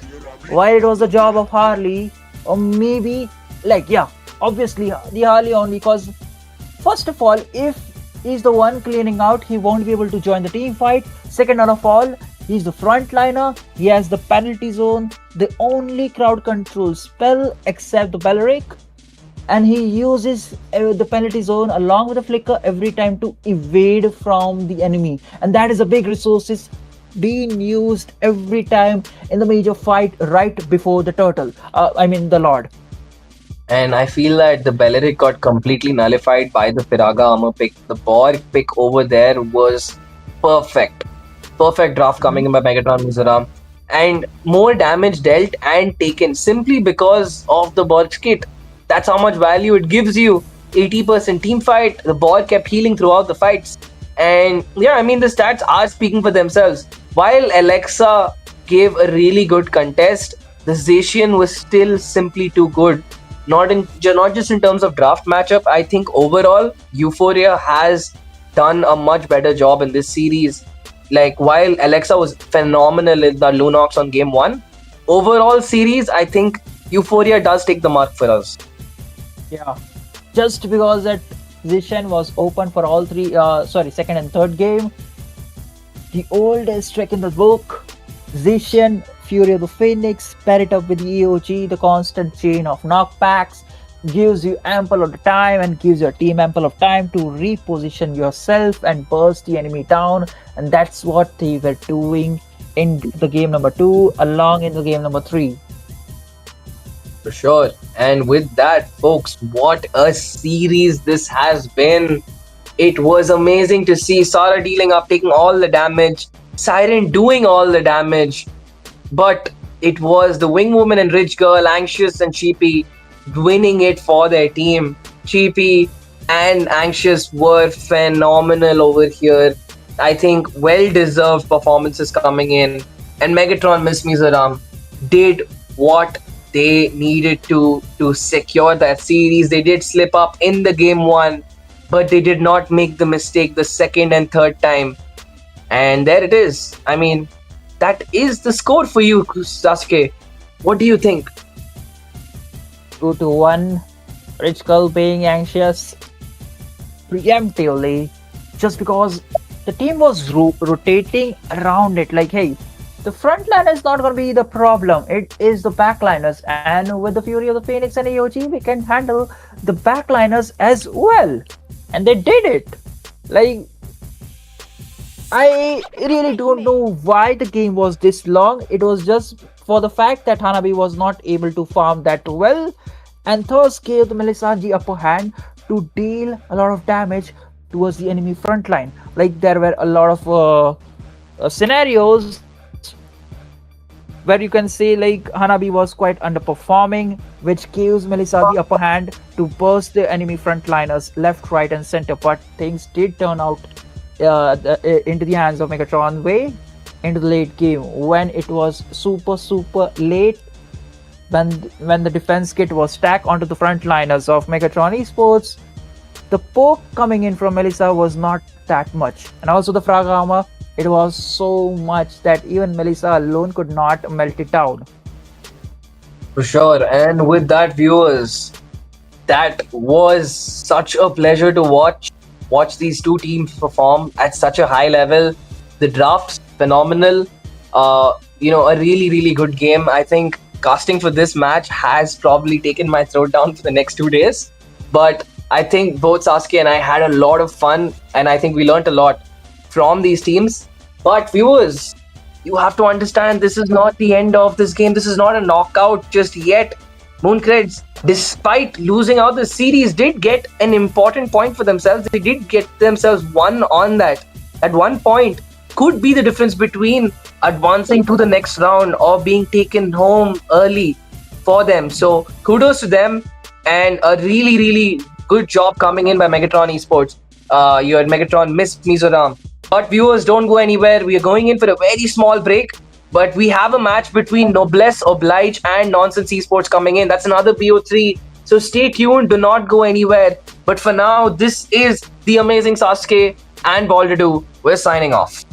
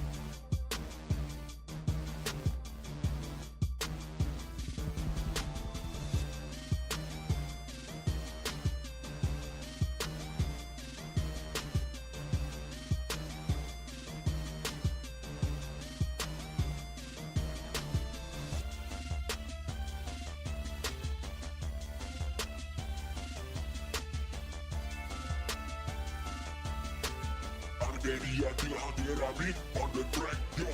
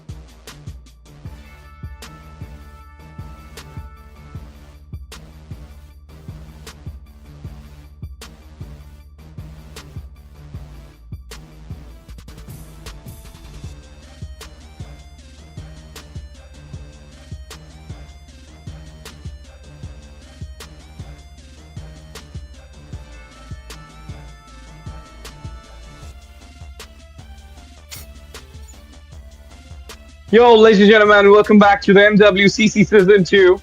It's your boy STZ, and with me is none other than Itami, who will be joining me for casting out this game number 4, which will be between Team Noblesse Oblige versus Team Nonsense Esports. And both the teams have played yesterday, but sadly they lost their games. But today is the time to shine, guys. I mean, we have seen such games today, such fiery games, like the last one you saw. The first third game decider game of the round robin stage, and it was Mooncreds versus Megatron Miss Mizoram. What a game it was! Like really, it took out to the last moment of the game that who will be winning it. So obviously, like this kind of game really makes us a little bit, adrenaline rush kind of thing. But for now, Nonsense Esports, they started their round robin campaign as a lose. So right now they're really in a search of win. So I'll say like they're gonna try their best, somehow best to capture the win, or else it will be like not worthy, I mean, starting your campaign with a lose, you need to go forward with a win as well. Yesterday also Mooncreds, they lost their game, and today also they have to go with the same fate.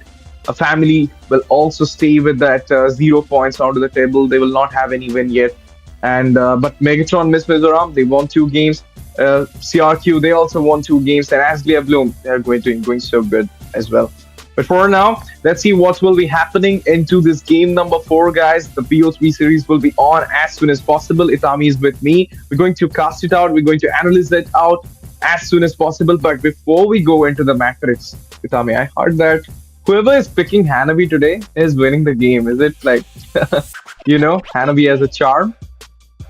Apparently it is. Like, Hanabi has been considered one of the Dark System heroes before, but right now I would say because of most of the itemization adjustment and everything, Hanabi has been quite a valid pick, even onto this tournament and even occasionally onto the MPL scenes. So I would say she's not completely onto the meta, but she's a situational kind of a pick, and she works out really well if she is able to get the itemizations as required, and she's able to outfarm the opponent's gold laner. So that might be one of the reasons why Hanabi is working out for these women too. So there's a high chance we might be seeing the Hanabi onto the ban, or maybe onto the pick once again. So will the Hanabi, not the curse, will the Hanabi bless still continue or not? That is going to be one of the main questions. But for tonight, it is Team Noblesse going up against Team Nonsense Esports. So both of them have the N onto their names, and they will be trying to get the point, as desperately as possible, because they will try to secure that top 4 in order to make their way onto the playoffs. They don't have that kind of a great start onto yesterday, so this is going to be a statement kind of a match for them. Yep. Let's see. Because I'll say like the main thing which I'm looking that is lacking behind this team is the formation of the EXP laner. That's what yesterday I was talking about. Like, if your EXP laner is good, you're going to win the game, because somehow you're picking some heroes which are kind of squishy in the EXP, not gonna work so properly. Like, even if you're going for the Sora or CC kind of thing, it's somehow like if your execution is proper, then it's a different thing. Just like yesterday, what happened. But today also, I'd love to see that. I don't know why they're not picking the Lapu yet. They're not going for the Uranus, this kind of picks, because this kind of picks gonna give you more and more sustain. So they need to synergize with those picks. They need to think about it. They need to go for the meta. But out of 32 teams, this top 8 teams has been selected for the round robin. So they have shown their potential in the previous rounds onwards. So I believe in this round robin as well, they will be showing their true intent, true potential as well. So let's see what will be coming up next, because this is, guys, MWCC Season 2, which is the biggest ever MOBA Women Championship Cup tournament, because we are having 1 lakh prize pool. Can you just imagine, Itami, 1 lakh prize pool for a only girl tournament? Like, this is massive, and this is going to put, this is going to put some excitement, some renderness, some, like, the girls will be feeling like, yeah, we should compete in esports if we're getting that much money, that much cash. It's like an empowerment of the women scene in the esports scenario of MOBA 5v5. So lucky to have this tournament here, and I'm very lucky to have this as I'm very lucky to being a caster for this tournament as well. Yeah, to be honest, it's actually been quite of a journey in terms of the tournaments, as well as in terms of the increase onto the prize pool, as well as the audience growing as well. So speaking of the audience, I hope most of the people who have joined the stream have liked the stream, and make sure you follow the Solace Community onto the Instagram too, to stay updated with the points table, because that is going to be the decider for the top 4, like we already mentioned it out. And on to the future too, we will be hosting more tournaments, and this will highly boost the organization to conduct more tournaments like this. And previously it was the Solace one for the men's, which Godlike eventually won, and this is the women's championship with, instead of the diamonds, it is a cash prize pool. So 1 lakh rupees are onto the stake. So the winner is going to be not only the winner, but also the runner-up, as well as the participating teams will be getting the recognition too, as well as the winning team will be getting quite of a recognition as well. And hopefully we will be having more tournaments, not just for the male, but for the women's onto the community too, who are very enthusiastic regarding the esports scene. So we'll be boosting it out, and we are just waiting out for the draft to start, STG. So we finally start off with the analysis. Yesterday's games, most of them, they landed, not actually 2-0. Most of them, all of the games landed on a 2-0. Finally, we saw a 2-1 previously. So will this match be a clean sweep again, favoring only one of the teams, or it is going to be a tough competition? So that is going to be the question onto this BO3 as well. Yeah, both the teams have the hunger for the win, because both the teams start their campaign with a lose. Noblesse Oblige, they lost from Azalea Bloom with a 2-0. The Nonsense Esports, they lost from Arunoday Esports. So obviously they are in the hunger right now. They need to win this game at least to grab 2 points for them. And it's not about the point system as well. That is the game per win, GPW. And GPL is being counted as well. So if you're losing out, you'll be having the minus category. If you're winning out, you'll be in the plus category. You can check it out in the Solace Instagram community channel. They will show you that thing for now. Yeah, that's the thing. And I do think onto the Solace community, it's not just the Instagram, but the Discord server is also open, so you can clarify your doubts, or let's say you can be more engaging onto the Discord server too. And speaking of that, this is going to be the final game for the night. And if the people have just joined and they are not familiar with the table, let me remind you, the round robin stage is going to be going up till the 17th of June. And it will be going up and it will be deciding, 7 of the games will be deciding the top 4, and the playoff stage will be done onto the 18th and 19th if there are no delays and everything runs out smoothly. So we are just waiting out for the draft to start, so most of the viewers are also starting for it, and hopefully we will be heading onto the drafting stage as soon as possible. Ash, anything more you would like to add on to this? Yeah, I was actually thinking about it, like four teams which I've seen right now having the pure domination throughout the tournament in just 2 days. It is one of the team is that is your team Arunoday Esports, and then we have this team Megatron, Miss Mizoram, and team CRQ. So these three teams have been proving themselves since 2 days. Like they're winning each and every games. Azalea Bloom, they won yesterday, but today they lost one game. Mooncreds, they tried their best to. Azalea Bloom won. Actually. Today. Yep.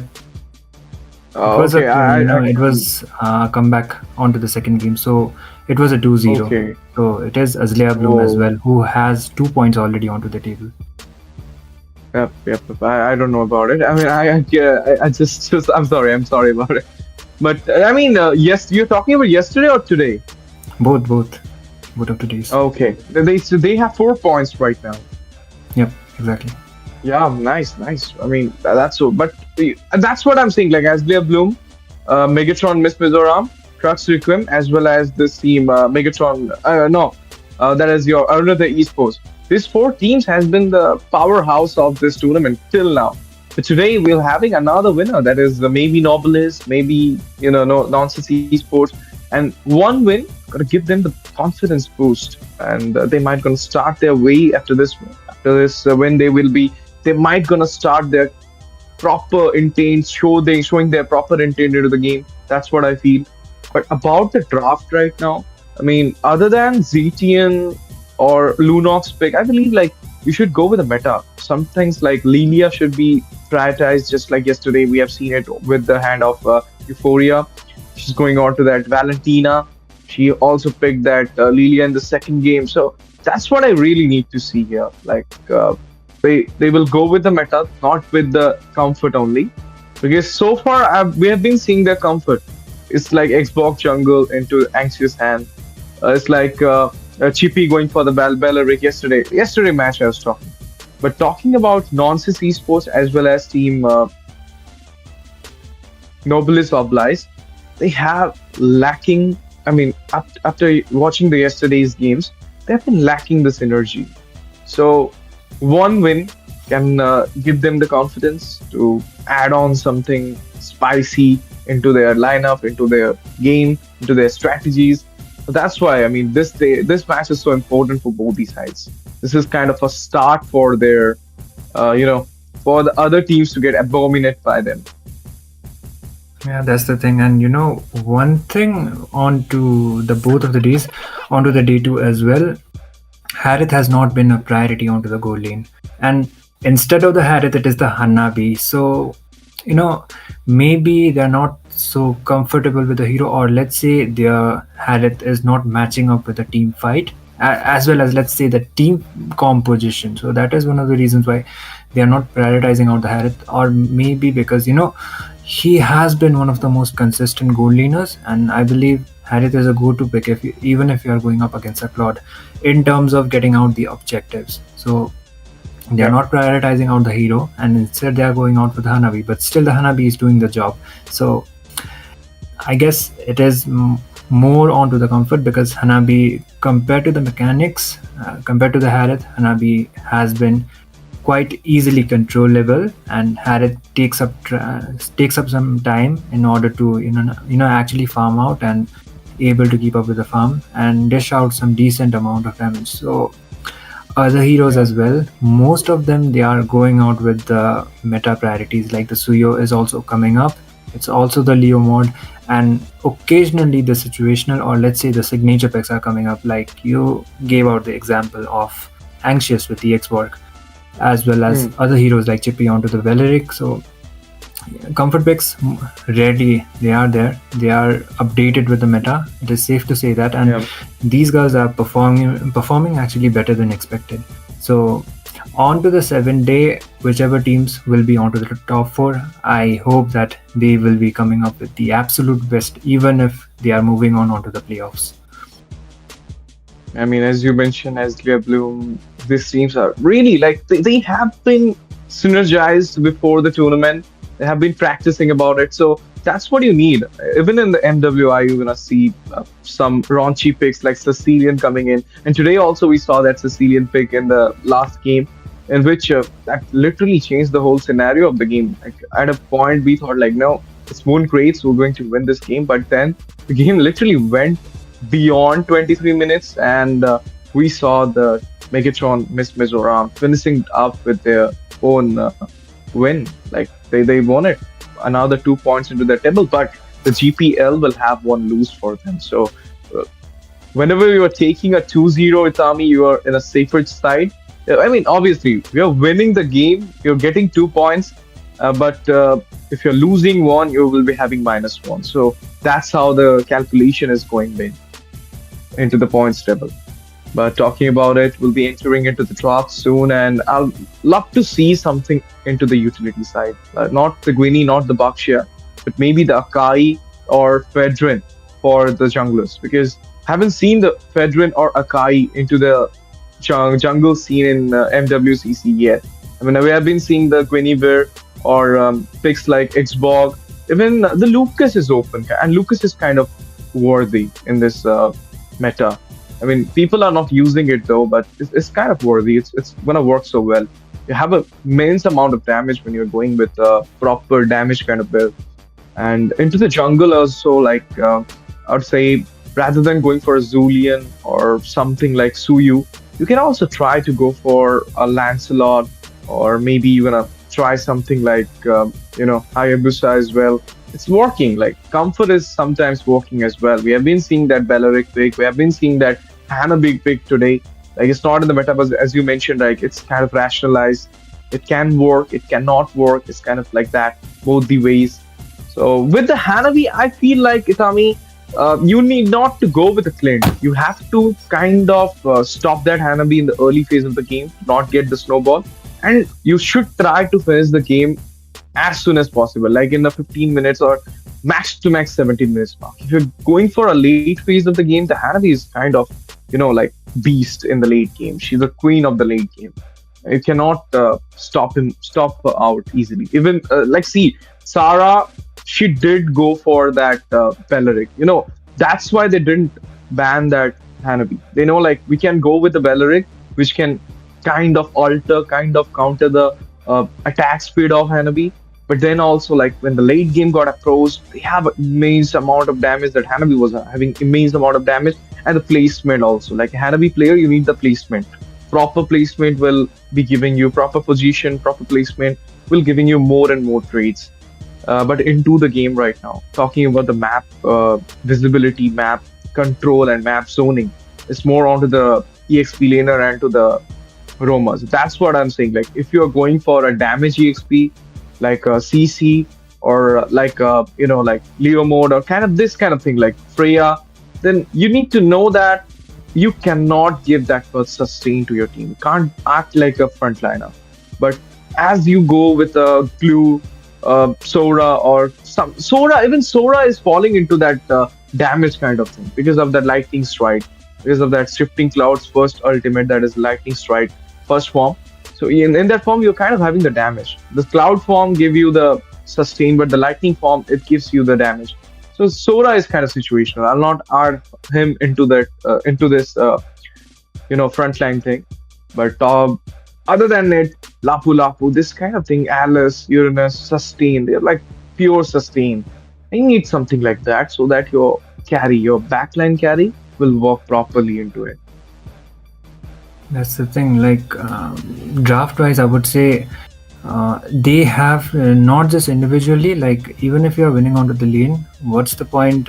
Even if you are dominating onto the lane, you are not able to win the game. So even if like laning wise, if you pick up a counter kind of a matchup but still end up losing the game, then it's not going to be mattering quite much. So you have to draft accordingly, like how the team fight is going to be composed, like once the game reaches as well as, let's say, evolves onto the later phases. So even if you pick up a winning matchup against the Hanabi like a Clint, but if you're not able to contribute onto those team fights and Clint is not able to get the burst, so it's not going to be working out.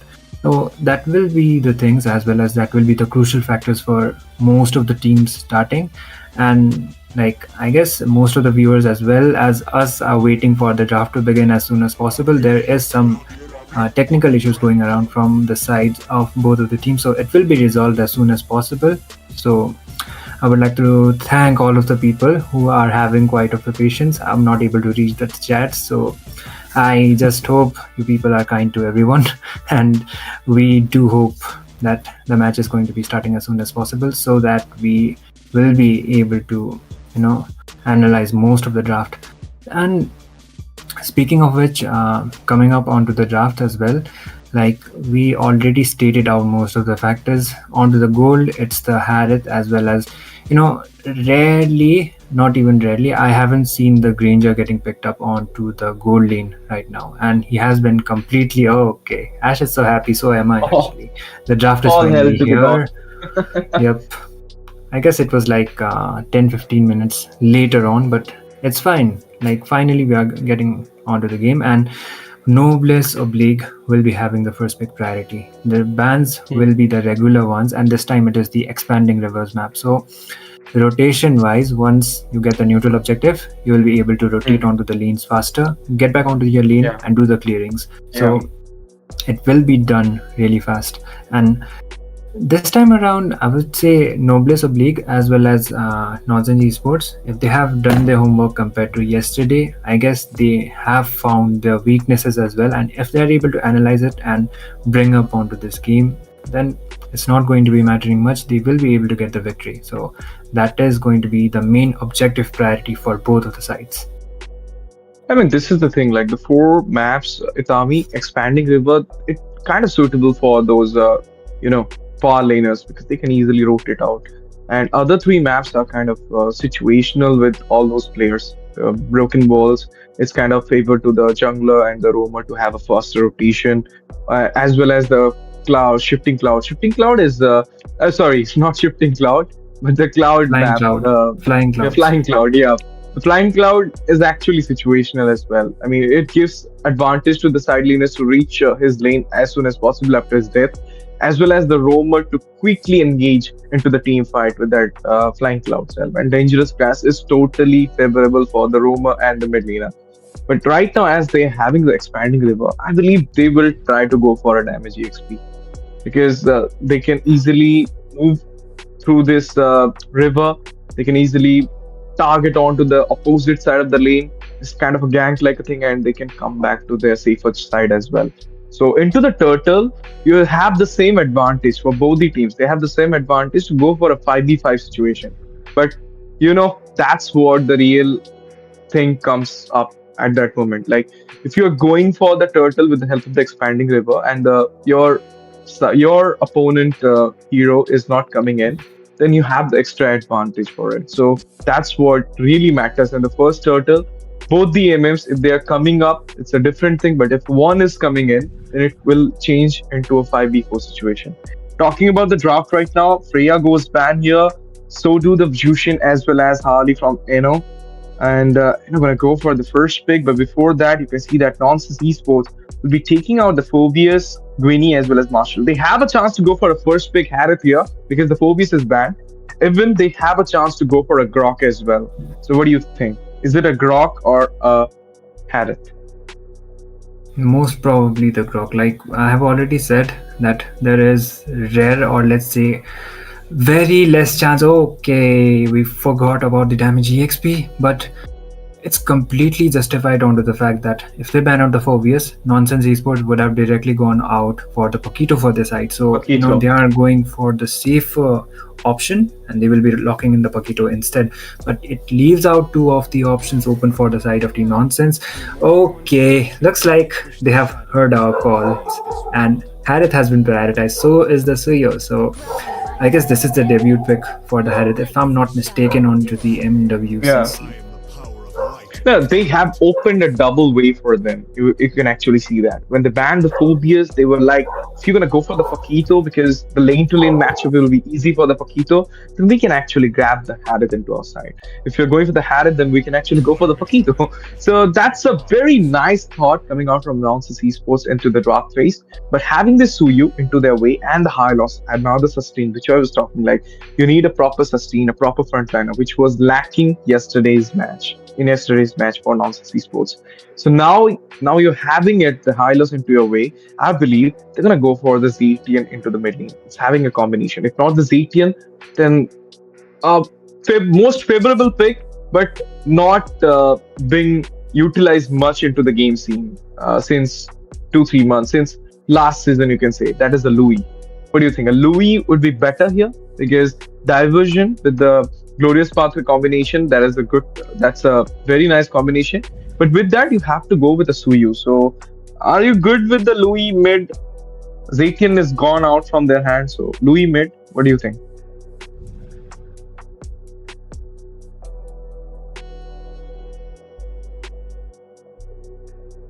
Okay, I think my friend is having some issues here. But you can see that Louis mid is the question right now. Will Catherine gonna go for the Louis mid, or she will try something else? But from this side, you can see that Noblesse Oblige. They're gonna go for the pick off. They have a pick off chance. Kaja is there. Yeah, Itami's back. So Louis mid, Itami. What do you think? Situational, to be honest, and Eve is still an option, so they can go out for the Eve against the Zetian and even a Farsa. But the problem with the Farsa is if she is casting the Feather Day Strike, if the Zetian counters it with the Fury of the Phoenix, then the ultimate gets cancelled. So that is going to be one of the traits. But the advantage for the Farsa is she has a lot shorter cooldown compared to the Zetian when it comes out onto casting the ultimate as well as contributing onto the team fights. And you need to be very, very accurate when it comes out onto using your Fury of the Phoenix. If the enemies are trying to initiate, you can disengage with that, or maybe you can initiate your team fights as well. So Zetian onto the early phases, when it comes out onto using your ultimate, you need to be very, very precise. And like you said, Louis can actually work out. You can be having the early game advantage even up against a Kaja. But the thing with the Louis is, if the diversion play is not up to the point, then it is like a double-edged sword. There is a possibility that you can wipe out the enemy's team, or maybe your team is going to get wiped out. And instead, it is going to be the Valentina as the response. But she is a flex pick. She can go out onto the EXP too. So we'll have to wait and watch. And not against Paquito. I don't think they're gonna use it against Paquito. Might be against the Sora is good, but Paquito really gonna have big advantage if he'll find a Valentina into his opponent way, lane to lane matchup. But for now, the Moscow coming in here. So do I believe they're gonna go for a jungle Martis, or maybe a jungle, Leo mode. If the Leo mode is open, Paquito jungle. Yuzong into the EXP, Paquito jungle it is. Okay. It's a retribution Paquito. Okay, that's quite good. I mean, we've been seeing it though in the rank phase. Yeah, something new in the tournament, but something old in the rank, and it have an immense amount of damage. You can easily take out the backliners.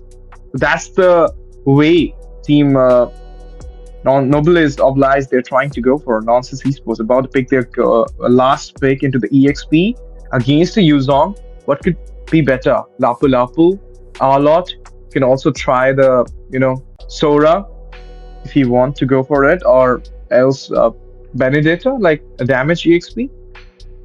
Benedetta is actually great, to be honest, but it depends. Like, you will be able to rotate a lot faster, but you will be requiring some sustain. And speaking of sustain, they have a lot of sustain. They have the Suyo for the early game. The draft is pretty much balanced, but I think sustain wise you are doing great. But if the Harith is not able to get the itemizations on time, then Nonsense Esports will be lacking onto the damage reliability.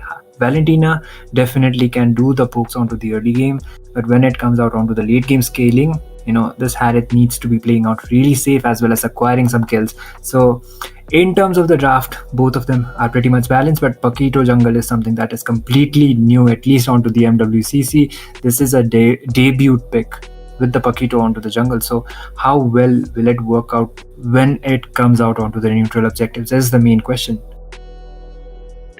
Definitely. Let's see what will be happening right now. Both these sides have been ready with their draft, and I believe like Team Noblesse, they are cooking something into their inner way.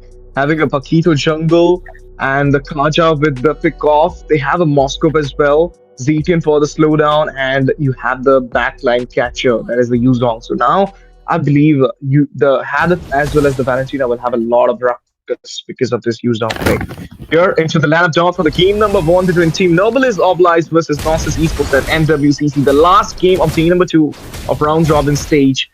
Are you guys ready?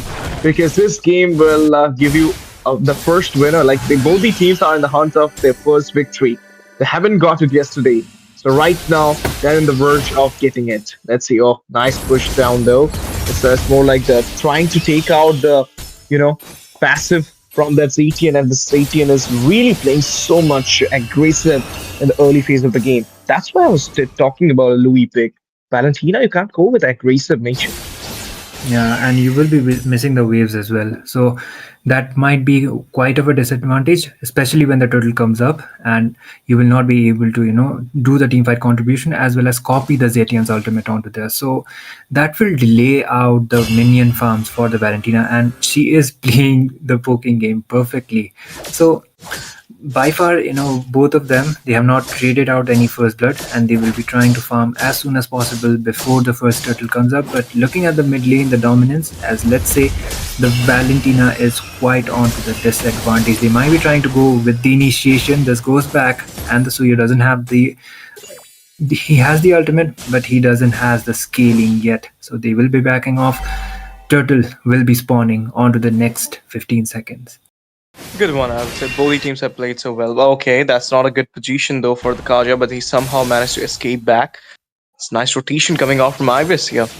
Talking about Iris, you need to know that the turtle is about to pop up soon, and you need not to give any trades into the hand of Noblesse Oblige for now. You need to play a little bit safer so that you can trade out the turtle into your way. The first neutral objective, that's a nice spoke coming in. Giving out a lot of vision here, but there is the Fury of the Phoenix. Initiation happened from the side of Team Noblesse Oblige from the behind. Let's see the Black Dragon emerging as well. It's Saudi. Oh my goodness, it will get missed out here. And at the slither of HP, Iris will be going back. That's an immense amount of damage. Yuna goes down. That damage was so much powerful from that Paquito. Flicker gets baited out, and look at the flicker. Oh, that will be a double for Zetian almost, but they will be able to do their job. Guess the turtle, a 2 for none, and it will be Team Noblesse with the advantage. Suddenly they just changed the whole scene of the game. I mean, not only the turtle, but they grabbed 2 kills, and then suddenly they went into the blue buff side and take it out from the hand of Suyu. I mean, this is not a good start for the side of Team Noblesse Esports. Dolly is not having his blue buff in the early phase of the game. Kiyomi is kind of struggling against that Moscow right now. And just think, Itami, possibility of that SOD connecting in that team fight. It could have been a 4 for non-trade with the turtle on. So, I mean, it could have been devastating with the early start for Noblesse Esports. But right now, it's not very much late. They can also make their comeback at this stage. So let's see if they can do it or not.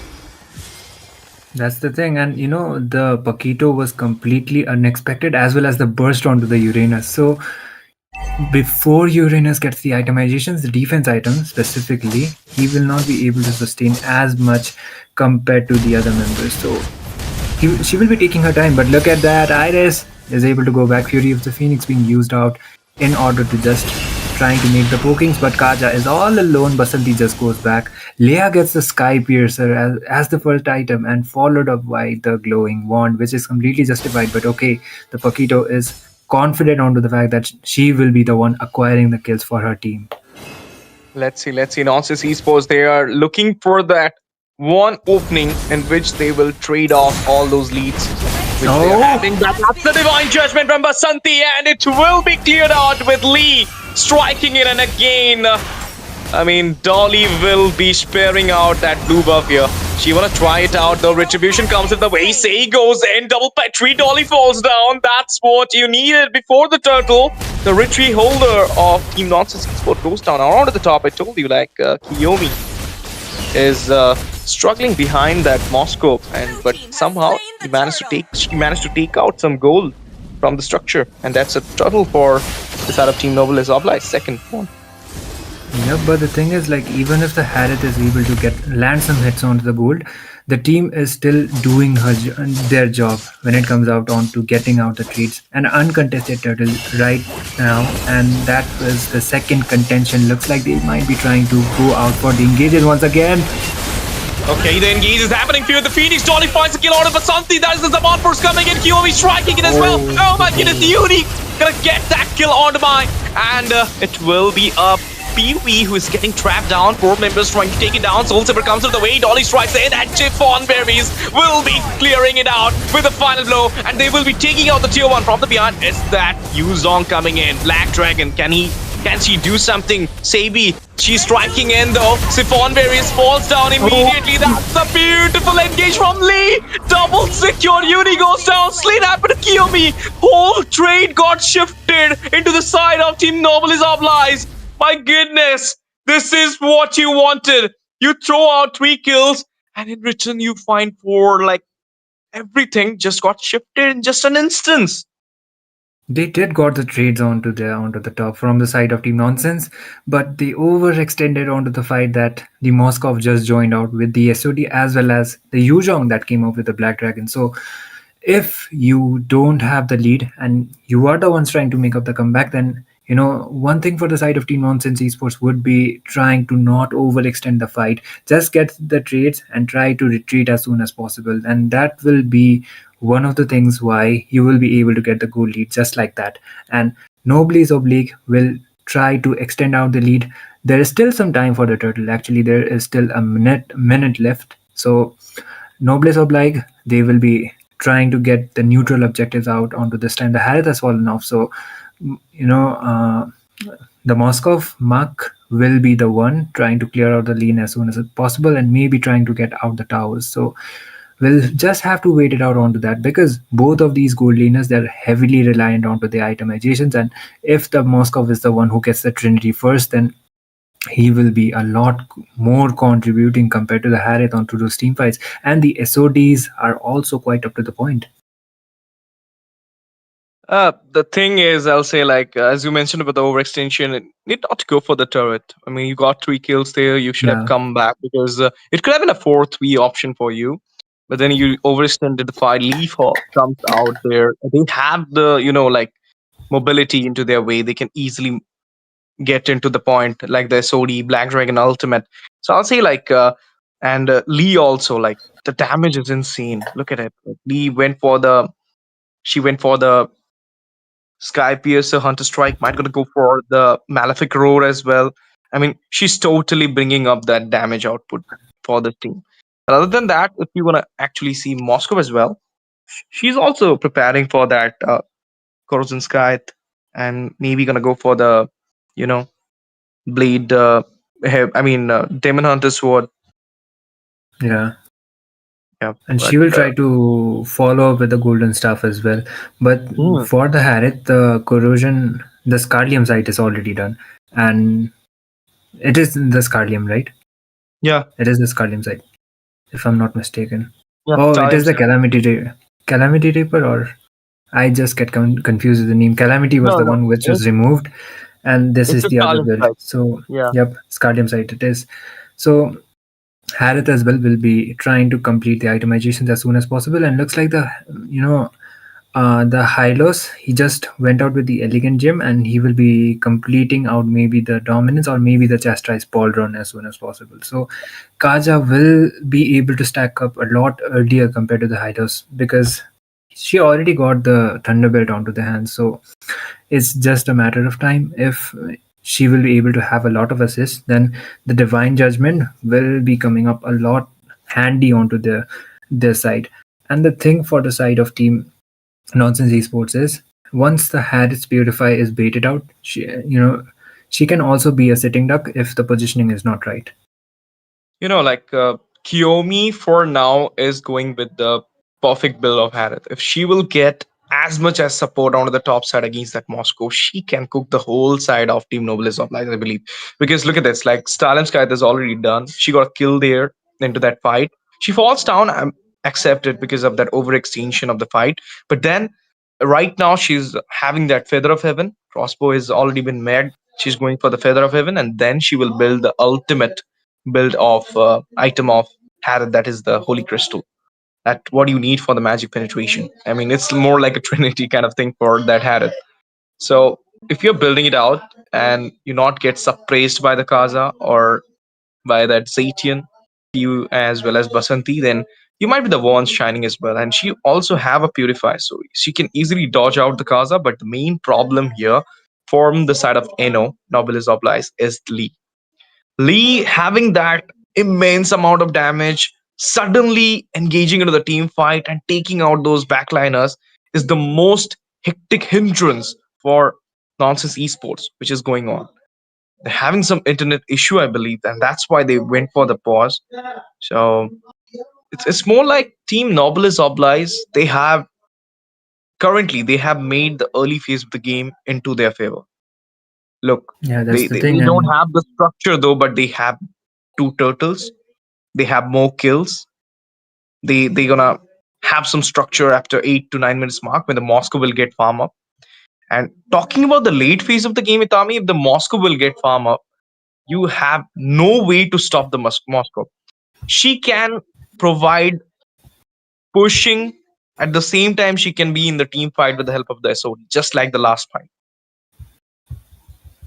exactly. And like if Team Nonsense Esports as well, if they are able to scale up with the Harith and there is no one to mark out the Harith, then she could be quite troubling. But like I have already said it out, once the Purify is baited out, she needs to be more aware of her positioning. And if they are not being contributing enough onto those team fights, then the Harith is going to be having out some troubles. And the thing for the side of Team Nonsense is they have the Suyo, and they could have been going out for the scaling once they reach out onto the mid game, and the mid game is almost there.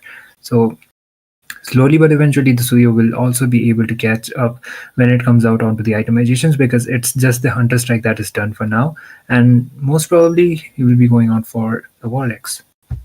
Yeah, that's what I want, not a Sky Piercer, man. If Iris will go for a Sky Piercer, I'll be the one, saying that that's a big bad choice from her. Like, if you're making a Sky Piercer after not having any scaling, because right now Lee with a Sky Piercer is acceptable. She has a lot of kills into her hand. She's not even down for a single time. She got 2 turtles. So her Sky Piercer is okay, but your Sky Piercer is not at all okay. You could have. That's why I'm saying, like, Valentina here, Itami, is not at all a good pick. You're having less advantage with the range. I know you can take out the Divine Judgment, you can take out the Black Dragon Ultimate, but will it be the best choice to go for? Like, even if that was a Grok, I would have went for that Valentina, but not with this against Kaja, because it's more like Kaja's ultimate is not that much good if you're not having a proper setup for your team. Here, Divine Judgment, you're gonna maybe catch up that Zatian. She does have the passive. You cannot go with against that Yuzong. You just have to go for Moscow, and Moscow is playing so safe till now. They're rotating it out. They're taking their time. They must be thinking what is happening behind, having a technical issue. They will be covering it as soon as possible, Itami. But currently, what do you think? The Elegant Jame and the Dominance Ice is coming into the form, or is it a Blade Armor for the high loss?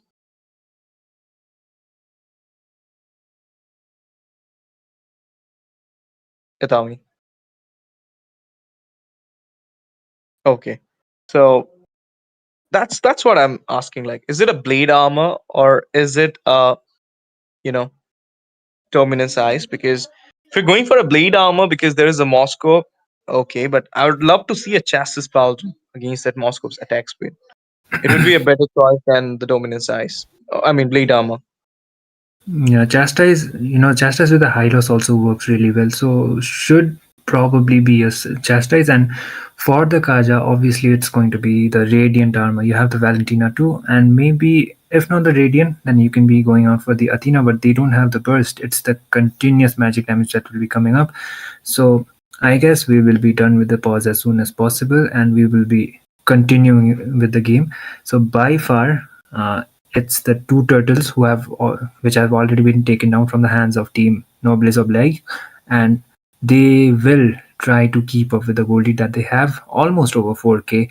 So Nonsense Esports, they have a lot of work to do onto this, and they have to keep up with the itemizations as well as find the advantage as soon as possible when it comes out onto the team fight. So I guess the players as well, they are quite ready when it comes out onto starting the game as soon as possible. So we as well will be waiting out to start the game as well as continue out with the action. I guess there is some delay already because it was supposed to be starting from 9:30, but still here we are, and this is still the first game going around. So slowly but eventually we will be back on to the game as well, Ash. Yeah, let's see. The things are going here a little bit fuzzy for both these sides. It's been 10 minutes and we're having this pause. Taking up the time, I believe that there's a much more thing happening behind the scene for maybe for one team here having a big internet issue, which is kind of not resolving as soon as possible. That's why it have been taken up. But Tommy, main thing is for now, what should be the plan of Team Nonsense Esports? Because you have already made the draft. You have went for the Valentina pick. You did not go for that Louis. So what will be the plan here? Like into the late phase of the game, like will you rely on to Kiyomi totally that she will be the one carrying you out in the late phase of the game? Or will you try to take down Lee sometimes? Because Lee is right now the menace for your side.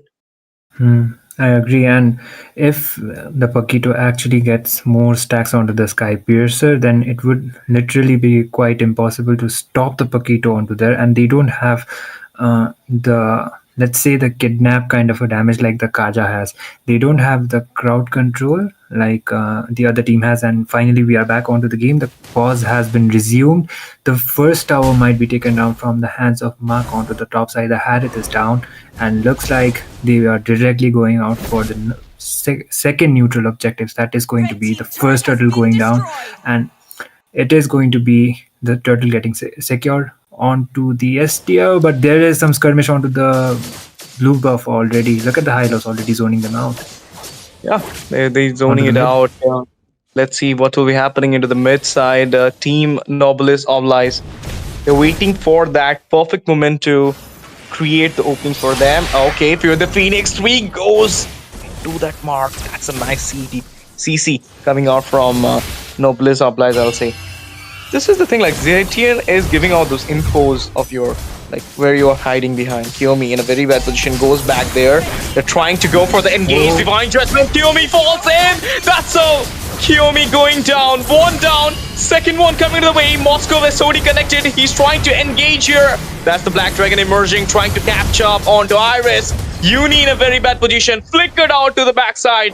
But right now, Chiffon Berries, she might falls down here. She knows that the minion's striking in. She's going back. Zetian.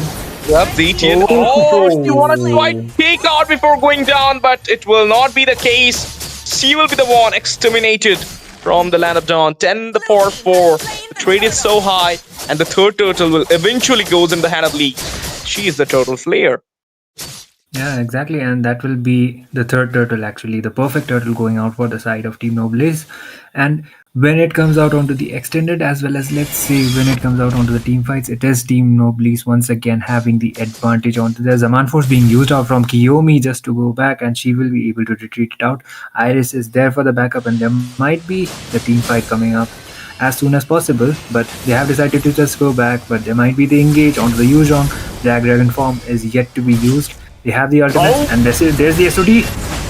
Was that Sony? Then the Black Dragon emerging. Glorious Popper coming in the way, but Lee in Jolly falls down. Mega kill secured. One down there. Black Dragon with the double petray. Double kill secured on the hand of Lee. My goodness, look at that engage. This is a massive amount of scum is happening. But into the way, Basanti falls down. It's a 2-for-1 trade. Look at the burst coming out from Pee-wee at this moment.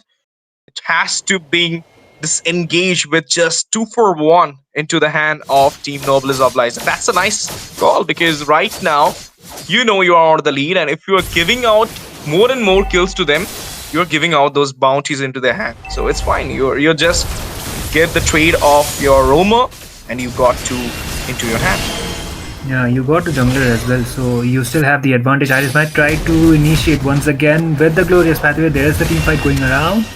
They're going back though, but right now the Soul Saver dog, can she survive here? Iris, oh no, Mega kill secured. Iris falls down. Dolly into the second wave, double onto Kiyomi. This dragon is really paralyzing each and every member from Noblesse Esports at this moment. Still surviving. I'm gonna take out Unami here. My goodness. Uni, she's not gonna survive, and that will be the last blow onto Chiffon and Berries. That's a beautiful game coming out from Mark here. She is totally onto the mark, and right now the Lord is here as well. Everything is going for the side of Team Noblesse Oblige in the game number 1. They are cooking right now, Team Noblesse Esports, with a 17-5 lead in the scoreboard, and with a massive amount of economical wise lead, 9,000 Tommy. Yeah, and they got the Lord as well. Look at the damage coming up from Leia onto the Paquito. The burst is there once again. The SOT will be missing out, but there's the Divine Judgment as well as the kill. The Paquito will be able to do the job. Leia is on a rampage, gets the monster. The Lord will be spawning from the bot side, and they don't have the tower advantage for the side as well. It's just a matter of fact, PV will be using the Fury of the Phoenix to just dive in. Unbelievable stuff happening here. I want to go for the engage. My goodness, leave with the damage. Uni goes down there. This Paquito is literally a menace right now for Noblesse Esports. She is taking over this fight. She is taking over this game, and nobody can get close to her. Lee, the queen, arises. Noblesse Oblige right now, totally tormenting and annihilating the side of Noblesse Esports. Another structure about to fall from the top. They have taken out the Holy Shield into the bed as well. The Lord is marching down to the bot. Let's see if Noblesse Esports can go for the defense, or this will be the final and the mighty push. They are actually committing it out. They have lost the Lord, but they have... It's only the inhibitors remaining for the side of Team Nonsense, and it is just a matter of time. Once again, the Divine Judgment. PV is able to get the kill, and just like that, the Valentina will be falling off onto the process. Basanti just goes in, but there's the fight. There is the fight, there is the engagement. The finish comes into the way. Legend secure ball. The QOP, they're trying space, opening up the window, and there you go. Just a single member from Noblesse Esports surviving. Doesn't matter because the crown is totally destroyed, and it with the game number 1 into the hand of Noblesse Oblige. What a game it was, guys. A full-on domination from Noblesse Oblige from the minute 1 to the minute last. Literally, I mean, that's what you needed. I mean, you know that you have a better draft than them, so now we're gonna prioritize the early phase of the game, and then we will cook into the late as well, and not a single chance for the comeback to the hand of Noblesse Esports in this game number 1. I believe they might gonna try something else into the second game, not gonna try out the same mistakes. We'll learn from their mistakes, we'll change out the draft a little bit, something to the counter phase, because somehow I'll see like that team fight in the early phase of the game after the second turtle they took onto the top, in which they got 3 kills into their way, could have a better, you know, concentrated or pace on things for them if they wouldn't have fall down after the initial fight. Like, they extended it out, but massive amount of thing I'll say for Lee, that she was the one, Itami, carrying out the whole game for the side of Noblesse Oblige. Like, she was the one suddenly coming into the scene, engaging it out, and gonna take out a Uranus. Can you just believe? And Uranus, something who is a god of sustain, I say, has been just got disparted from the damage output of a Paquito. Lee versus Uni. should be remembered in the MWCC. Yeah, that's the thing. And before Uranus gets the defense items, he is not able to sustain as much as he does onto the later phases of the game. And Nonsense Esports draft was heavily reliant onto the late game because of the high loss as well as the Uranus they had. So they picked out the Paquito onto the jungle with the lethal ignition. So they had the maximum damage output, and she went out for the Sky Piercer as the first item. So she was able to stack up onto that as well. So they did make sure Nonsense Esports will not be able to get the farm onto that.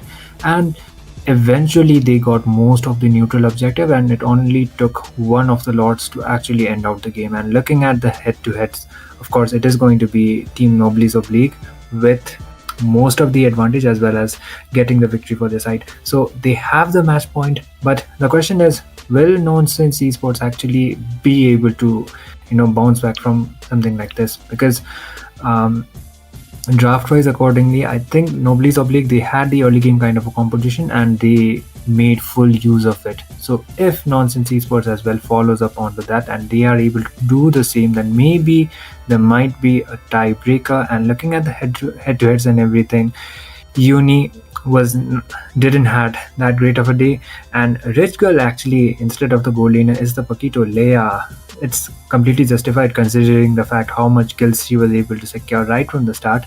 And the Fury of the Phoenix was also quite accurate from the Zetian, and of course Iris was taking up a lot of damage. The Hylos didn't had the Chastise Paul run onto the time, so she was not able to sustain as much as Uni 2 onto the Uranus. So the Kaja Basanti, one thing about the Kaja is, once she decided to go in, even if she was getting traded out, it was Team Noblesse Oblige who had the better trades, and they were the ones who are having the 3-1 even if they are losing the Kaza onto the process. So it was absolutely worth it in terms of getting out the assists.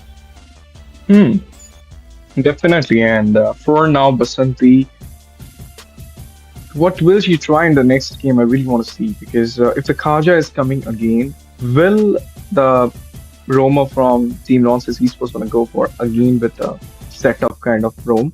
Because you can counter a pick off with another pick off. You can go for a Kalea. You can try on to a Khalid or Hilda kind of thing, or maybe a Gwynny roam as well, or out of the blue moon a Chao as well. You can go for the show.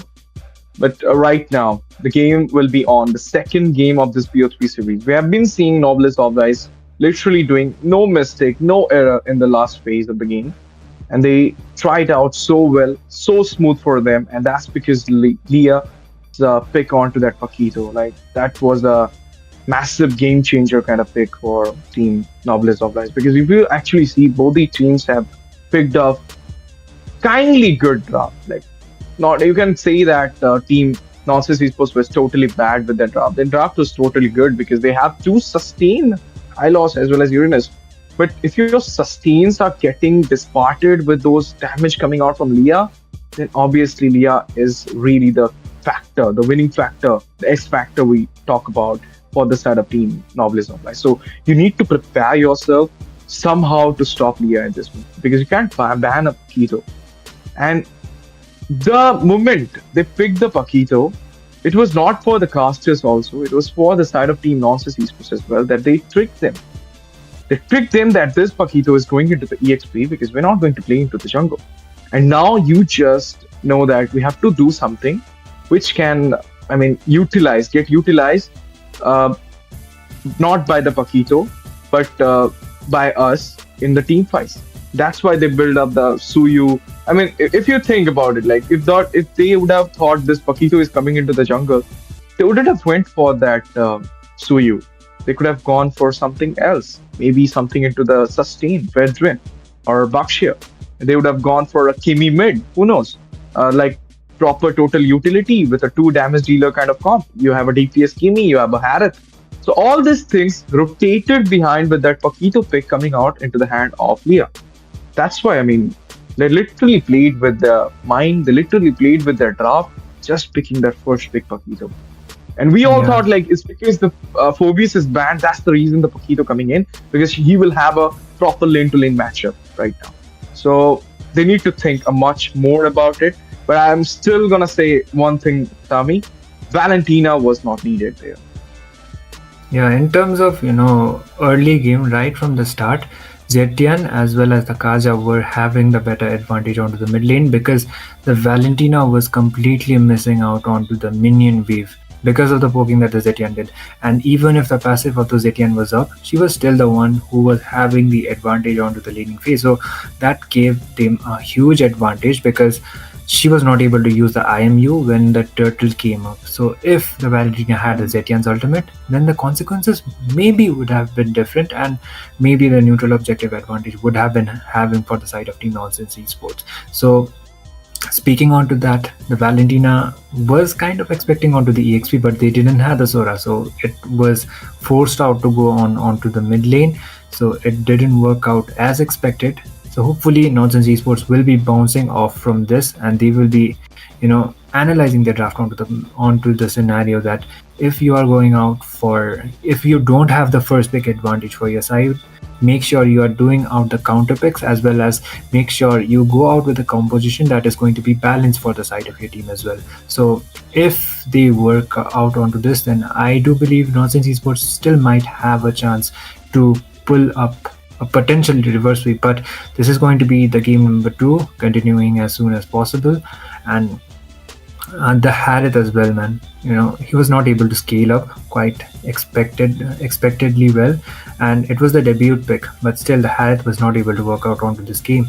So maybe game number 2 they will just be banning it out, or maybe just leaving out the Harith, or maybe he will not be getting picked out at all. But there was one thing I actually wanted to mention out onto the complete draft is, like you said, when it comes out on to the first pick advantage you have, most of them, they do the thing that they come out with a flex pick, but onto there they tricked onto the fact that the Paquito is going onto the EXP instead of the jungle. So it was completely unexpected unless the Yuzhong was locked in, and they went out with the Paquito onto the end, and it was going onto the jungle. So that was completely unexpected, and they didn't have the focus for the side. So there was no proper counter pick, and Nonsense Esports draft was completely dependent upon the scaling as well as the itemizations, because Hylos as well as the Uranus, they are really beefy frontliners, but they need their items in order to do that.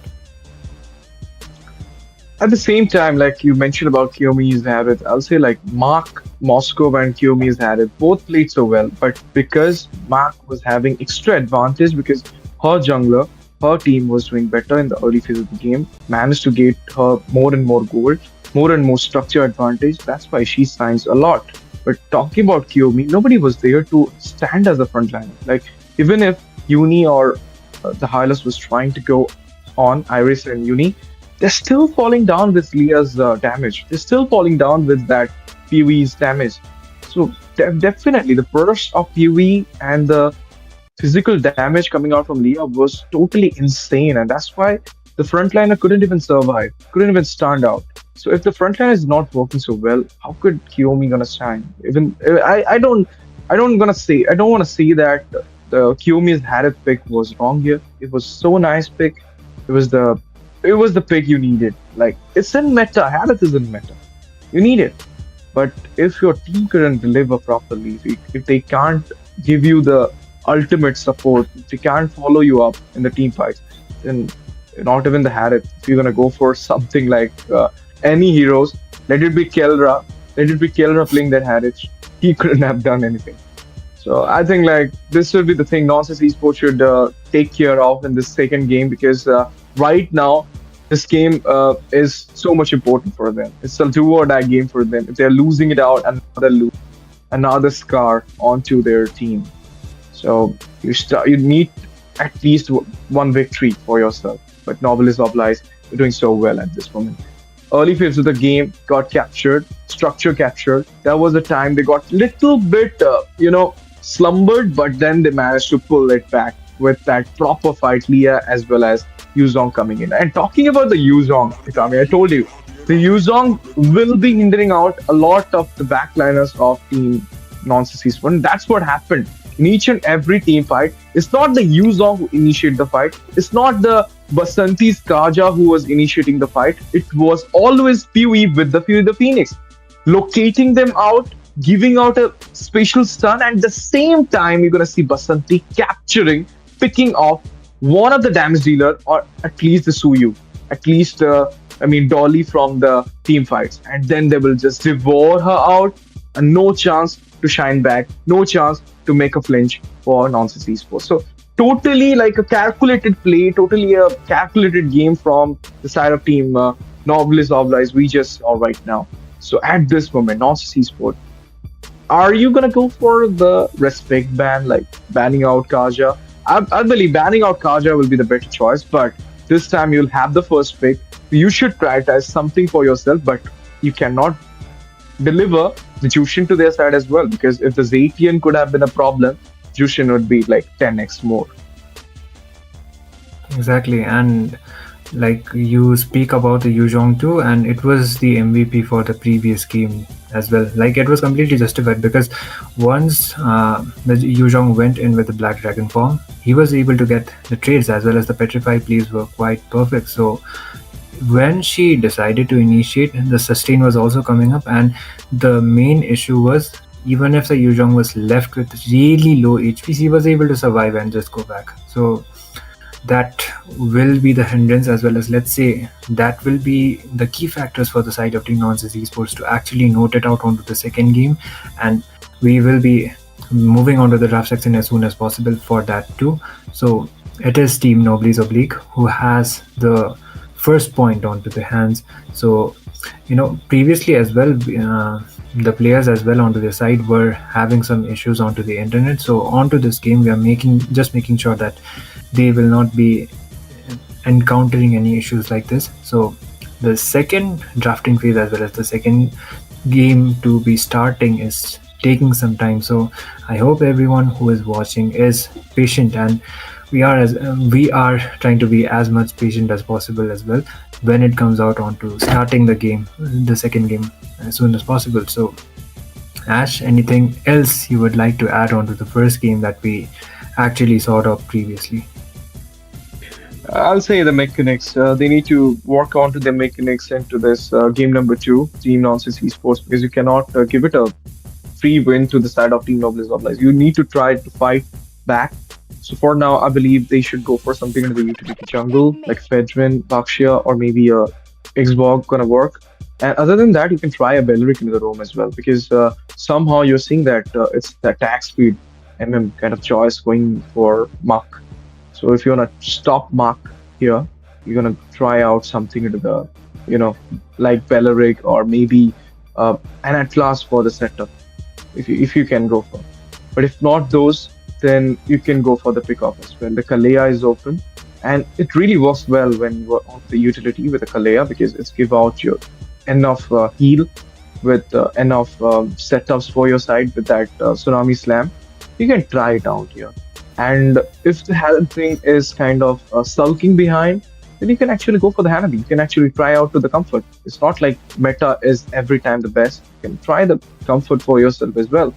But into the mid, I'll again reconsider the thing that they should try something else.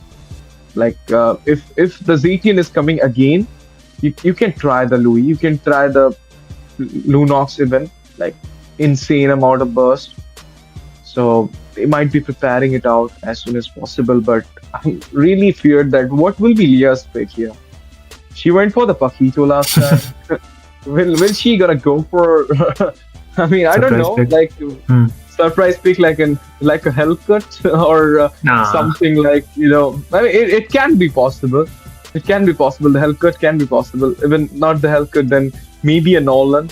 So all this thing, like she is really into that keen of taking out the blows as instant as it is. Like instant kill is kind of referring to her. That's how she played the last game. Totally late engages, just coming for the finish job, and gonna try out those tanky frontliners as well. So I'm totally fascinated about Leah's Paquito pick today.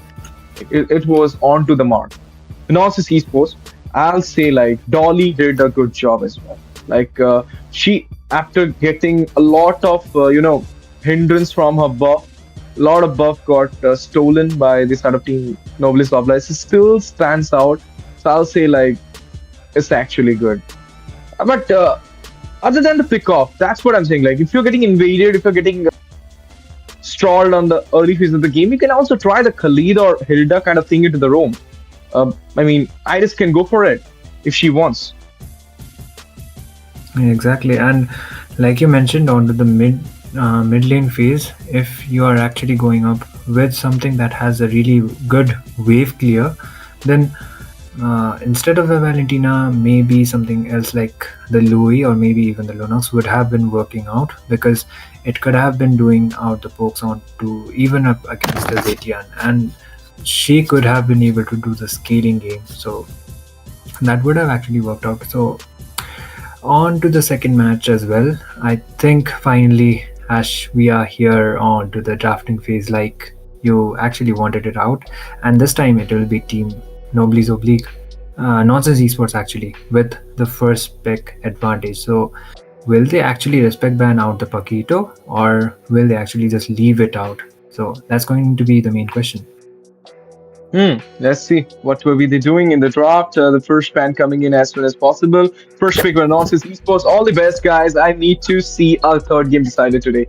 Will it be 12 o'clock? I don't mind about it, but since to win this game, because they have been trying yesterday.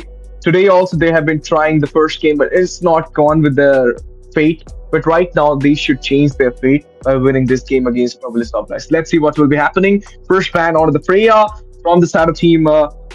You can see that Harley will be taken out from Noblesse Oblige. Will they going for that Kaja ban here? Something to the respect, so the first match will not be replayed into the second match. So will they gonna go for that Kaja ban? No, they're gonna take out the Marcel. Still, the Jushin is open. I believe Noblesse gonna try out the Jushin with the ban list, or maybe they're gonna take out the Zetian, because there is a huge possible chance that team Nonsense Esports might gonna pick that Zetian into their way. Yeah, that's highly possible. And compared to the first game's draft, it is looking out pretty much similar. And this time, the only difference by far is going to be the map. It is not going to be the rivers, it is going to be the flying cloud instead. So in terms of going out onto your lanes once you have been taken out, will be faster compared to previously. So that is going to be one of the advantages for either of the sides, and Nonsense Esports will be respecting out the Paquito and they will just be putting it onto the ban section. So that is going to be a complete different jungler coming up from the side of team Noblesse out this time. So what could potentially be the final ban coming up from the side? EXP lane could be the priority, or maybe the Zetian could also be one of the things. The Jushin is onto the ban section, so Zetian is highly possible, and if it is not getting banned out, once again Noblesse will be instantly locking out the Zetian for the side. Yeah, that's what the plan is for. Jushin was really needed taken out here, and that's what Noblesse did, and that's the respect onto the Paquito, as you mentioned. Now the last ban coming in, will it be the Zetian? No, it will be the Suyu. They don't want to give Dolly that Suyu again, because Dolly was doing great. If she would have get more and more blue buff, she would have been extravagantly good. But now, will it be the first pick Claude? Yes, it is. It's a first pick Claude. Kiyomi going on to the mark right now. She don't want to play it around like last time with that Hades. She want to take out the Claude, so the late game will be into the hand. But now the Hades is open. You have a chance to go for the Phobius. Phobius Hades. Are we going to see this from Noblesse Oblige? Satian will just get tripled by Pee-wee here. She's going to go for the same pick. Will it be the Kaja? Will it be the pick off like a Kalea? Or it will be the Phobius for an insurance?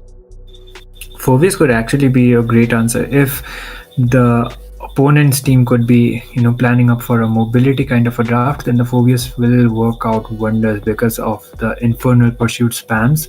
So Phobius can be a great answer, but the Paquito is banned out onto this game, so maybe they will not be relying onto that, but instead it is going to be the Khalid as well as the Guinevere. So early game aggression is already there from the side of Team Nonsense Esports, and maybe this time around, I think, like we already said it out, previously their draft was mostly reliant onto the fact that they will be heavily reliant onto their itemizations. But onto this game, it is going to be the Guinevere as well as the Khalid, which will be having quite of a damage right from the start of the game before even getting the items. I'll tell you one thing, man. That is, this Khalid pick is totally onto the mark, I'll say. I told you, like, Khalid Hilda gonna work if you're getting invaded more and more. And now they're giving Dolly a chance to pick the jungle into the last phase by actually seeing what else coming in. Because last time, the Suyu was the second pick for Nonsense Esports. They picked it out so early, but this time they wanna try it out. They're gonna go for something into the late, and there you go, guys.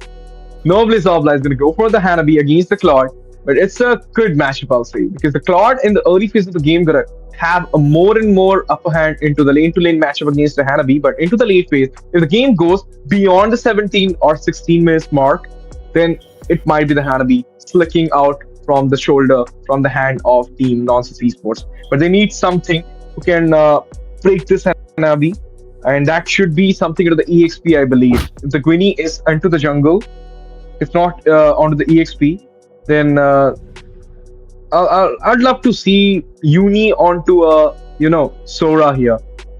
That will give them more and more setups. Sora would be the best perfect choice Nonsense can go for. Yeah, Sora is a really great answer.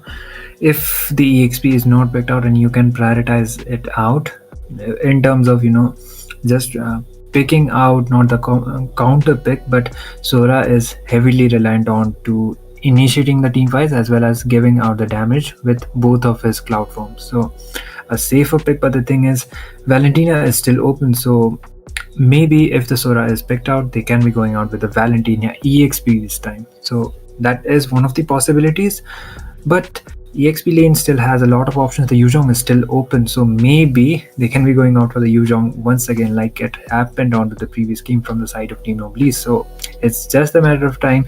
They banned out the Phobius as well as the Fredrin. Jungle position is still open against the Guinevere. Fredrin would have worked out wonders, but it's not available for this game, so it's going to be something else.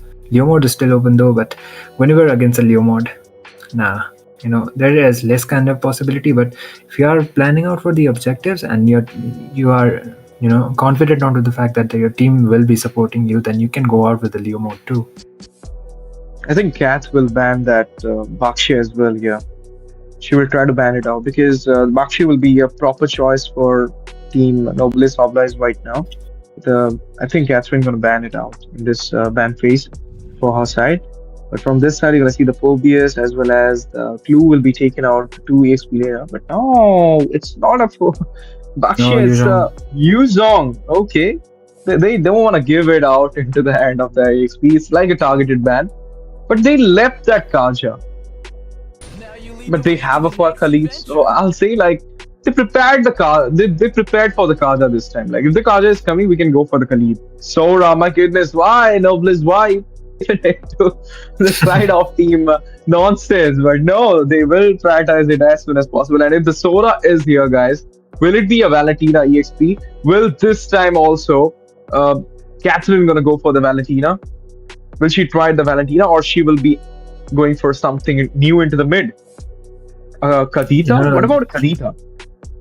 The mid composition is still same for the side of Team Noblesse, actually, the Kaja as well as the Zetian. So Valentina most probably is not coming, at least onto the mid lane. It is going to be something else, like something that could clear the waves fast as well as be an equal matchup against the Zetian right from the start of the game. Okay.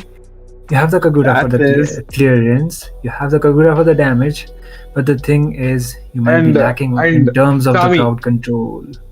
Man. Yeah. I need to state something. Like I know Catherine personally, so she's so good with the Kagura. She's kind of India's number something Kagura. She's been playing like this. Yes, more and more, and she wanna go for that comfort here. As I told you, like she's gonna go something new, not the Valentina this time. And that's the Lancelot. My goodness, I want to see it. My hero is here, guys. The Lance is got picked here by Noblesse Oblige. They banned the Fedrin, they banned the Paquito, but no. Is the Lancelot Leah going to play it out? I mean, the name is suggesting that kind of raunchy pick, and we're going to see it out in this game. Noblesse Oblige versus Team Nonsense Esports. Both the teams are into the ruckus, are into the way of winning this game, because look at the intent, look at the draft. It is so spicy right now. I mean, Noblesse Oblige going full to full, battle to battle, throttle to throttle, and Team, Nonsense Esports, they are also on this time. The confidence is on, the game is on, and it will be one team who will be shining as the victor. Let's see who it will be. Comment down, guys, whom you are supporting. This is going to be the decider game for the side of Team Noblesse. If they are able to seal it out, it is going to be the match point for the side, and it could be a clean sweep. But will Nonsense Esports actually come up with a comeback? It will be decided onto this game. Ladies and gentlemen, once again, back onto the game number 2. This is going to be Team Nonsense Esports onto the blue, taking on Team Noblesse Oblige onto the red. So Leia once again with, let's say an unexpected kind of pick. In the world of Suyo, in the world of Leomord, be a Lancelot, and that is going to be a Lance coming up. Let's see what will be going on here. Both the teams are trying to take on the early phase of the game, and again, look at Pee-wee. So do Basanti. They are going for the same strategy. Khalid with the turning, but just goes back at the perfect timing with that flicker. Was about to get the first blood, but that's a nice escape. And does he manage to take out the passive from the Pee-wee? I don't think so. Ash, I actually would like to mention something. That's an interesting kind of a choice. Kagura onto a Petrify. Very interesting, to be honest. Like, mostly we see Kagura onto the flame shot or maybe onto the flicker. So she is, like you have already said, she is very experienced with the Kagura. So, there might be a really good reason she decided to go out to Petrify, because this is something we don't often see with the Kagura. Saivi got slowed down onto the bot side, and that's Uni this time is serious with that Terizla. And Terizla is actually a good pick against the Sora. And there you go, I told you the Claude will have the upper hand against the Hanabi, and that's what Kiyomi is doing against Mark this time. But onto the top side, look at it. With Lee coming in here for the fight. There's a tornado being used as well. There is Swamp coming in out from this. Terizla want to go for the fight. Slither of HP. That goes back. Basanti, they want to go for the engage. Well, having the region with the help of the passive of Kaja, but right now the 2-2 is getting contested, and we're not gonna see anyone coming out from Team Nonsense Esports. They are kind of relieving this turtle with the hand of Leah. But from the behind, with the Phoenix, the zone out is being properly done. Leah finds the turtle, goes in for the damage. That's the shifting cloud being used. That's the off position mark, and they will be going back to look at the lightning strike. Oh my goodness, Dynamic goes in, finds the kill, but got a stop. Got a halt with that. Spatial migration value to him. She will be fine, but no. It will be Catherine with that umbrella bloom, securing a kill. 1-for-1 the score is. Turtle into the hand, but somehow, look at Leah. She is still surviving. She's still going back. Puncture use. BMI for the defense by Kiyomi. She was able to land the Phantom Execution, escape the Violet Requiem, and just go back. So that is quite impressive. But still, Kagura, let's say Catherine was able to get a trade at least with the Kagura. So it is an equal kind of trade, but still Noblesse had got the first turtle, so they still have the 1k gold lead onto their advantage. So Nonsense Esports, compared to the previous game, they have the pace this time, and hopefully they will be able to keep up with that, relying more onto the signature picks and relying more onto the itemization. But Leia, man, this woman onto the Lancelot is quite commendable. But there's the Petrify. That's a Petrify, raising Sandstrom, connecting it down, but beautiful escape coming out from Pee-wee here. I mean, she managed to somehow goes back. Puncture coming in. Gonna go for the engage if you're the Phoenix to get a stall there. Oh my goodness. I'm gonna get it with the puncture. Leah with the Lancelot is so beautiful to watch. She's carving the artistic dance with that Leah, with that Lancelot's puncture as well as Throne Rose. Yep, it is quite to the point once again. that's a beautiful escape, I'll say. That Throne Rose for the Purify, for the Immune was really needed. And now you're going to see Dolly going back. Yeah, that probably should be one of the signature picks for Leia. So, okay, the Raging Sandstorm being used out just to retreat it out just when the turtle is up. And this is going to be the second turtle already coming up. Leia will be the one able to contest it out first. So, the contention. Okay, here's the Aegis at the perfect timing. Beautiful defense from Mark, I'll say. That's what you needed. But into the turtle vicinity, there is the fight going on. We'll be having the turtle. It will be Leia as easy as possible. She will grab the turtle and just goes take out the lava golem. That's invasion coming in out. Khalid's gonna try out to zone it up, but it will be the Divine Judgment. Valerie Mears and Leia falls down. Catherine strikes in. Iris goes down as well. It's a 1-for-1. It's the rover for the jungler. But right now, the Cloud Stride will be giving a double on to Uni. Fear of the Phoenix comes to the way. Can it be a triple? Can they take out a 3 down here? Okay, the burst coming in. Leia goes back. Catherine goes back, but Dolly falls down there. Nice escape for Catherine, but her team got stumbled down. Struggling against Noblesse Oblige, Sora. This girl, Sabi, she's so good with the EXP, I'll tell you. Yeah, definitely. And, previously it was the Yuzhong and this time it is the Sora. Even with the damage as well as the cloud form, able to contribute most of onto that, and the turtle will be up onto the next 60 seconds. Off camp kill. It is the Khalid actually. Iris is able to get a solo kill, but she will be escaping with the Raging Sandstorm. Instead of initiating, mostly the Raging Sandstorm is getting initiated in order to just do the retreats. But you have a scimitar, you have more and more mobility than the last slot. You could have escaped it out easily. I don't think the resources would have taken out there. Fine. That's the thing, and they are not able to trade it out, but Iris doesn't have the Raging Sandstorm this time. They might be trying to initiate onto that, but they will try to retreat it out, but there's a dive from Iris, but there will be the backup coming up. Phantom Execution, Throne Rose, Slain happen, Aris falls down, it's a kill on the hand of Basanti, and now they're gonna try to take out Kiyomi into the way. Look at that, they're trying to take down the structure first. The third turtle about to arrive into the land of Dawn, that to the bot side, and I believe Leia will not be missing it out. She will be the one taking another Turtle Slayer mark in this game number 2 as well.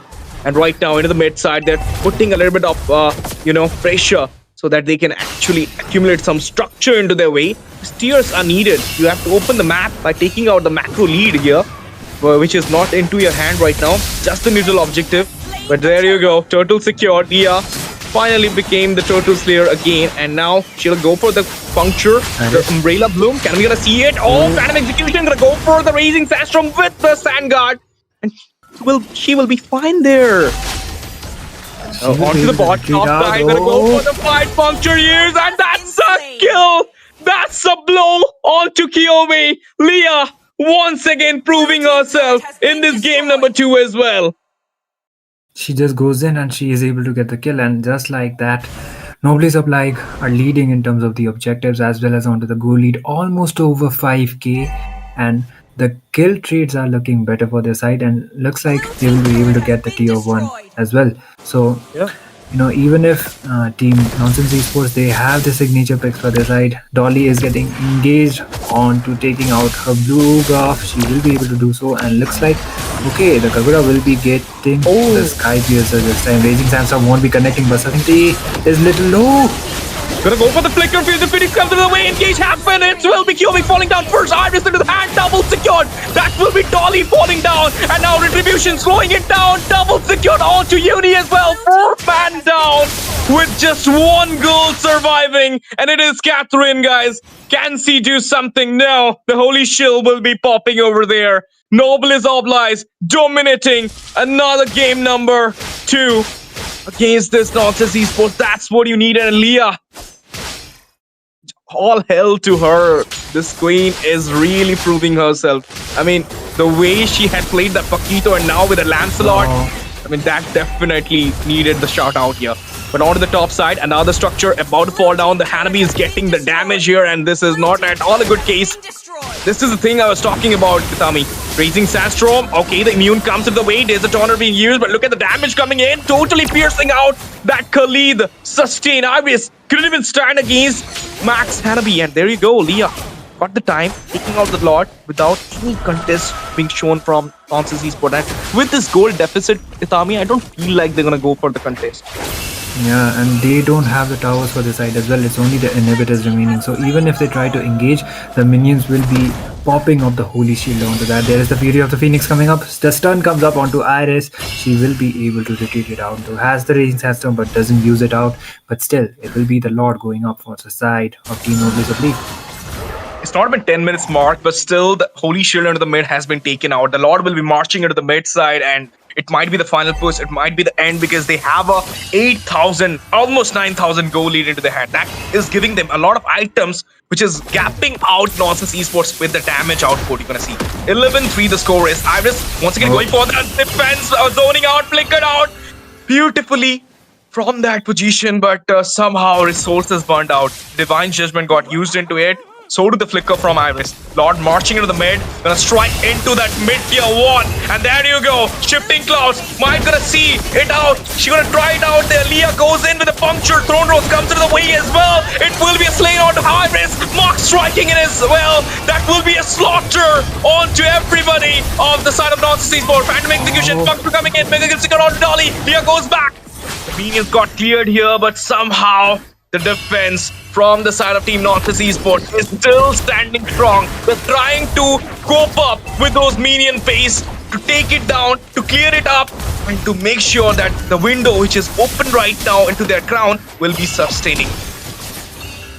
They will be losing out the towers though, and they will be actually losing the mid inhibitor. So the crystal might just remain wide open, and Leia is all alone onto there, but still they will not be initiating onto her, at least for now. Has the puncture as well as has the mobility skills to just go back. And for the fact that Leia will just go back, Phantom execution being used out, but there's the engage. Yimai used here. They're gonna go for the blazing trade, but killing spree got secured onto Uni. 3-man down. The striking it. Oh, he missed out the Throne Rose, but not gonna miss out the burst. Winter Crown play comes to the way, but Mark finds the kill. Dolly goes down. Last Catherine falls in as well. It will be the end. Noblesse Oblige gonna secure a 2-0 dominating win at the night hour against Team Solace Esports to get their first victory in the top 8 round robin stage at MWCC Season 2. Congratulations to the winner. That is Noblesse Oblige. What a game it was. Trapped. Game. Play style.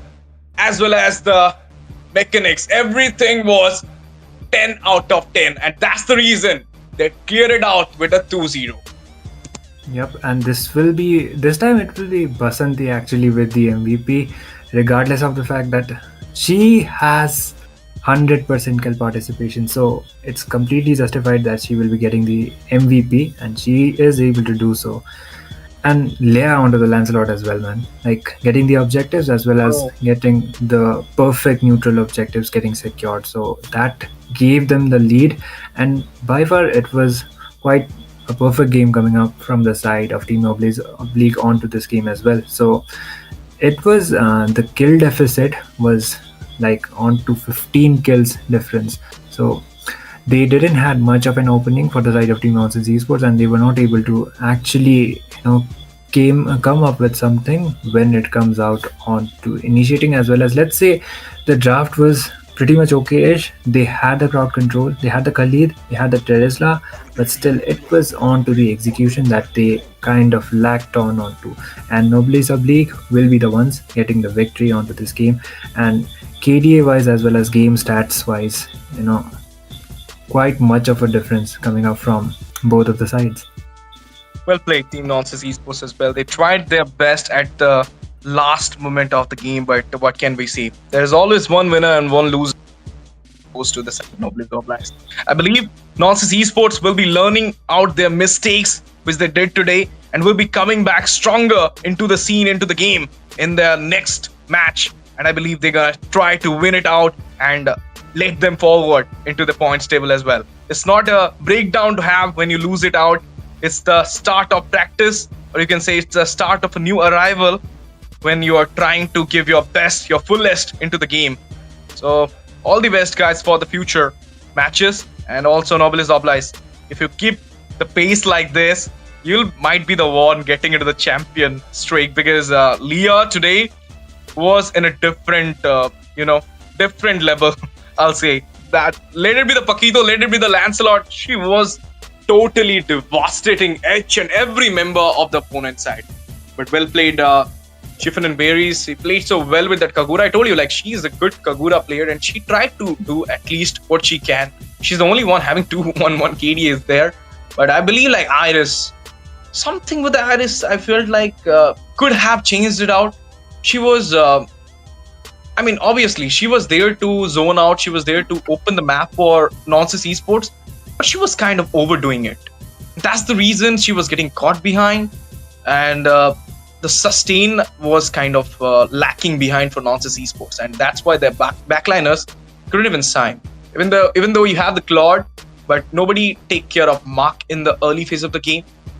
Just like the first game, you did the same thing in the second game, and literally Mark get more and more damage into her hand, and that's why the Claude Kiyomi couldn't do much in this game. But it's fine. It's just a lose. It's just 2 games. You have more 5 games to go. You need at least 4 to 5 matches into a victory so that you will be performing in the top 4. So there is a chance, guys. There is always a chance. So don't lose hope. Don't get down. Just chin up, guys, and you can manage to pull it back again, I believe. But Noblesse Oblige, what a game it was. Like, really, 2-0 to finish the night. Thank you so much for joining, guys. It was a nice evening and a nice night, I'll say. 4 games, 4 big wins, 4, total cinematic gameplays. But at last, we have to say the byes, because it's our time to get off from the stream. So thank you so much for joining. Thank you so much for watching. I will to have you all again tomorrow. We'll have the stream. So till then, guys, good night, everyone. Ash TZ and Itami will be signing off from MWC Season 2. Till then, Sabakir.